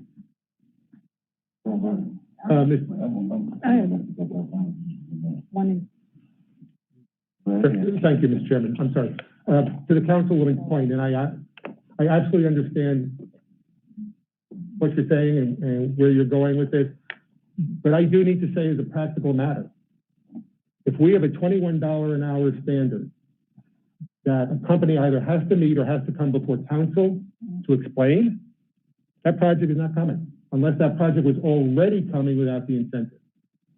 We live in a competitive, these are competitive projects, and as my colleagues from the chamber, I believe, will attest, the way this competition works is people are excluded. In other words, companies have, there's never sort of the perfect place. There are several places that work for them. So they have a list, and they begin to narrow it down. And it's a question of eliminating communities from that list so that you narrow it down. Communities can be eliminated because they don't have a key factor, or maybe they do, but it's clearly more expensive or less competitive than another community. But the list gets narrowed down, and quite frankly, from the company or their consultant perspective, they need to toss out communities quickly to get to a short list to focus on. What we're saying is that for the jobs that, again, if we sit with absolutely all due respect, that part of our community that needs the help the most is, on average, are not getting $21 an hour jobs, or not enough of them anyway. So those projects come to you all, or do they simply go to a neighboring community with no standards? And if we don't mind that they do that, and if we don't mind that our residents may not be able to get there if they're dependent on MATA, then I think, we can see our way, I think, clear to a decision. But we don't dictate the world. I wish we did. I wish you did, because I think our world would be better. And if you didn't, I wish I could. But neither one of us can. So the jobs are there. It's a question of, do we want to compete for them? Chair, may I, Chair? I'm seeking clarification now. Are you saying that when companies come, that they do not want to share how much they are offering on salaries, and they don't want to come before this body just to let us know? To the latter point, yes. Companies don't want to come before the EDGE board. In some communities, my counterparts have the authority to sign off. Obviously not the case here. We're a public body, and they have to come before a public body. Do they want to come before the legislative body of the city? I don't mean to be offensive, and please don't take it that way. I wish you would not take it that way. But the world in which I live, no, they don't want to come before any public body. They want to know if they're going to get an incentive or not get an incentive. They would prefer it all be done confidentially. Some of you may recall 3 years ago, we had a large discussion. Some of you weren't here, so your predecessors were engaged in a very large discussion about whether or not economic development projects should be held confidential, i.e.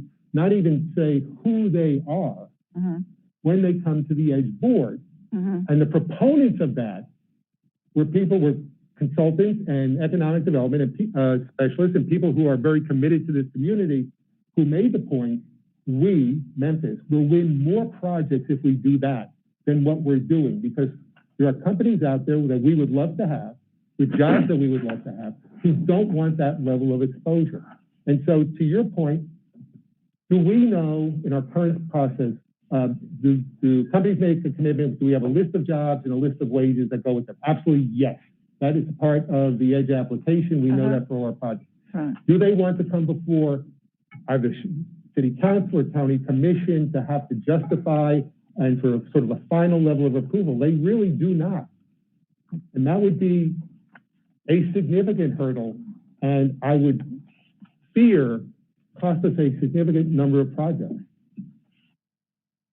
What other question? Are you telling me in other cities, they do not have to give this general information to their elected officials before I'm telling you that in some cities, none of the information is in the public domain. Secondly, I'm saying that we have the information and it is in the public domain. As a matter of fact, you all get it in advance of every meeting, and your staff get it. And it's available to the public. So we all know that when XYZ company is scheduled to come before the EDGE board, that in their if they're getting a pilot, in their application, we see the jobs listed, and we see the wage, and and we see the amount of benefit that goes with that job. So we see all of that. So we actually get more information than a lot of communities. Mhm.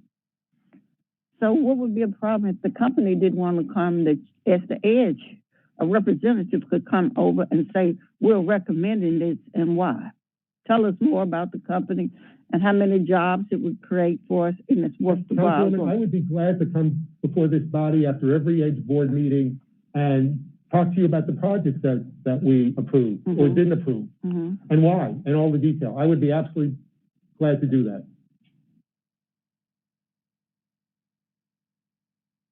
Okay, thank you, Chair. Councilwoman Logan, then I'm coming back to you.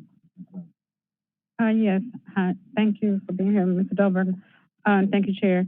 I had you made a comment, and this is just a question based off what you said about 45% of the workforce only has a According to the census data, 45% of Memphians, city of Memphis residents, have a high school diploma or less, which would include, I'm not lost for the word, people who don't actually have a high school diploma but have a, GED. Thank you so much, yes. So, yes, that's the data we have from the U.S. Census. And how are you saying that factors into this situation or consideration? Right. Well, it doesn't mathematically, but what it does do is it says to us the people who need jobs the most, that this is the population that needs jobs the most, that it is a sizable part of our city population, and that the wages associated with those, with their average wage or median wage, is last time census published the data, $12.26 an hour. And so what we're saying is we don't want to price ourselves to the point that we can't create jobs for that population. Are there people in that population that earn more than any of us? Undoubtedly, talented people with unique skills. But what census tells us is, on average, that's 45% of the city's population is making $12.26 an hour. And we don't want to do, is that good? No. Do we want it to go up? Yes. But if we set a bar so much higher than that, do we risk companies that could benefit this group going elsewhere or going where this group can't access the jobs? Again, the jobs include employer subsidized health care. That's a big benefit that is not generally available at jobs at these wage rates. And so that's how it factors in. It factors into our thinking, not into the math. And I've heard you mentioned that before. Is there anything that you all are doing that could help with that problem? Now that you know that that's a problem in attracting large companies or high-paying companies to our city, are you all working with SCS or doing anything to help change that percentage or improve that percentage? So we have had, for the last several years, we have been managing a large federal grant, which actually just expired. It was an America's Promise grant to the U.S. Department of Labor. We locally knew it as Move Higher, which was a crazy acronym. But basically what Move Higher was is the U.S. Department of Labor funded training, local training for individuals who primarily were to go into the medical device industry, but many of the jobs translated into other industries. And so the money went to more tech, Southwest Tennessee Community College, Mid-South Community College, University of Memphis, probably some others, I'm not thinking, TCAT, to train local people for jobs in those industries. There were 6 different occupations that we had training set up for. So that's a little unusual for the EDGE organization, but that's something we've been doing for the last 3 years. We're engaged with a lot of other partners in a support role who are trying to, the expression being upskill, like take people who have got the motivation and got the desire, just life has not given them everything they needed. Life has not been kind, and to give them enough skills to get them started on a better trajectory than they would have otherwise been on. So we are highly supportive of those efforts. When the market naturally increases a person's compensation, that's ideal. Our competitors can't use it against us in trying to deny deals. Our citizens are better served. They have a better quality of life. All the reasons that you know, all the reasons you want to see wages go up. Anytime we sort of artificially begin to set standards, there may be a benefit, I don't argue, but there's also a cost. And we are very concerned that if we set a threshold that is so far for entry-level basic jobs that is so far above where the market is, that the cost will be substantial for the people who would otherwise have access to those jobs. Thank you, Chair. Councilman Morgan and Councilwoman Roberts. Thank you very much. I'll be brief. I think Mr. Dolberger has made a very compelling and compassionate argument, and he's done it multiple times in front of us. And we don't have the leverage in Memphis to demand more without incentivizing more. The EDGE staff, the EDGE board is not doing their job properly if they are offering incentives to companies that would have come here anyway. These companies have other options, including one of the options is not to expand or not to move here because the finances of it just simply don't work out. So I think it's pretty clear that if this resolution were passed, the only change is that we would potentially lose out rather than gain more. And the people that are being hurt the most, and this is the compassionate side of the argument, which is difficult to wrap our hands around, but it's not the haves, but it's the have-nots. And the people that really do need these jobs as they ladder step up their way through the economy, or maybe they're going through night school as they try to better themselves.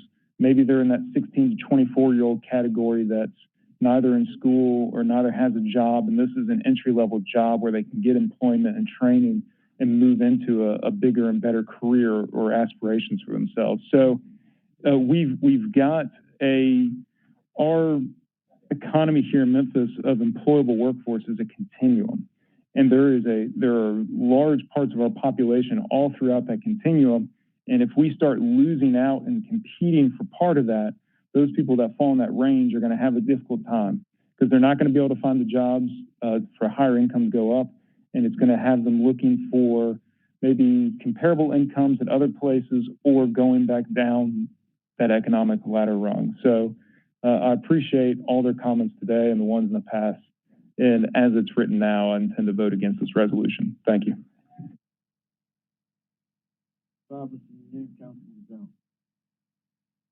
Maker of the motion, all right, do you want us to vote on this today, or can we bring it back to committee next week with the additional information that we've asked for? We can bring it back in 2 weeks, 3 weeks. Thank you. 3 weeks, just bring it back. Thank you. Yeah.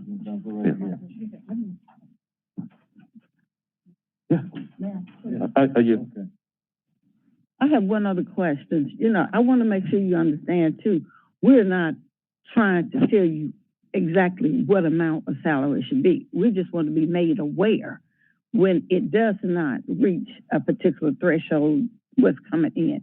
So my question is, how many pilots are out there are you anticipate that will not, what percentage of their salaries will fall under this proposed $21? If you got a, company. Yeah. So you don't have to answer that now, but if you could bring that information back and let me know. So then in that case, I might say something like if more than 30 or 40% is less than 21%, $21, that's when we want to hear about it. But if it's just a minimum, small amount or percentage, it wouldn't be of that great concern. But when it's a large segment, we would like to know. We're thinking this big company is coming in and they're paying only $13 now. We just need to be able to understand why. So if you can come back with those numbers, I appreciate it. Thank you. Yeah. My closing comments would be, colleagues, we are the second poorest large city out of the top 50 in the United States. We didn't get there by accident. This is not about saying we don't need to compete and we shouldn't be competing. It's about the jobs that we go after and what we incentivize. I'm on Edge's website right now. We have one that was approved, 158 out of 200 jobs paid $31,000. 79% paid $31,000, which is equivalent to $15 and some change. Now, there's another one on here, 162 of those jobs average 87. I incent the hell out of those 87. But those 31,000 come back before us and say, well, this is why this is a compelling argument to do so. So I'm not saying don't incent, but what I'm saying is who we go out there and recruit. Recruit more of those 86. I want to incent those all day. Give them the second born. But it's decisions that are made by public policies. And I would say that I don't know. If we go back and look at where Memphis was 10 years ago, and were we the second or third poorest city? Let's do this. If we do this and it comes back and we failed, we can reassess it then. But we know that what we've done has us where we are right now. And to me, I'm not satisfied with it. Thank you, Mr. Chair. We're gonna hold this for 3 weeks. We'll request there's no further business. This meeting is adjourned.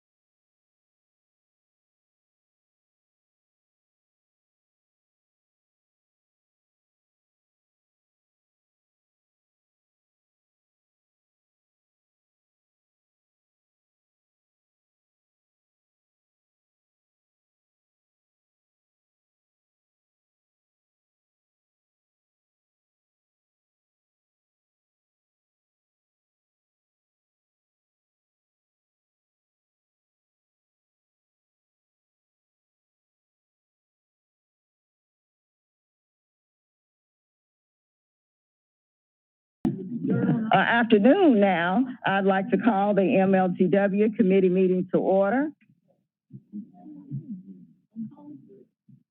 We're hungry. Council members, please join us so that we can go ahead and get this done and hopefully create some time for us to go get a snack.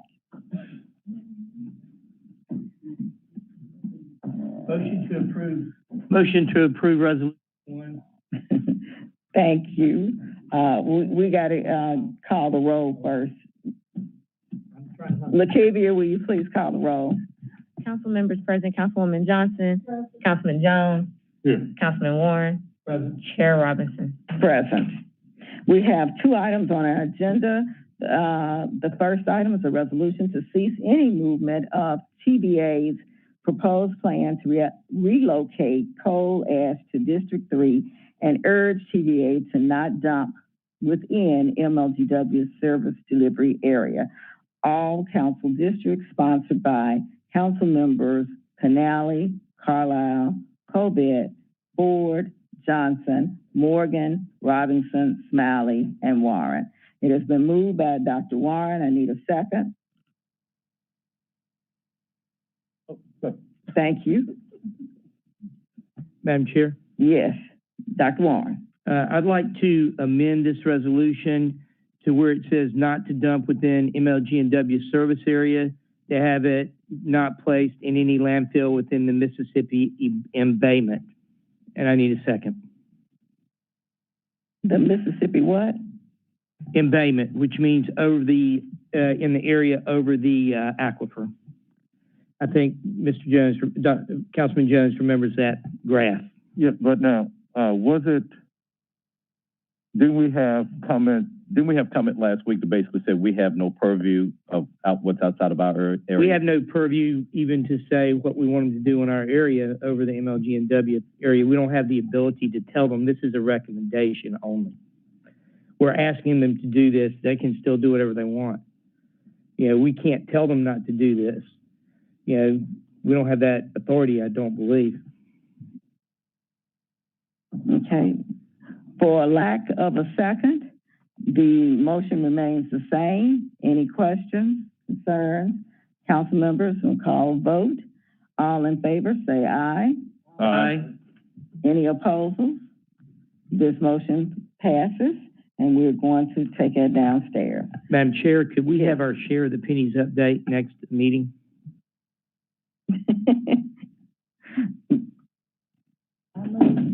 Ms. Boren-Smith, can you come back? Okay, thank you.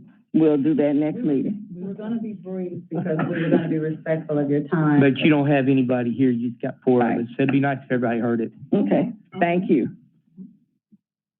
This meeting is now adjourned. Appreciate your time.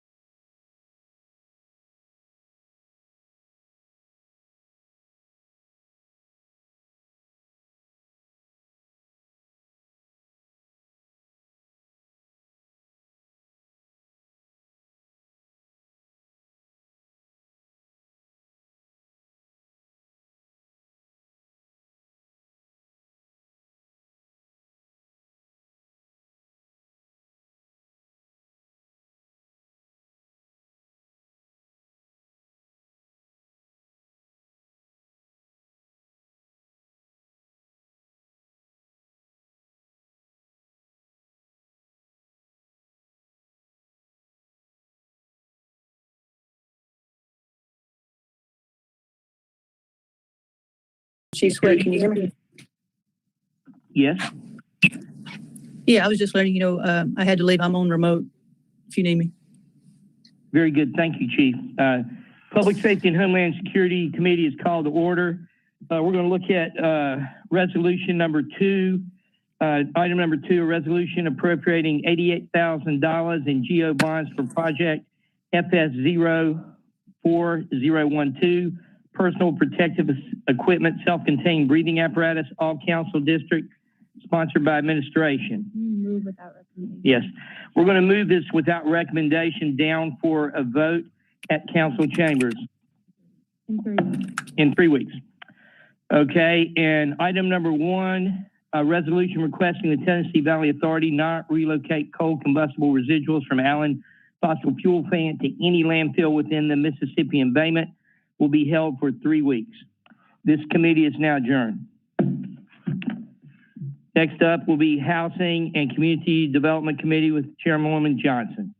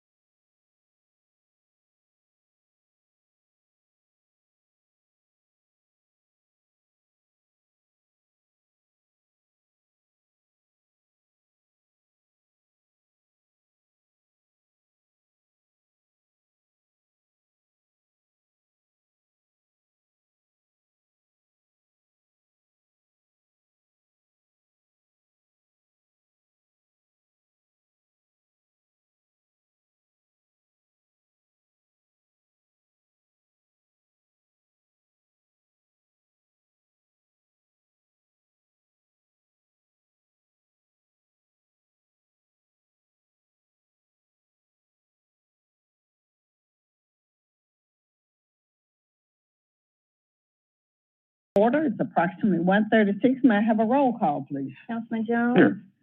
Chair Johnson? Present. We have one item on the agenda. It's a resolution authorizing the amendment of fiscal year 2022 operating budget by accepting the appropriations and allocations of conference sponsorship, donations, and the registration and exhibit fees for 2021. A taste of Memphis at the Liberty Bowl in the amount of approximately $20,000. In the submission of all required documents to collect, obligate, and expend conference revenues. Affects all council districts, sponsored by administration. Ms. Cash, or are you here to speak, or who's going to speak? I'll speak very briefly. I think I've heard enough of me. Ashley Cash, HCD Director. Oh, I'll move it. It's been moved. A second, thank you. Thank you. 110 Plantation Woods Cove, 38018. I will introduce Ms. Joyce Cox, who runs our Office of Neighborhood Engagement, to talk about Taste of Memphis. Good afternoon. Good afternoon. I am Joyce Cox, and it is a Taste of Memphis time. And that's where we give our neighborhood organizations 1 table, 2 chairs, and 4 hours just to celebrate their greatness. We did have a presentation. It's just something simple. Is it brief? Yes, very brief. Sure. Go for it. Thank you, Andy. Never mind. We can walk through it. Okay. You should have received a booklet. We sent it to all the council, and we also supplied a face mask. Yeah. Good. So we would hope that you guys will come out, and it is this Thursday night from 5 to 10 o'clock p.m. We'll have all kind of entertainment.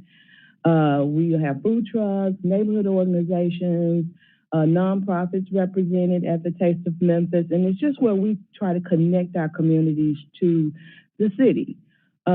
one of the things that we understand is that we can't do this alone, and let's make Memphis a better city. So we have to connect with the community, and that's the total objective of what we're doing. So that's my presentation. What's parking like? I'm sorry? Parking. Is parking available? Will be enough parking? Yes, ma'am. We're going to be parking on the north side of the stadium, and it actually will be on the Liberty Bowl. The stage will be on the 50-yard line. Yes, and each one of the booths will be socially distanced. We're debating maybe 10 to 12 feet apart. We'll have, we strategically placed hand sanitation stations in the park. Also, we will be giving away free vaccinations. Oh. Yeah, so we're really excited about it because we're getting back together. And our theme this year is overcoming obstacles together.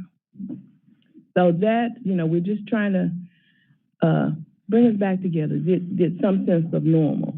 I guess all of this is being placed on social media? Yes, ma'am.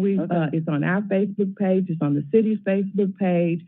We've done a couple of, we were on the Bev Johnson show yesterday. Yeah. We've been on Live at 9. We're going to do some other things before the show.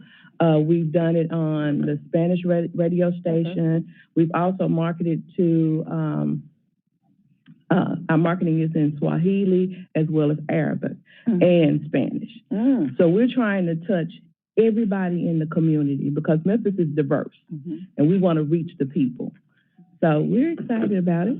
So she wants to know, are you doing testing as well? Yes, yes. Be testing? No, I'm sorry. Just a shot. Yes, just a shot, yeah.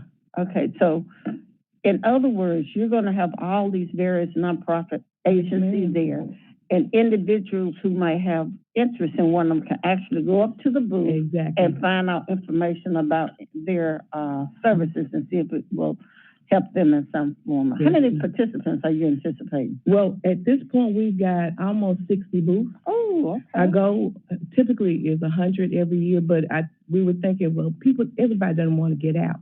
Oh, and we'll also be streaming it live. Okay. Yeah, so on Facebook and YouTube. We have a friendly neighborhood competition. We have the neighborhood watch coordinators that, especially around the neighborhoods, they judge the booth, and we have first, second, and third prize. Okay. Also, we do an art contest with the children.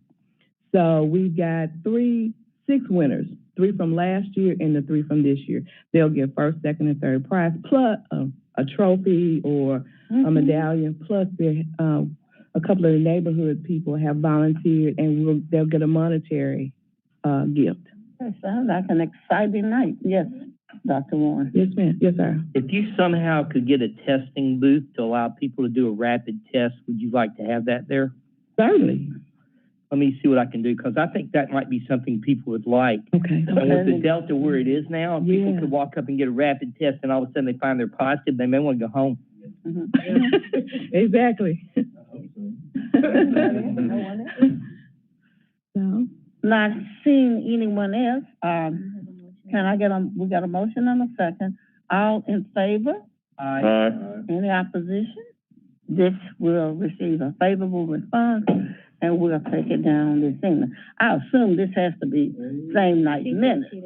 It can be the next meeting. Even though, is this coming Thursday? Yes, because we're still getting sponsorships in. Okay, fantastic. Yeah.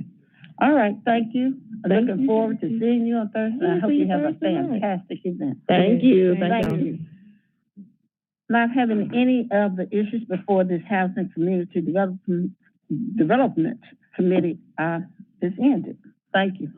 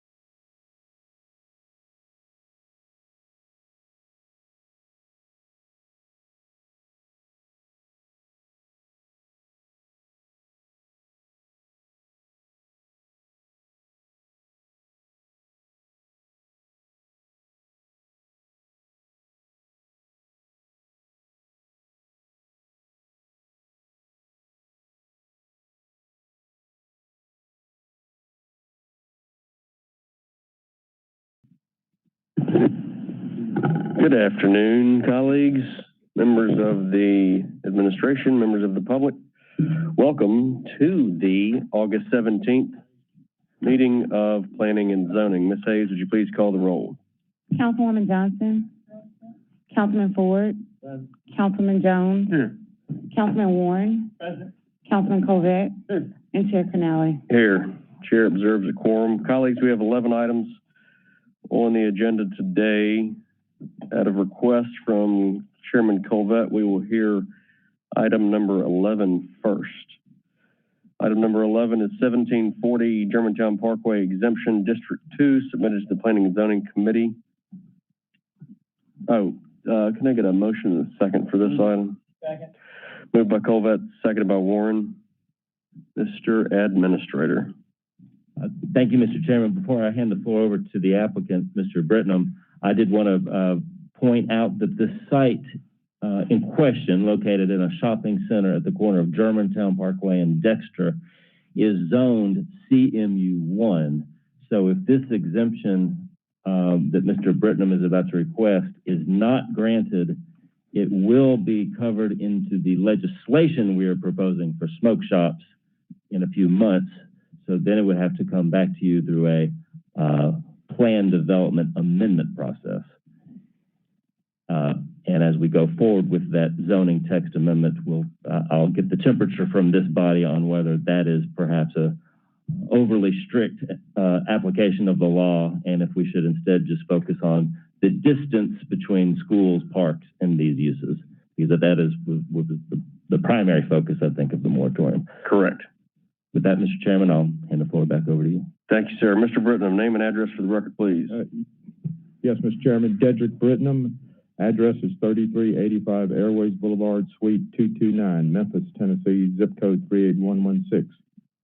It's all yours, sir. Take it away. Yes, thank you, Mr. Chairman. This is a petition for exception to the smoke shop moratorium. And I have submitted to all of you, I believe, the documentation that supports the request for the exception. And the moratorium, as I understand it, focuses on the distances between residential and schools. And if you'll look at the petition on the second page, we have the distances and the first whereas clause on the second page of the petition. The site is approximately 3,195 feet to the north of Germantown Parkway, which is the closest school. And then it's approximately 435 feet to the southeast, with commercial uses in between for neighborhoods. So, and I would like to point out that my client, Mr. Alcabas, has started this process in February of this year. That's when he signed the lease, and he has expended over $100,000 on the lease payments, build out, showcases, fixtures, fees, and inventory at this location. So, and this is his only means of income for him and his family. He has an extended family, so we think it's justified that he be granted an exception. Thank you. Yes, sir. Colleagues, questions? Chairman Covette. Thank you, Mr. Chairman. Colleagues, this is in my district. I've had an opportunity to visit with the owners, and I feel that this case is acceptable in terms of going through regardless of the moratorium. Thank you very much. No questions? Colleagues, any other questions? Oh. You want same night minutes, Mr. Britnam? Yes, please. All right, without objection. Colleagues, I am also aware of this case, and I think that it merits an exemption. I will be voting in favor. All right, ready to vote? All those in favor signify by saying aye. Aye. I'm also an aye. Any objections? No votes? Chair observes that the ayes have it. Colleagues, item number 1. Thank you, Mr. Chairman. Thank you, Mr. Britnam. Item number 1, PD 21-037, 51 St. Paul Avenue. This case will be withdrawn during our regular meeting at 3:30. Item number 2, colleagues, PD 21-05, 1506 Drew Road. At the request of Councilman Ford and Ms. Salamina Baser, this item will be held until the October 5th meeting. Without objection? All right. And colleagues, we're going to hear item 3, 9, and 10 together since they are all intermingled. Item 3 is PD 21-20, 3535 Central Avenue. Can I get a motion and a second, please? Moved by Warren, seconded by Morgan. Mr. Administrator. Thank you, Mr. Chairman. As you mentioned, these three cases are related to each other, and I'll hand the floor over to our project manager for this case, Jeffrey Pensis. Jeffrey Pensis, Division of Plan and Development. So this project site is 3535 Central Avenue at the southwest corner of Central Avenue and Highland. And next slide, please. So as you can see, this is in the University District neighborhood. And 125 notices were mailed out on June 22nd, 2021 for the Land Use Control Board meeting. Next slide, please. So this overlay map on the right, one of the companion cases is RC 21-05, and it's essentially to delete the residential corridor restriction that is on part of this property, because essentially that would only allow residential uses, as where this request is for mixed-use plan development, as a hotel, apartments, and office uses. And one of the other companion cases is the Z21-05, which is a rezoning from the residential urban 3 district to the residential single-family 6 district. That is because the University District overlay does not allow plan developments in the R3 district, but it does in the R6. Next slide, please.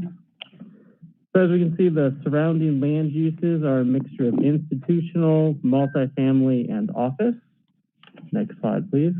These are just some views of the subject property from Central Avenue, looking south. Next slide, please. Oh, okay. So this is the concept. Okay, these are just some views from the subject property from the corner of Central and Highland, and also from Highland Avenue. Next slide, please. So this is the concept plan. At the northwest corner is where the hotel will be situated. And then the eastern half is a mixture of the parking garage, apartments, and office uses. Next slide, please. And this is just the landscape plan showing the site improvements that they're going to be making. Next slide, please. This is the conceptual rendering. Next slide, please. So this is consistent with the goals of the Memphis 3.0 concept plan, as this is located within the anchor neighborhood urban, and the request meets the criteria for height, form, and it's adjacent to the University of Memphis, which is a city-wide anchor. And in addition, this proposed development promotes infill development that is contextually compatible and intensifies this area within walking distance to the university. Therefore, it's consistent. Next slide, please. So essentially, the proposed high-quality mixed-use infill development would contribute to the revitalization of the university district and further showcase economic development within this neighborhood. And next slide, please. With that, the Division of Plan Development and the Land Use Control Board unanimously recommended approval with outline plan conditions. Thank you, Mr. Chairman. Thank you, sir. Mr. Britnam, would you like to speak on this case? Yes, Mr. Chairman, thank you. I did see Councilman Warren. I'll hold my question. We'll get questions after you speak, Mr. Britnam. Yes, I would like to make a few points about the case. I will say thank you to the Division of Planning and Development. Now, I will tell you that this particular development will be a 115-room hotel. It has about 35,000 square feet of meeting space and office space, and it will have also 75 residential units, as well as indoor parking, structured parking, as well as surface parking. And before I forget, I want to introduce the project team. We have members of the project team here. My client is Mr. Bob Berry with Babaloo LLC, right here. We have Mr. Scott Fleming, who is the architect on the case. The civil engineer and landscaping was Kimley Horn. Integrated Land Solutions is the land planning, and I believe y'all know Mr. Brady. All right. And Dr. Martin Lipinski was the traffic consultant on the case. Younger and Associates was developed the economic impact. So that was the all-star development team that participated in putting this plan together. If you will go through the slideshow that, the deck that I set out to you, that will have some renderings of the project and the hotel. If you have any questions about those renderings, I'm willing to answer those questions. And we have all the professionals here that can answer any technical questions or design questions that you may have as well. I would like to point out the slide deck that shows all the multi-story buildings in the area.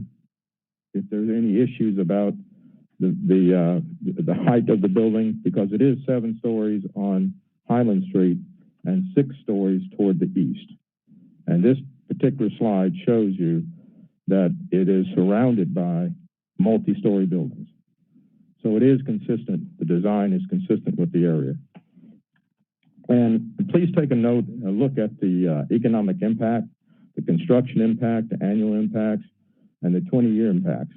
This is a very important slide, which means direct jobs and direct wages and taxes for Memphis and Shelby County. With that said, I ask that you approve the case, and Mr. Berry is here if you want to ask him any questions, and he's prepared to answer any questions you may have. Thank you, Mr. Britton. Colleagues, questions? Dr. Warren. Yes, just a few specifics. I'm wondering, what does the sidewalk situation look like? That's a very sort of busy corner, and I'm expecting you're going to see a lot more foot traffic there. How does the sidewalk, how large is that sidewalk? Is it what you would expect on a city sidewalk in New York, or is it going to be a standard Memphis sidewalk? Thank you, Councilman Warren. This is Mr. Richard Wiggs. He's one of the architects on the case. So we're proposing to widen that sidewalk setback to about 14 feet, protect the first 5 feet against Highland and Central with raised planter beds. So we've got some separation between pedestrians and vehicles. And then, of course, do the regular street trees intervention. Will there be like bicycle parking or anything there at the building, or any place where people could actually ride a bike there if they wanted to come to your restaurant or your businesses? Yes, so all of the parking for the project is actually accessed from around the backside, since neither Central nor Highland allows street parking at that location. But we are providing both the car parking that you've already seen in the plan, as well as bicycle parking for the project. Yeah. That upper area, that balcony up above, is that like off a restaurant, or is that open to public, or is that a private balcony? It's a restaurant. So the restaurant bar up there? Related to the hotel, yeah. Yeah, I mean, it looks pretty cool. It should be. Okay, the other question is, on the apartments or dwelling places you have there, how many 2 bedrooms, how many 3 bedrooms? Are these all 1 bedroom, sort of designed for U of M students, or is this going to be a family or retiree type of facility? The exact economic targets are still a little bit in flux. The total overall count for bedrooms for the project, I think, is 90, what was submitted to the Land Use Control Board. So we're still looking at the balance between 1 bedrooms. We also look at some townhouse units. But the target for the project is really not student housing. We're gunning for a different market segment than that. Okay, so this would be like, but you're 75 units, you said? Correct. Okay, so maximum, 15 units of 2 bedrooms, or that sounds at 90? plausible. Okay. And the parking, can you tell me a little bit more about your parking and the numbers that you'll have in there? Because you've got, 130 hotel rooms and 75 units, and how many businesses? Yeah. So we're currently showing, like I said, 75 1-bedroom apartments, about 35,000 square feet combined between office and meeting space, and 105 hotel rooms. Right now, we've got 2 separated parking levels. Each one have approximately 110, 115 spaces, depending on what else goes on in that level. There's also 46 spaces at grade in the little dog leg of the site that reaches out towards the south, which gives us a total of 272 spaces. If you ran the calculations straight out of the UDC, we end up at 267 required. Okay, and that back lot is going to be sort of facing, I guess, that Wesley Manor that's back there, or Wesley Terrace that you're going to be facing, the nursing home? That's the bulk of that property, yes. Okay, is there any sort of streetscaping on the back part of that parking lot, or as far as landscaping that you've got in your plans now? Yes, if you'll refer to that handout slides, I want to say the third slide indicates the screening. It's got a series of 1, 2, 3. It's actually slide number 4.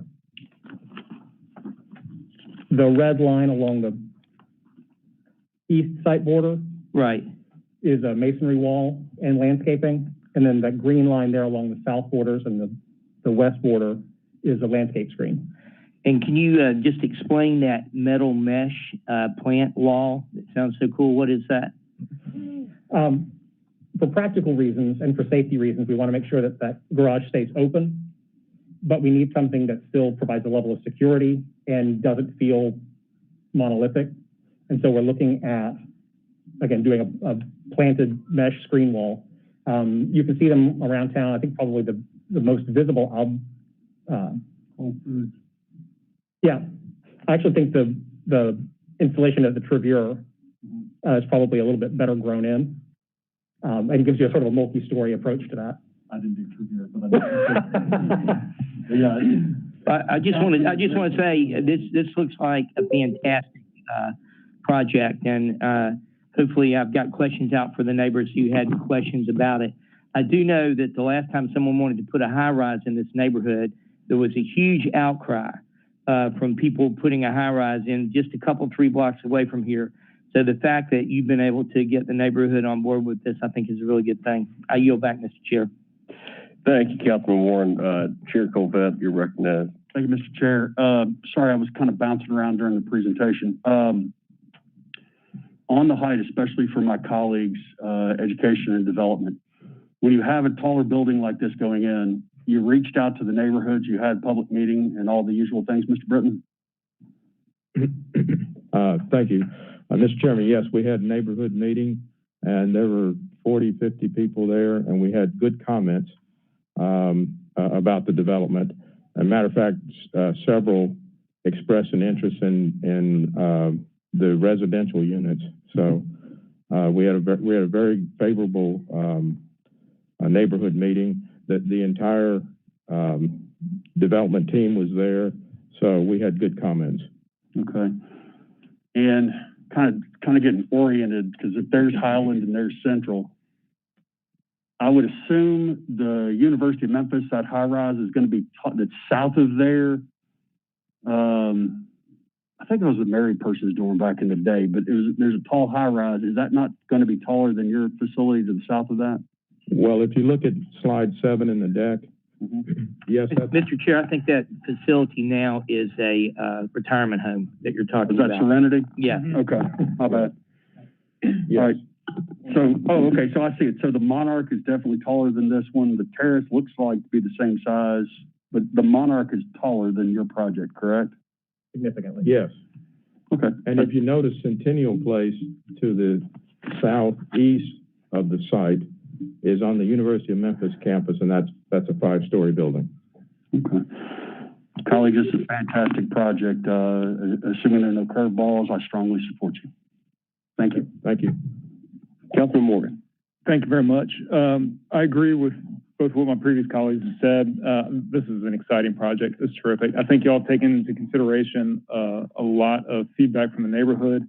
One of the concerns I had was about ingress, egress of traffic with that Central and Highland location. I've been through that intersection every day of my life that I've lived in Memphis, just about. Knew it well. It can get jammed up there, but I think y'all have made adequate planning around ingress, egress, and working with our engineering department to do that. So it won't negatively impact the use of the street, and traffic's going to go up. I mean, this is a great project. This is something that's exciting for the area and for Memphis. Now that I'm thinking about it, I might recommend some of those bollards on the corner as well, more than just a little planter, because that church, once every year, every 2 years, there's a car that goes flying through that wall. It's a 50-50 chance right now that there are bricks broken down. It just takes them a while to repair it sometimes. So do what you have to do to make the necessary protections. But thank you all again for the investment in Memphis and for the vision on this. Very exciting. Thank you, Mr. Chair. Yes, sir. Councilwoman Johnson. Thank you, Chair, for the opportunity. Always. First of all, thank you for the presentation. What classification of a hotel are we looking at here? Make sure we understand what classification of a hotel are you building? We haven't decided on any. Mr. Berry, would you give your name and address for the record, please, sir? Bob Berry. I live at 376 Terrell Lane, right down the street from this project.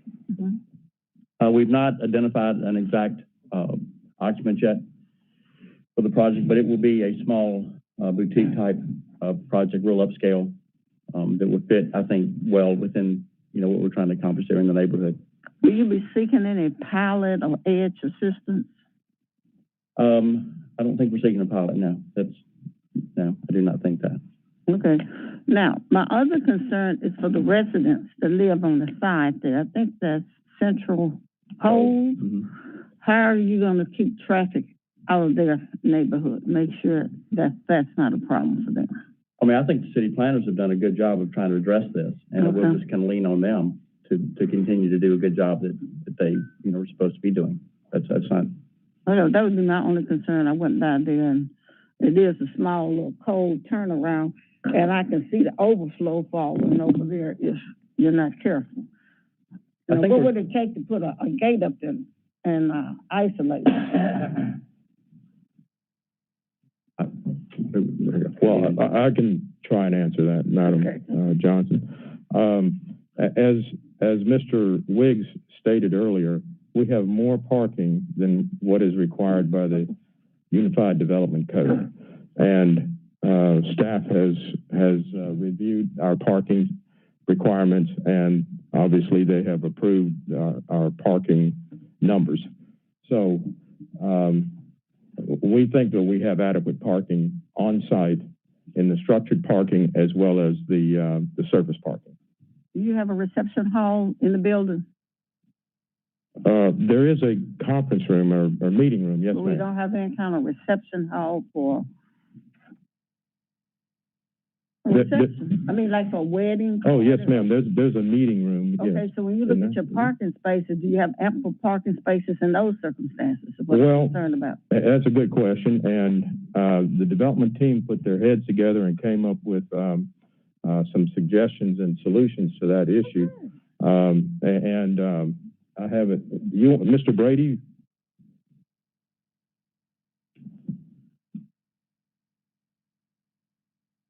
Corey Brady, 9967 Bentwood Creek Cove.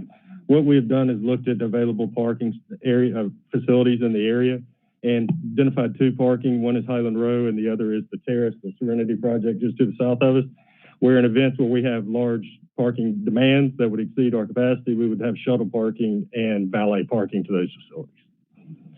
All right, those were my concerns. I thank you.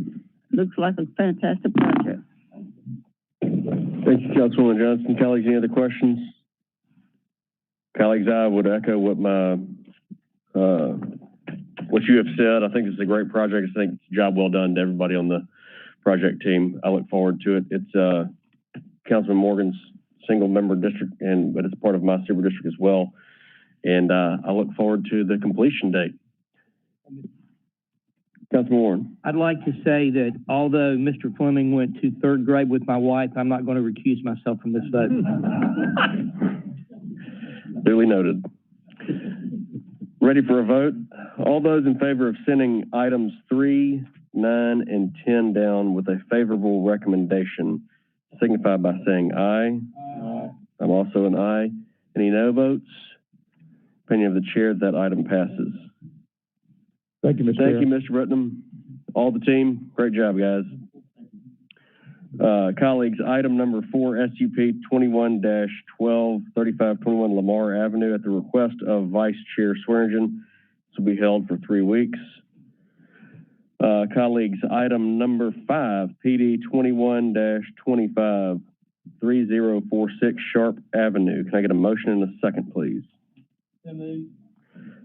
Moved by Warren, seconded by Ford. Mr. Administrator. Thank you, Mr. Chairman. I'd like to introduce Brett Davis, who serves as the project manager for this case. Thank you, Mr. Whitehead. Brett Davis, Planning and Development. This application, the case number PD 21-25, is a PD application, plan development application to allow a child care center. Next slide, please. So just some general information about the case. This is located at 3046 Sharp Avenue in Cherokee, just off Lamar in District 4, Super District 8, owned by Mr. Cedric Pete. The applicant today is Ms. Casey Hobson, represented by Mr. Smith to my side. The area is somewhere between 17 and 18,000 square feet. The zoning is residential urban 1, our duplex district, and it is on a corner lot. Next slide, please. This just shows you the location just inside the loop off Lamar in Cherokee. Next slide. Here is the zoning map. So you see it is zoned RU1. It's just off the Lamar corridor, recently downzoned by this body to CMU1. To its west is an office district, and to the south is an apartment zoning district. And on the next slide, we'll see some of that corroborated by the land use map. There is a child care center just to the west. That, however, is in an office zoning district. So the zoning code doesn't like to have child care centers too close to each other if they're both in a residential district, but that is not the case here because that one to the west is in an office district. You see it's mostly single family lots to the north, and it is coded itself blue for civic because until 2 or 3 years ago or so, it was already a daycare center. This application or this site came before this body in 1996 for a special use permit for a daycare center.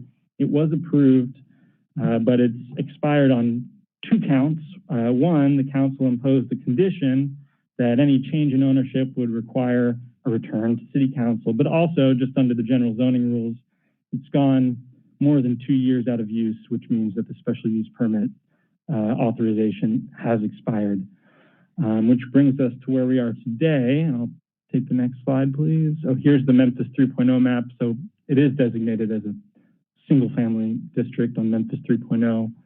Next slide. Some photographs of the house, or what was built as a house in 1950. Again, it's been operated as a daycare center for about 2 decades. Next slide. Here is the proposed site plan. So there is an expansion proposed. That rectangle on the east is the existing structure, and then the rectangle on the west is the proposed addition. That would not be allowed without your permission because the underlying subdivision has 30-foot setbacks. So this would bring it down to 20 feet. So you would be approving that authorization. Next slide. So the 2 main issues are the use. It's not permitted by right in the zoning district, but also the lot size. So the zoning code requires that if you want to put a child care center in a residential district, you need to have at least 20,000 square feet, which is the same standard we have for churches, for example.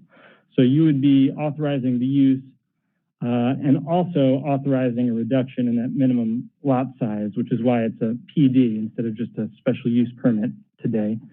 You would be authorizing that expansion.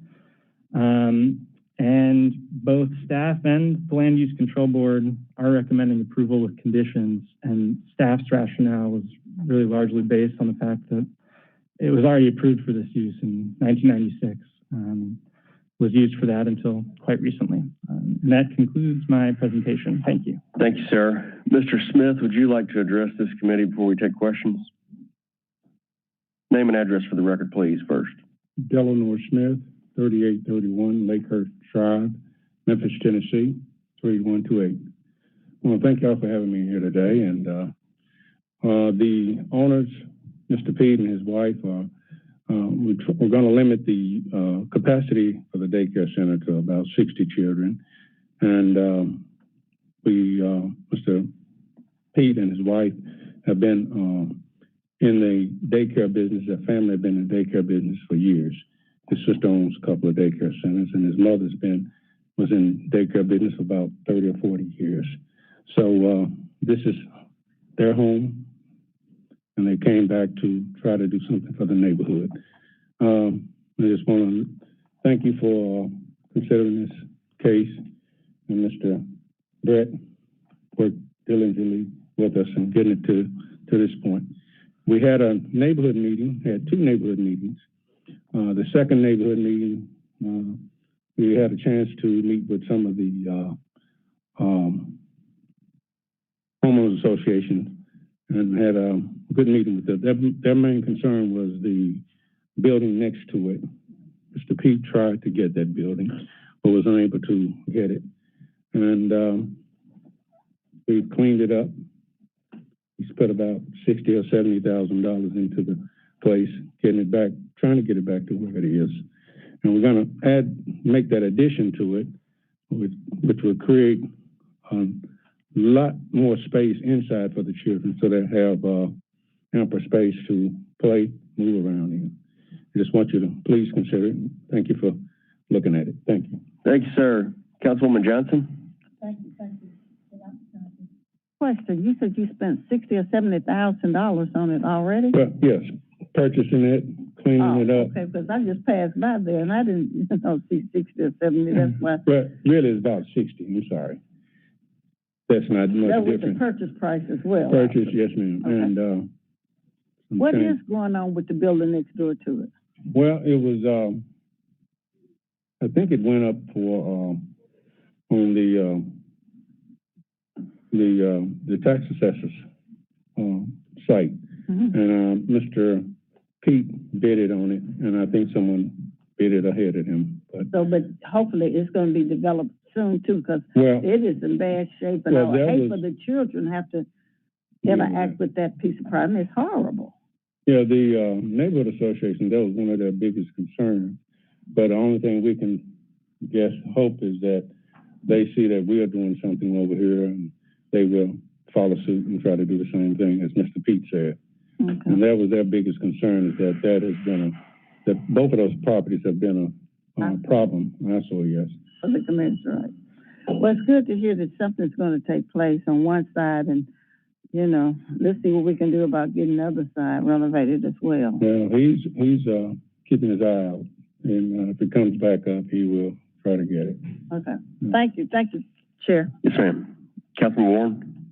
Yes, a couple questions. One, does anyone have any idea who bought that other piece of property? Do we have any of that information?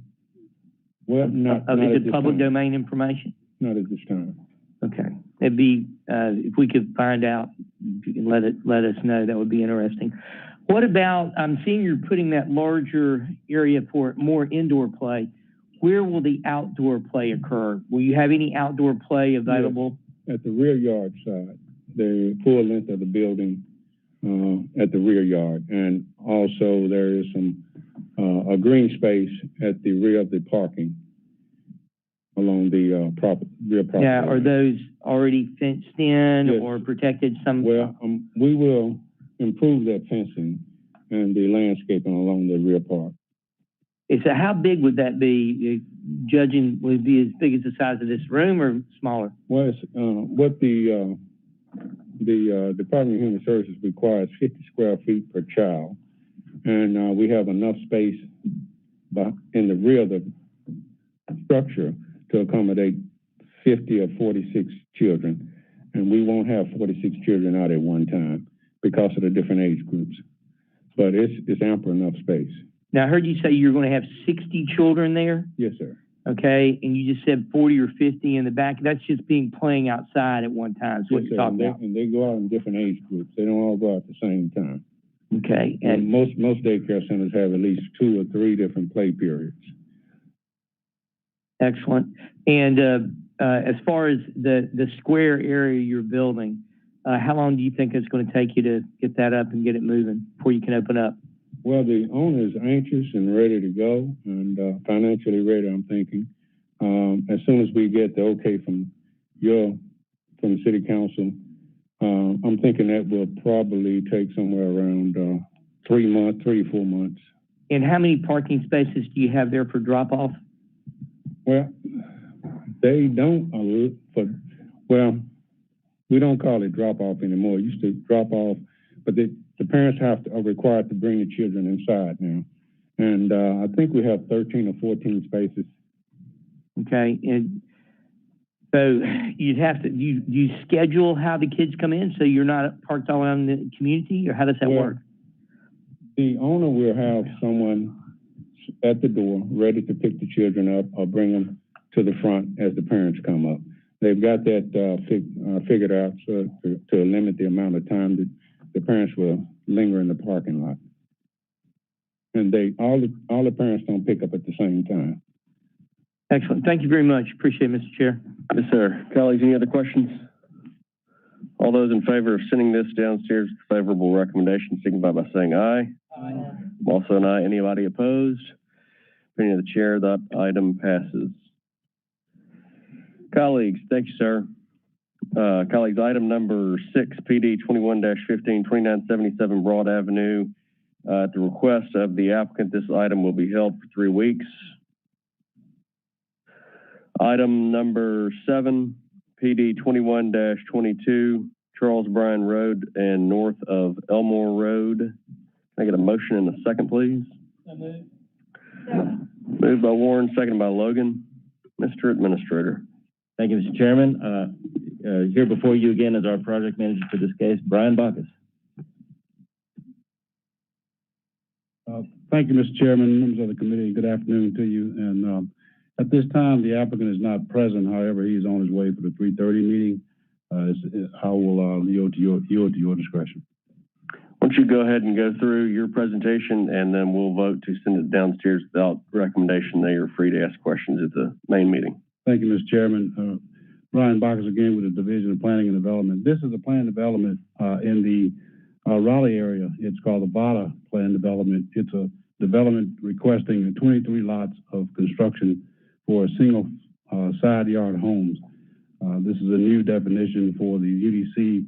In essence, it's a zero lot line development. Next slide, please.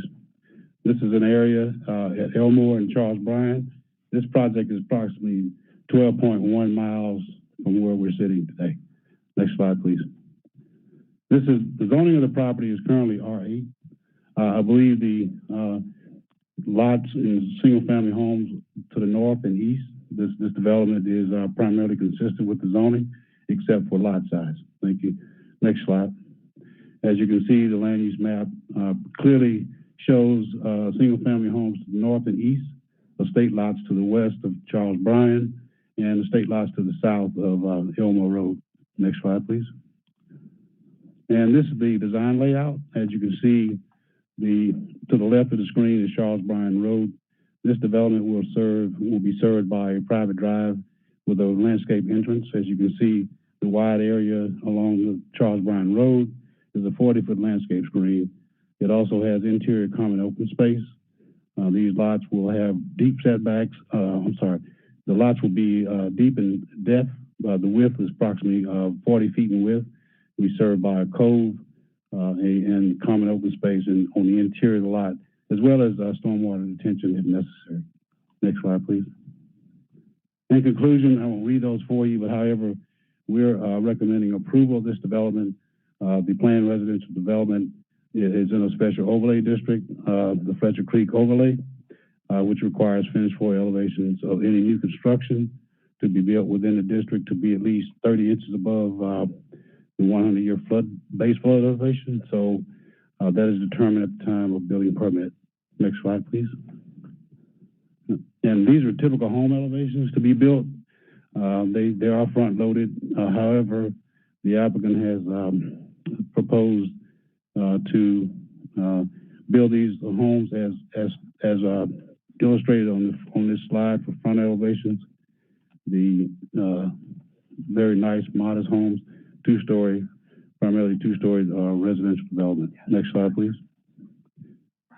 This development is, this was an amendment that we included in the resolution. The Land Use Control Board forwarded this amendment to you regarding garage placements.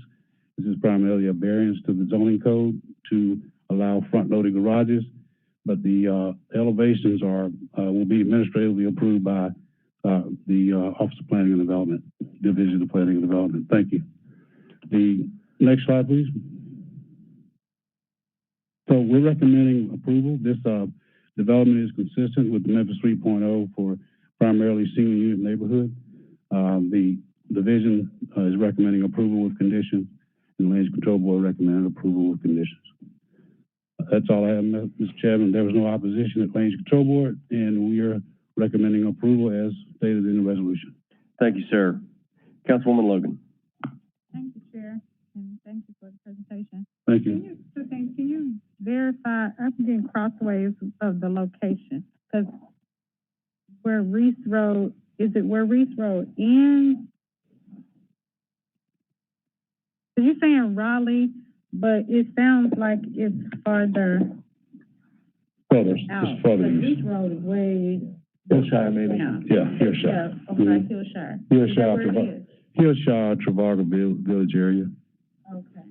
It's east of Whitman, east of, what is it? Summer. Okay. Raleigh East. Yeah. Raleigh East, yeah. It's in Raleigh for sure. And the second thing is, did you say that they could put the garages on the side or the back? With the lot widths, I doubt very seriously if they could put the garages in the rear. However, they could set them back from the front facade of the home. And They do.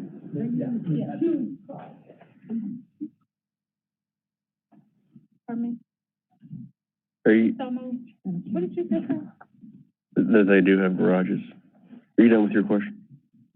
I asked if they be on the side or the back. yes, my question. Go ahead, Mr. Box, but any other questions that may pertain to the applicant, why don't we wait till 3:30? And if he's not present at 3:30, we will not vote on this item. But, Okay, Councilwoman Johnson? Thank you for the presentation. thank you. Now, I'm looking at your renderings, elevations. Are those two-car garages? Yes, ma'am, they appear to be. All of them? Now, those are typical. They may not, some may not require garages, and some may require carports. Well, garage or two carport, but you need something because the streets are gonna be too narrow. And if you go out there and they have guests or something coming, they're gonna be all on top of each other and everybody has 4 cars to a household. I would just think that a 2-car garage would be mandatory, in my opinion. All right, Councilwoman Johnson, if you'll reserve that question for the applicant at 3:30. I will, so thank you. Councilman Warren, Yeah, followed by Councilman Carlisle. My question was, to do with the garages also.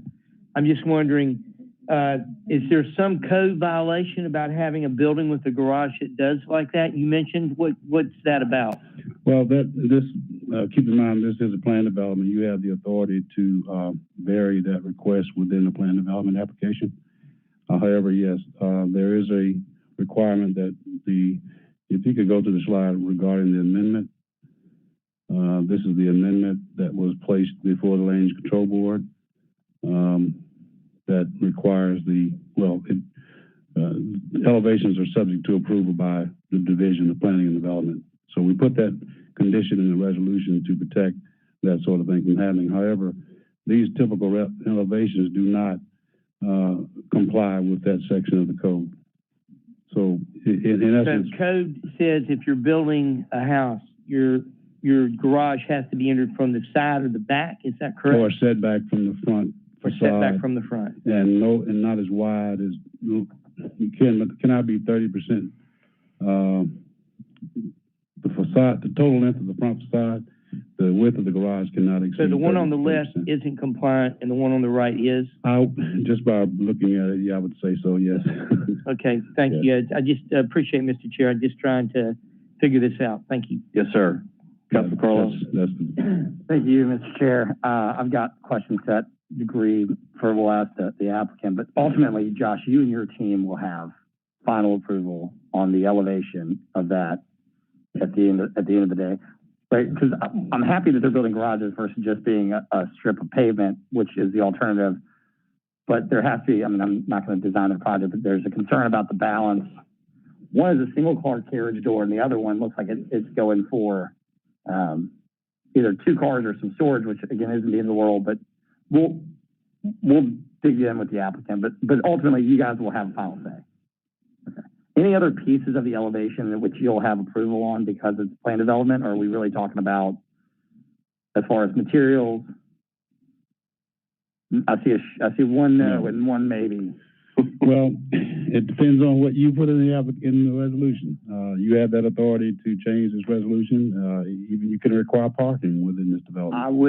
I would recommend to my colleague from the single member district that she get with the applicant and figure out what the design of a lot of these will look like, and then perhaps maybe get with the administrator and see if they'll implement some design standards for this plan development. But it's very exciting that they're going to want to invest money into this neighborhood and build a plan development, but certainly would want to probably understand what that looks like. I would think.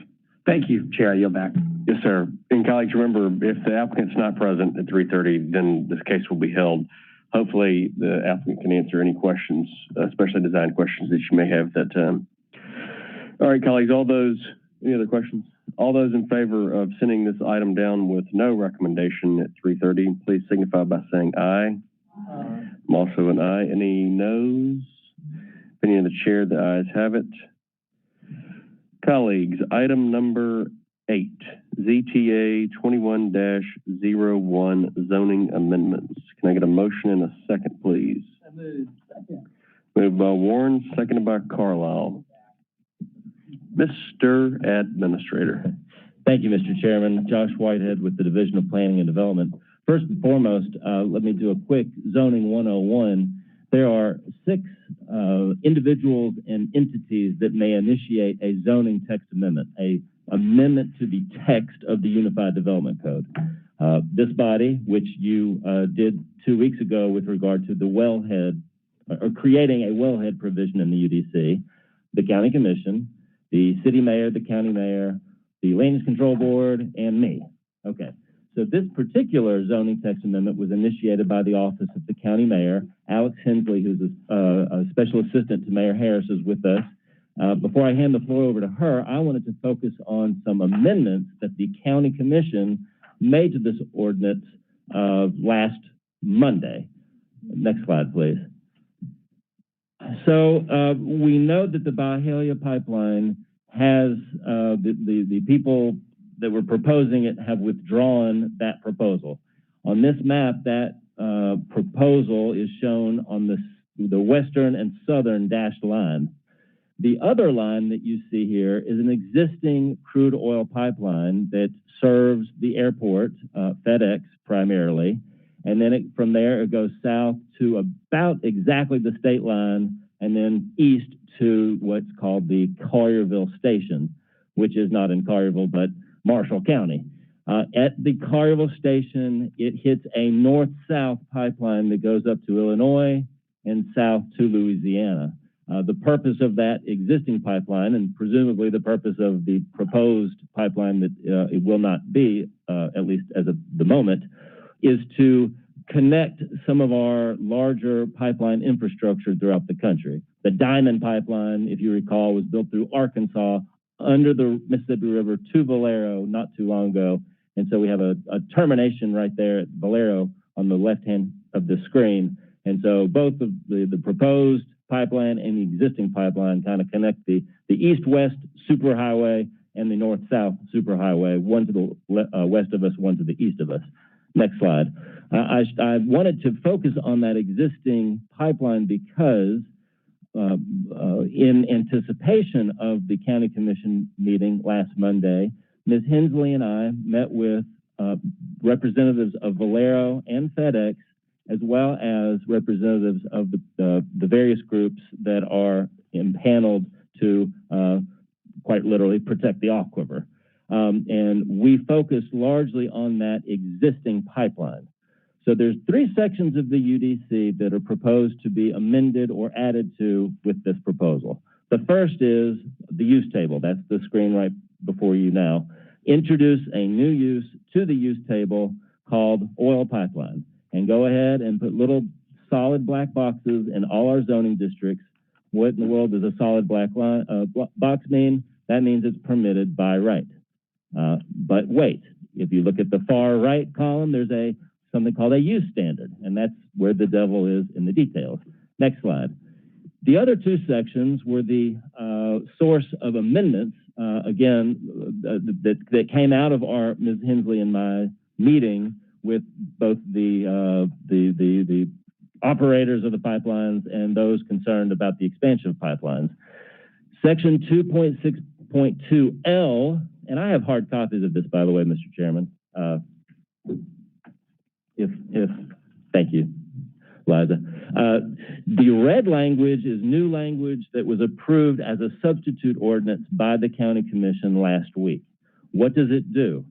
It protects, first of all, states that if you're an existing oil pipeline in the ground today, you may be maintained, you may be repaired and replaced, like for like, width for width, forevermore. So you are not only you're a non-conforming use, and you can continue again to repair, replace, and maintain that existing line. The second paragraph, and that is completely new language. The black language is in the existing ordinance that's before you. Red is new again. The second language under that subsection, the second paragraph of language, it stipulates that we are not addressing pipelines completely within the quote-unquote fence line of an existing terminal. So your terminal at Valero, if they need to make modifications to the many pipelines that may exist underneath their existing terminal, they may do so without any regard to this section of the UDC. And finally, the third paragraph was meant to address the rights of way that may have been purchased for future pipelines, that they could be pursued through the special exception process rather than the variance process. What in the world is the difference between those two? Special exceptions are one of our more nimble application forms. In this case, a new pipeline operator would file with the Division of Planning and Development a special exception to go to the Land Use Control Board, and that decision would be final unless appealed to the City Council. Traditionally, special exceptions are used for things that, if they're controversial, they get appealed. If they're not, and they stay put. But you would, as a new pipeline operator, only go through that process if you found yourself, next slide, Ms. Hayes, within 1,500 feet of one of our protected land uses. Those are protected land uses found throughout the code, single-family residential places, parks, schools, etc. And so going back one slide, and so on this map, red means you're within 1,500 feet of all those things. You'd have to go to the special exception process. Not red means you would be able to do it by right. The final section is the definition section, and we wanted to make sure that when we were talking about an oil pipeline, we were talking about crude oil pipeline used for the transportation of crude oil from one point to another. And so we wordsmithed that definition. Again, Mr. Chairman, this was sponsored by Commissioner Brooks across the street. He was the chairing the meeting in which we all attended. He ushered it to the full commission Monday, and it was approved, I believe, without any dissent. With that, Mr. Chairman, Ms. Hensley is here to fill in whatever gaps, large or small, I may have left. Ms. Hensley, name and address for the record, please, and after that, the floor is yours. Sure. Thank you, Chairman. I'm Alex Hensley, Special Assistant to Shelby County Mayor Lee Harris, and the address is 160 North Main.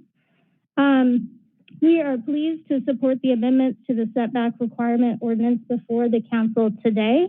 I want to thank this body for its leadership thus far to protect historic neighborhoods and to preserve a sense of place in Southwest Memphis. We hope to build off of the great work that you have already done in the long term through this ordinance. Before I share more about the why behind this ordinance, I'd like to share a bit about how we got here.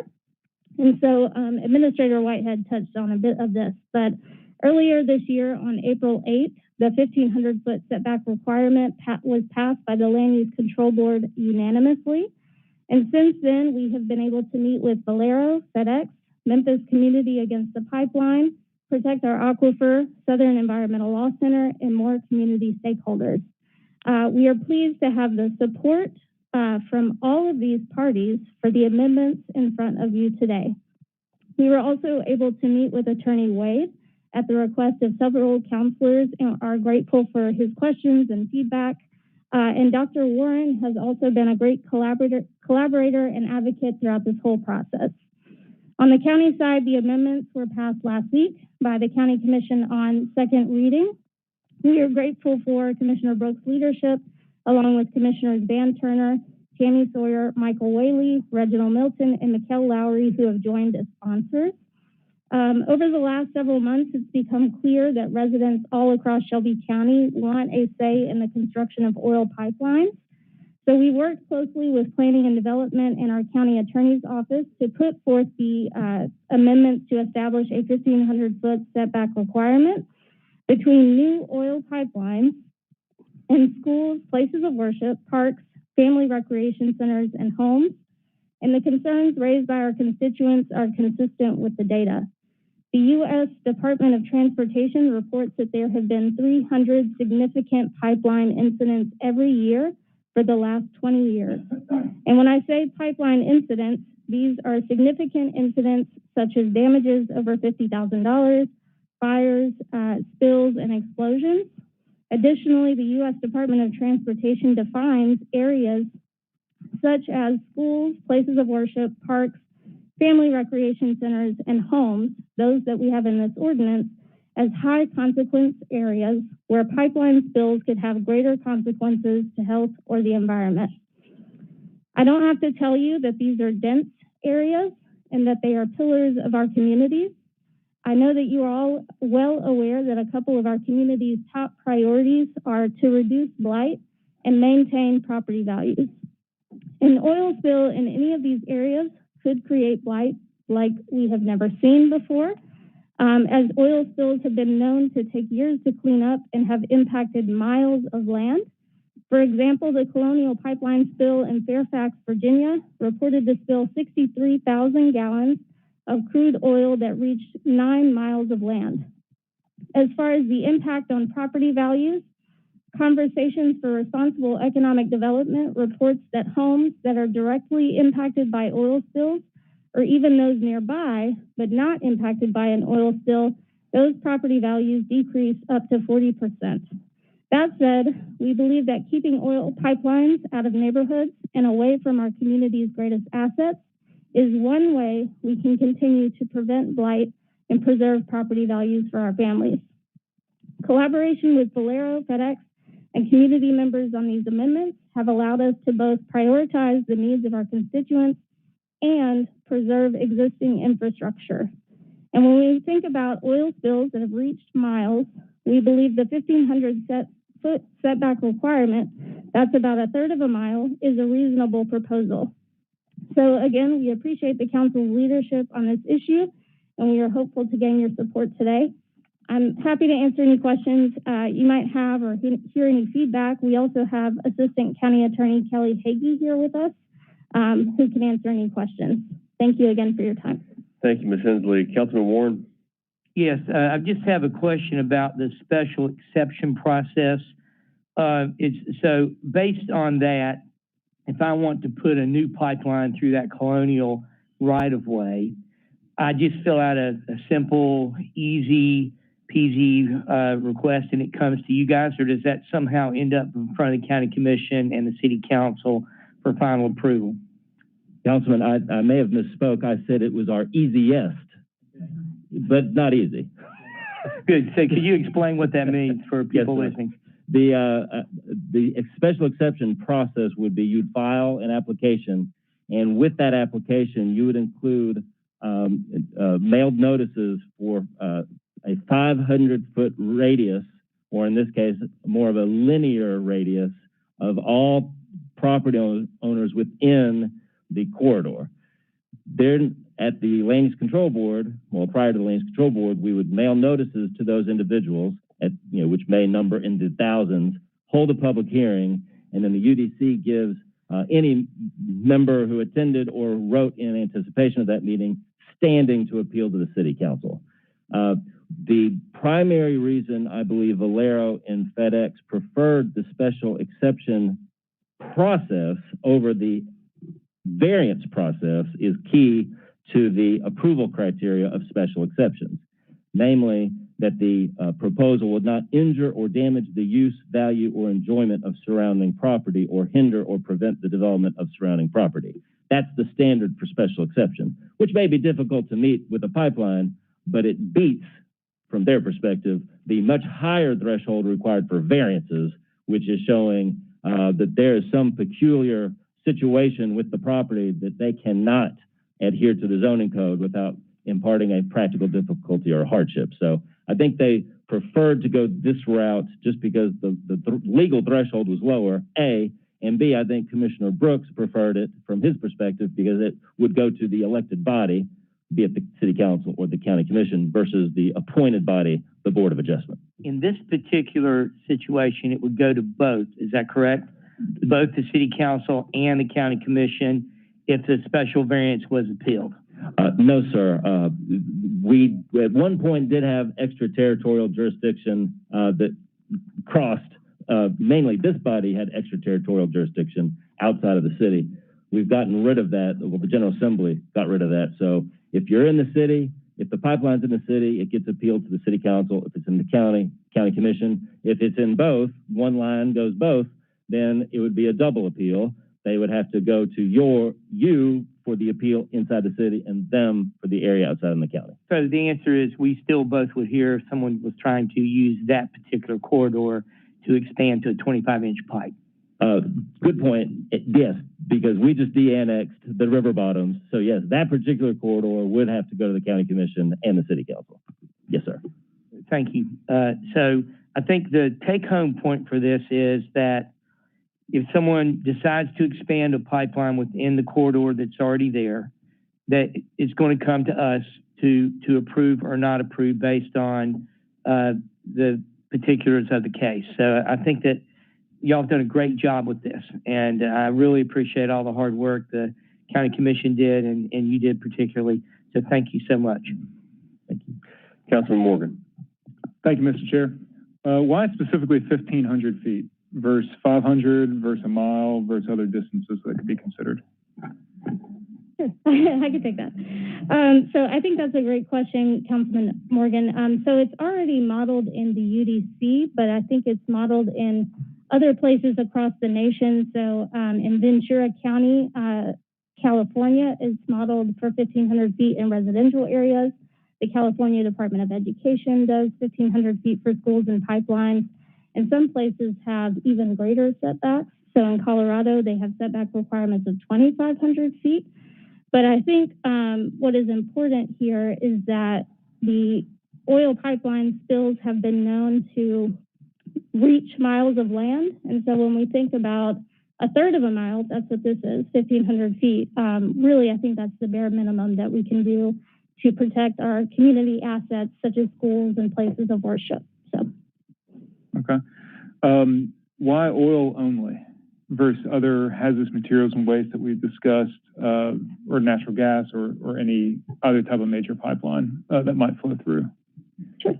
I think that's a great question. I think our community has specifically expressed concern about crude oil pipelines, and I'm sure I do not have to tell this body, the more that you expand what can what is governed, it is harder to do. So I think we wanted to narrowly focus on what our community has asked us to do.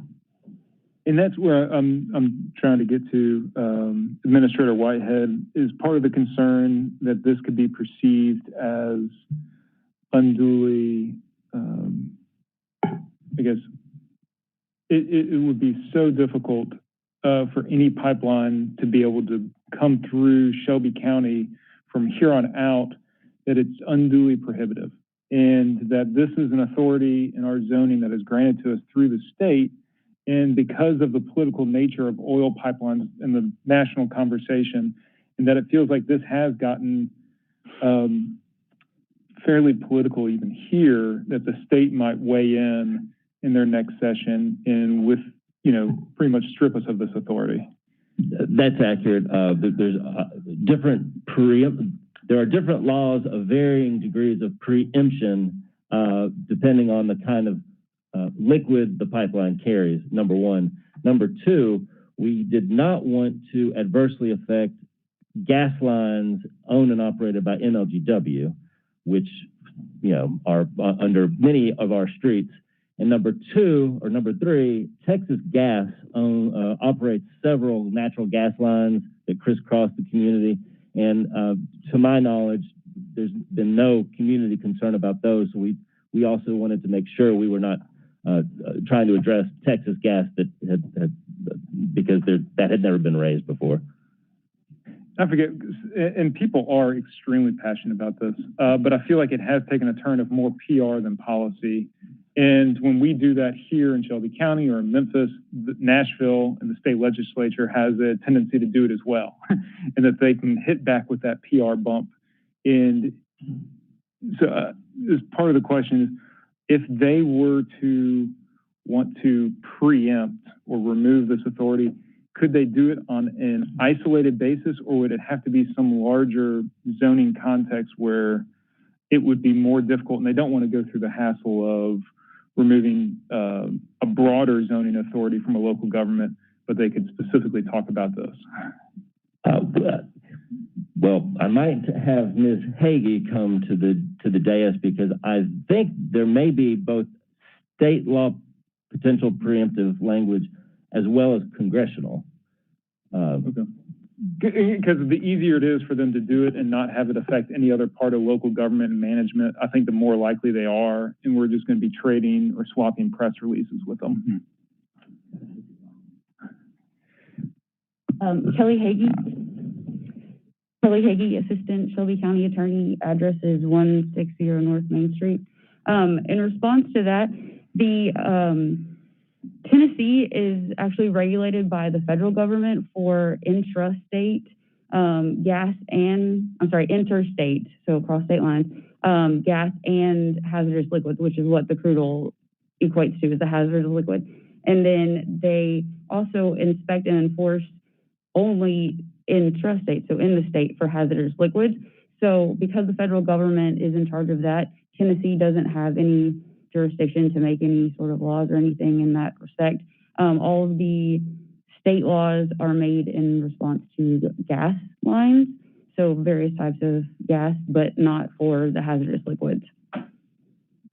Great. I did see that there was part of state law where it specifically said gas. What would prevent them from amending that to adding oil in there as well?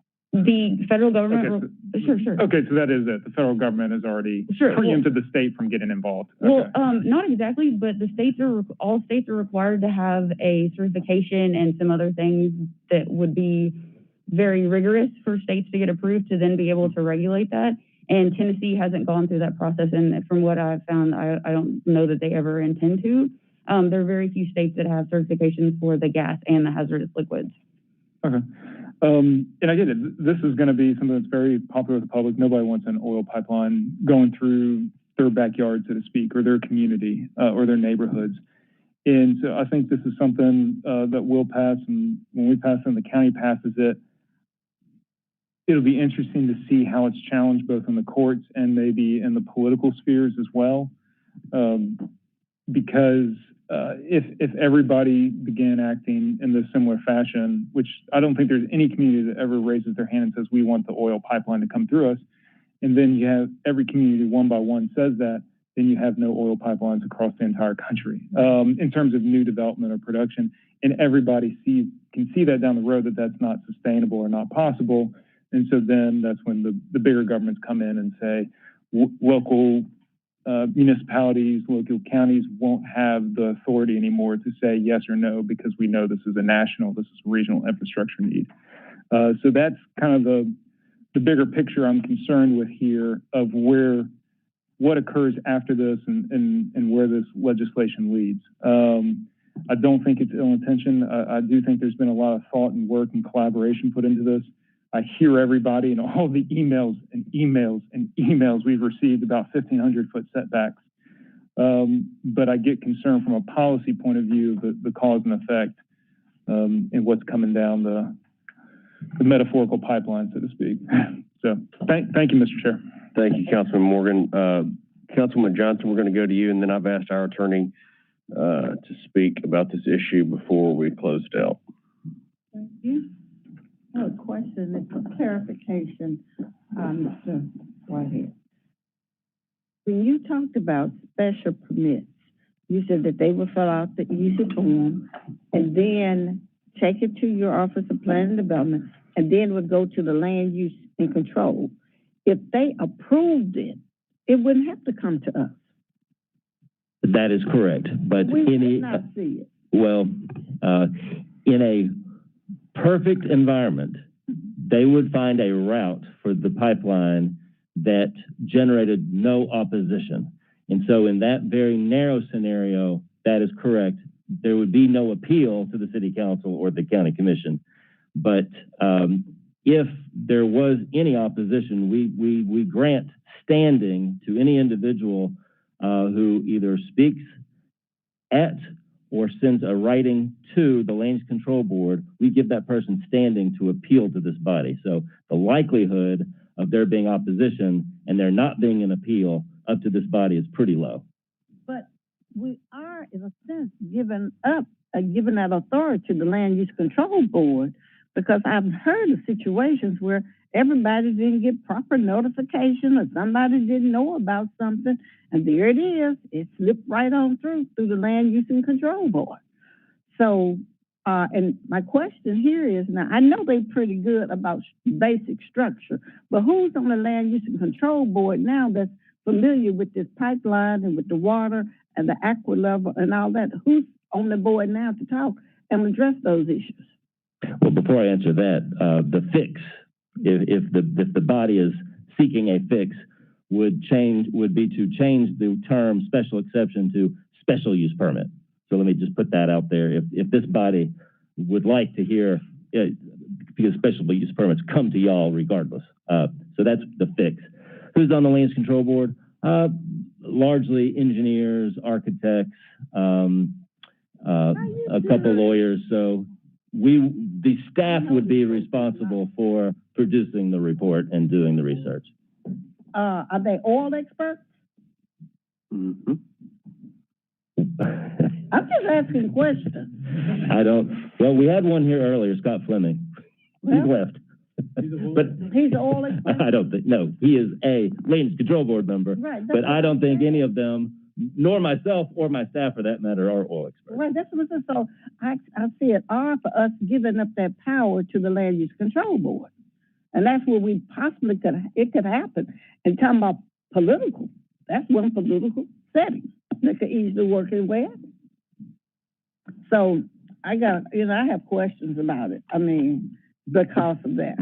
That board needs to be sent someplace else, in my opinion, but they're just not the level of expertise that we need to let it pass through.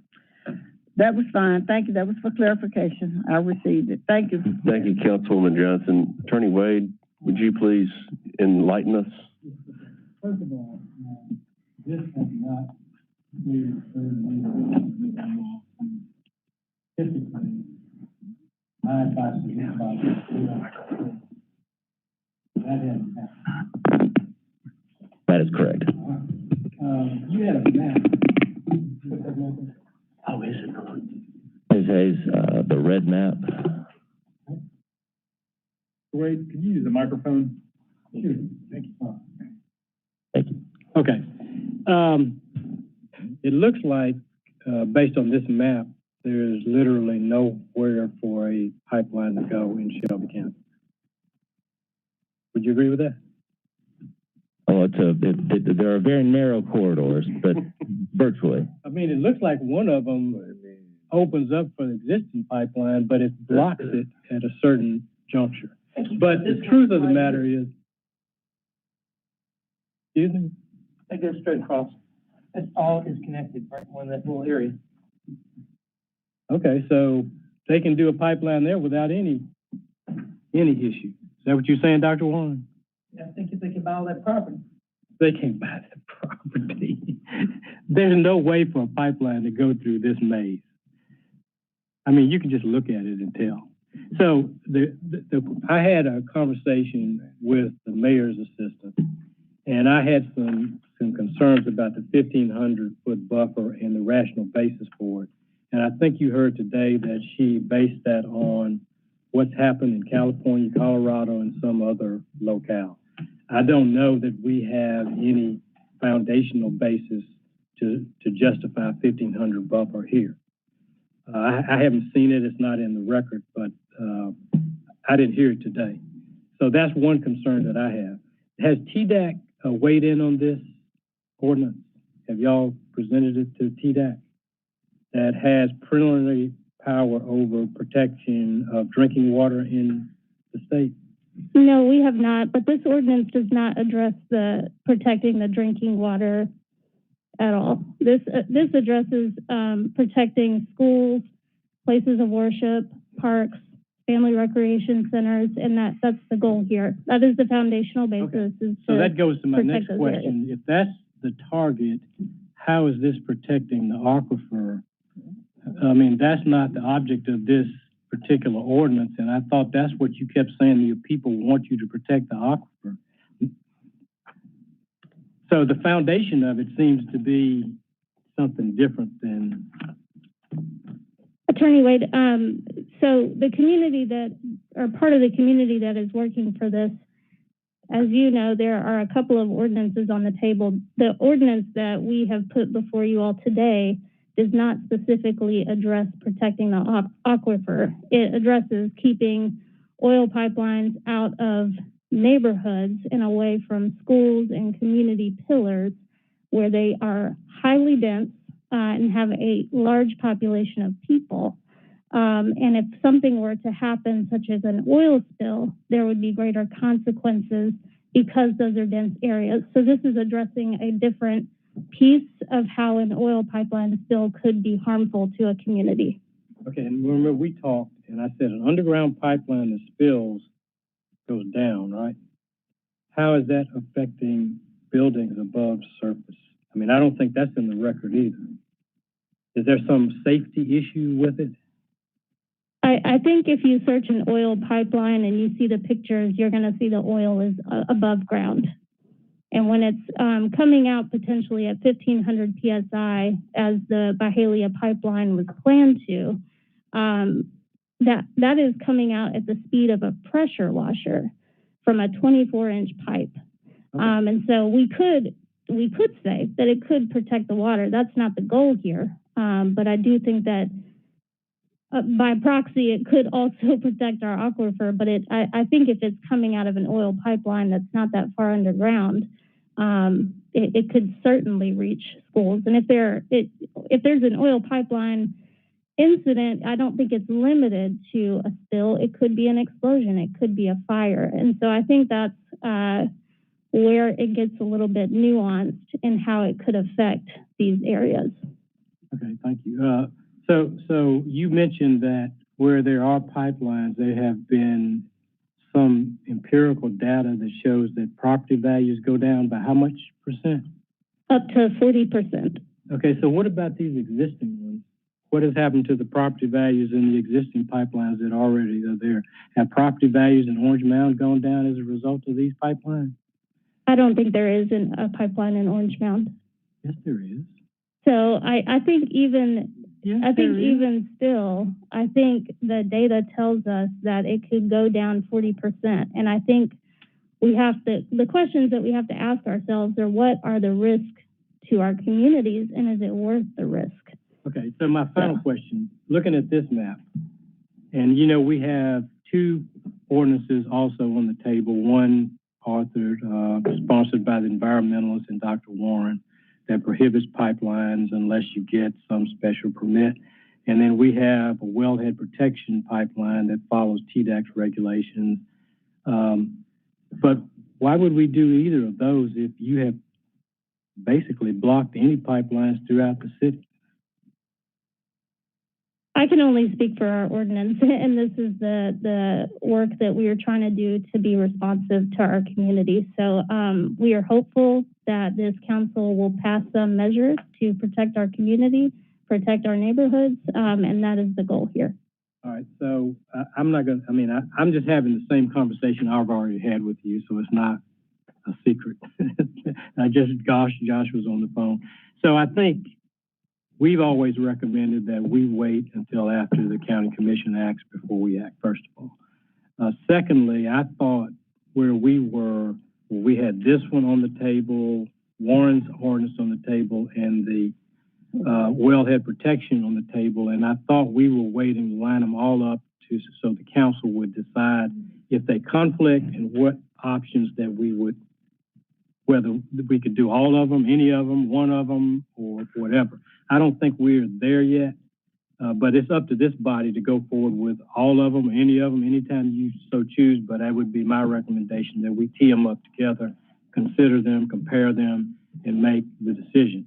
Now, I also heard in response to Councilman Warren about preemption, you indicated that one of the underpinnings of your ordinance is safety, which is preempted by federal law. And the question is, if federal law has stopped the state from legislating, how do we have authority to legislate when they have been preempted? This is about the health and environment and protecting property values of these neighborhoods. EPA does that now, don't they? I'm not sure about that. How is that different? We are being responsive to our community, and this is what we have put forth before this body. And if this body would like to move forward, that's great. If not, we're happy to work on this some more. All right, thank you. Thank you, Attorney Wade. Colleagues, what? Robinson has a question. Council Lady Robinson, you're recognized. Thank you. You all have kind of gotten me really confused, but I got a question. Is this the resolution, because there's so many out here, it looks like we ought to be able to combine all three and not have all these separate ones so we can see where we are. Is this the one where we have the exceptions to the permit requirements? Or is that in the next one? That's in the next one? Okay. So in this one, all we're stating is that the Land Use Control Board will do what, Josh? Just clear, easy for a first grader to understand. Yes, ma'am. This ordinance would require any new oil pipeline that is within 1,500 feet of a school, a place of worship, or a residential area to go to the Land Use Control Board for a public hearing to get an exception to the buffer, the 1,500-foot buffer. So then it falls into the same, I was listening to what Councilwoman Johnson was asking, but it doesn't follow the same path as other ordinances that come, or other requests that come before the Land Use Control Board. The special exception process is built into the UDC. I think it's pretty much limited to building height right now. But to address Councilwoman Johnson's concern, and to align it to some of the other, at least one of the other ordinances, would be to strike that Land Use Control Board permit and replace it with a special use permit, which automatically comes to this body. Okay, so we all on the same page. Do I need to make a motion to do that? I think you do. I move to strike that language and change it to, what's the name of the organization? Land Use Control Board. I need a second. Question? Yes, sir. Okay, it was my understanding that if what we wanted to do with the special exception, Josh said there was something that we did instead of that, and I wanted to hear particularly what the understanding was with FedEx and with Valero when it comes to why they chose this particular special exception and why they're okay with this amendment. So we've got our major people who like this amendment, who've agreed to it and signed off on it when they've been talking with the county. Why did they like that, and why did they not want other language or other alternatives? Can you speak to that, Josh? Yes, sir. I think from their perspective is they did not want to go through the very high legal hurdle designed for variances, which is a peculiar situation that imparts a practical difficulty or hardship. The special use permit threshold is identical to the special exception threshold, which is thou shalt not unduly injure the neighboring property. So I believe if that was the basis of their agreement to this language, that would also be, it would seem to me they would also be in agreement with a special use permit process, which has the same identical threshold. Was that an option offered to them, or did this just come up as, well, we could do this and it may be what you want, and we did not let them know they could have a special use or a special exception? There was proposed language that would have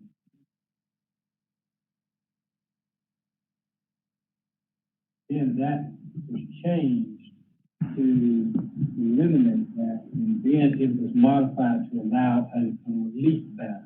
Yeah. That's how you got to where you are. So that language that you're mentioning, that came from Valero, correct?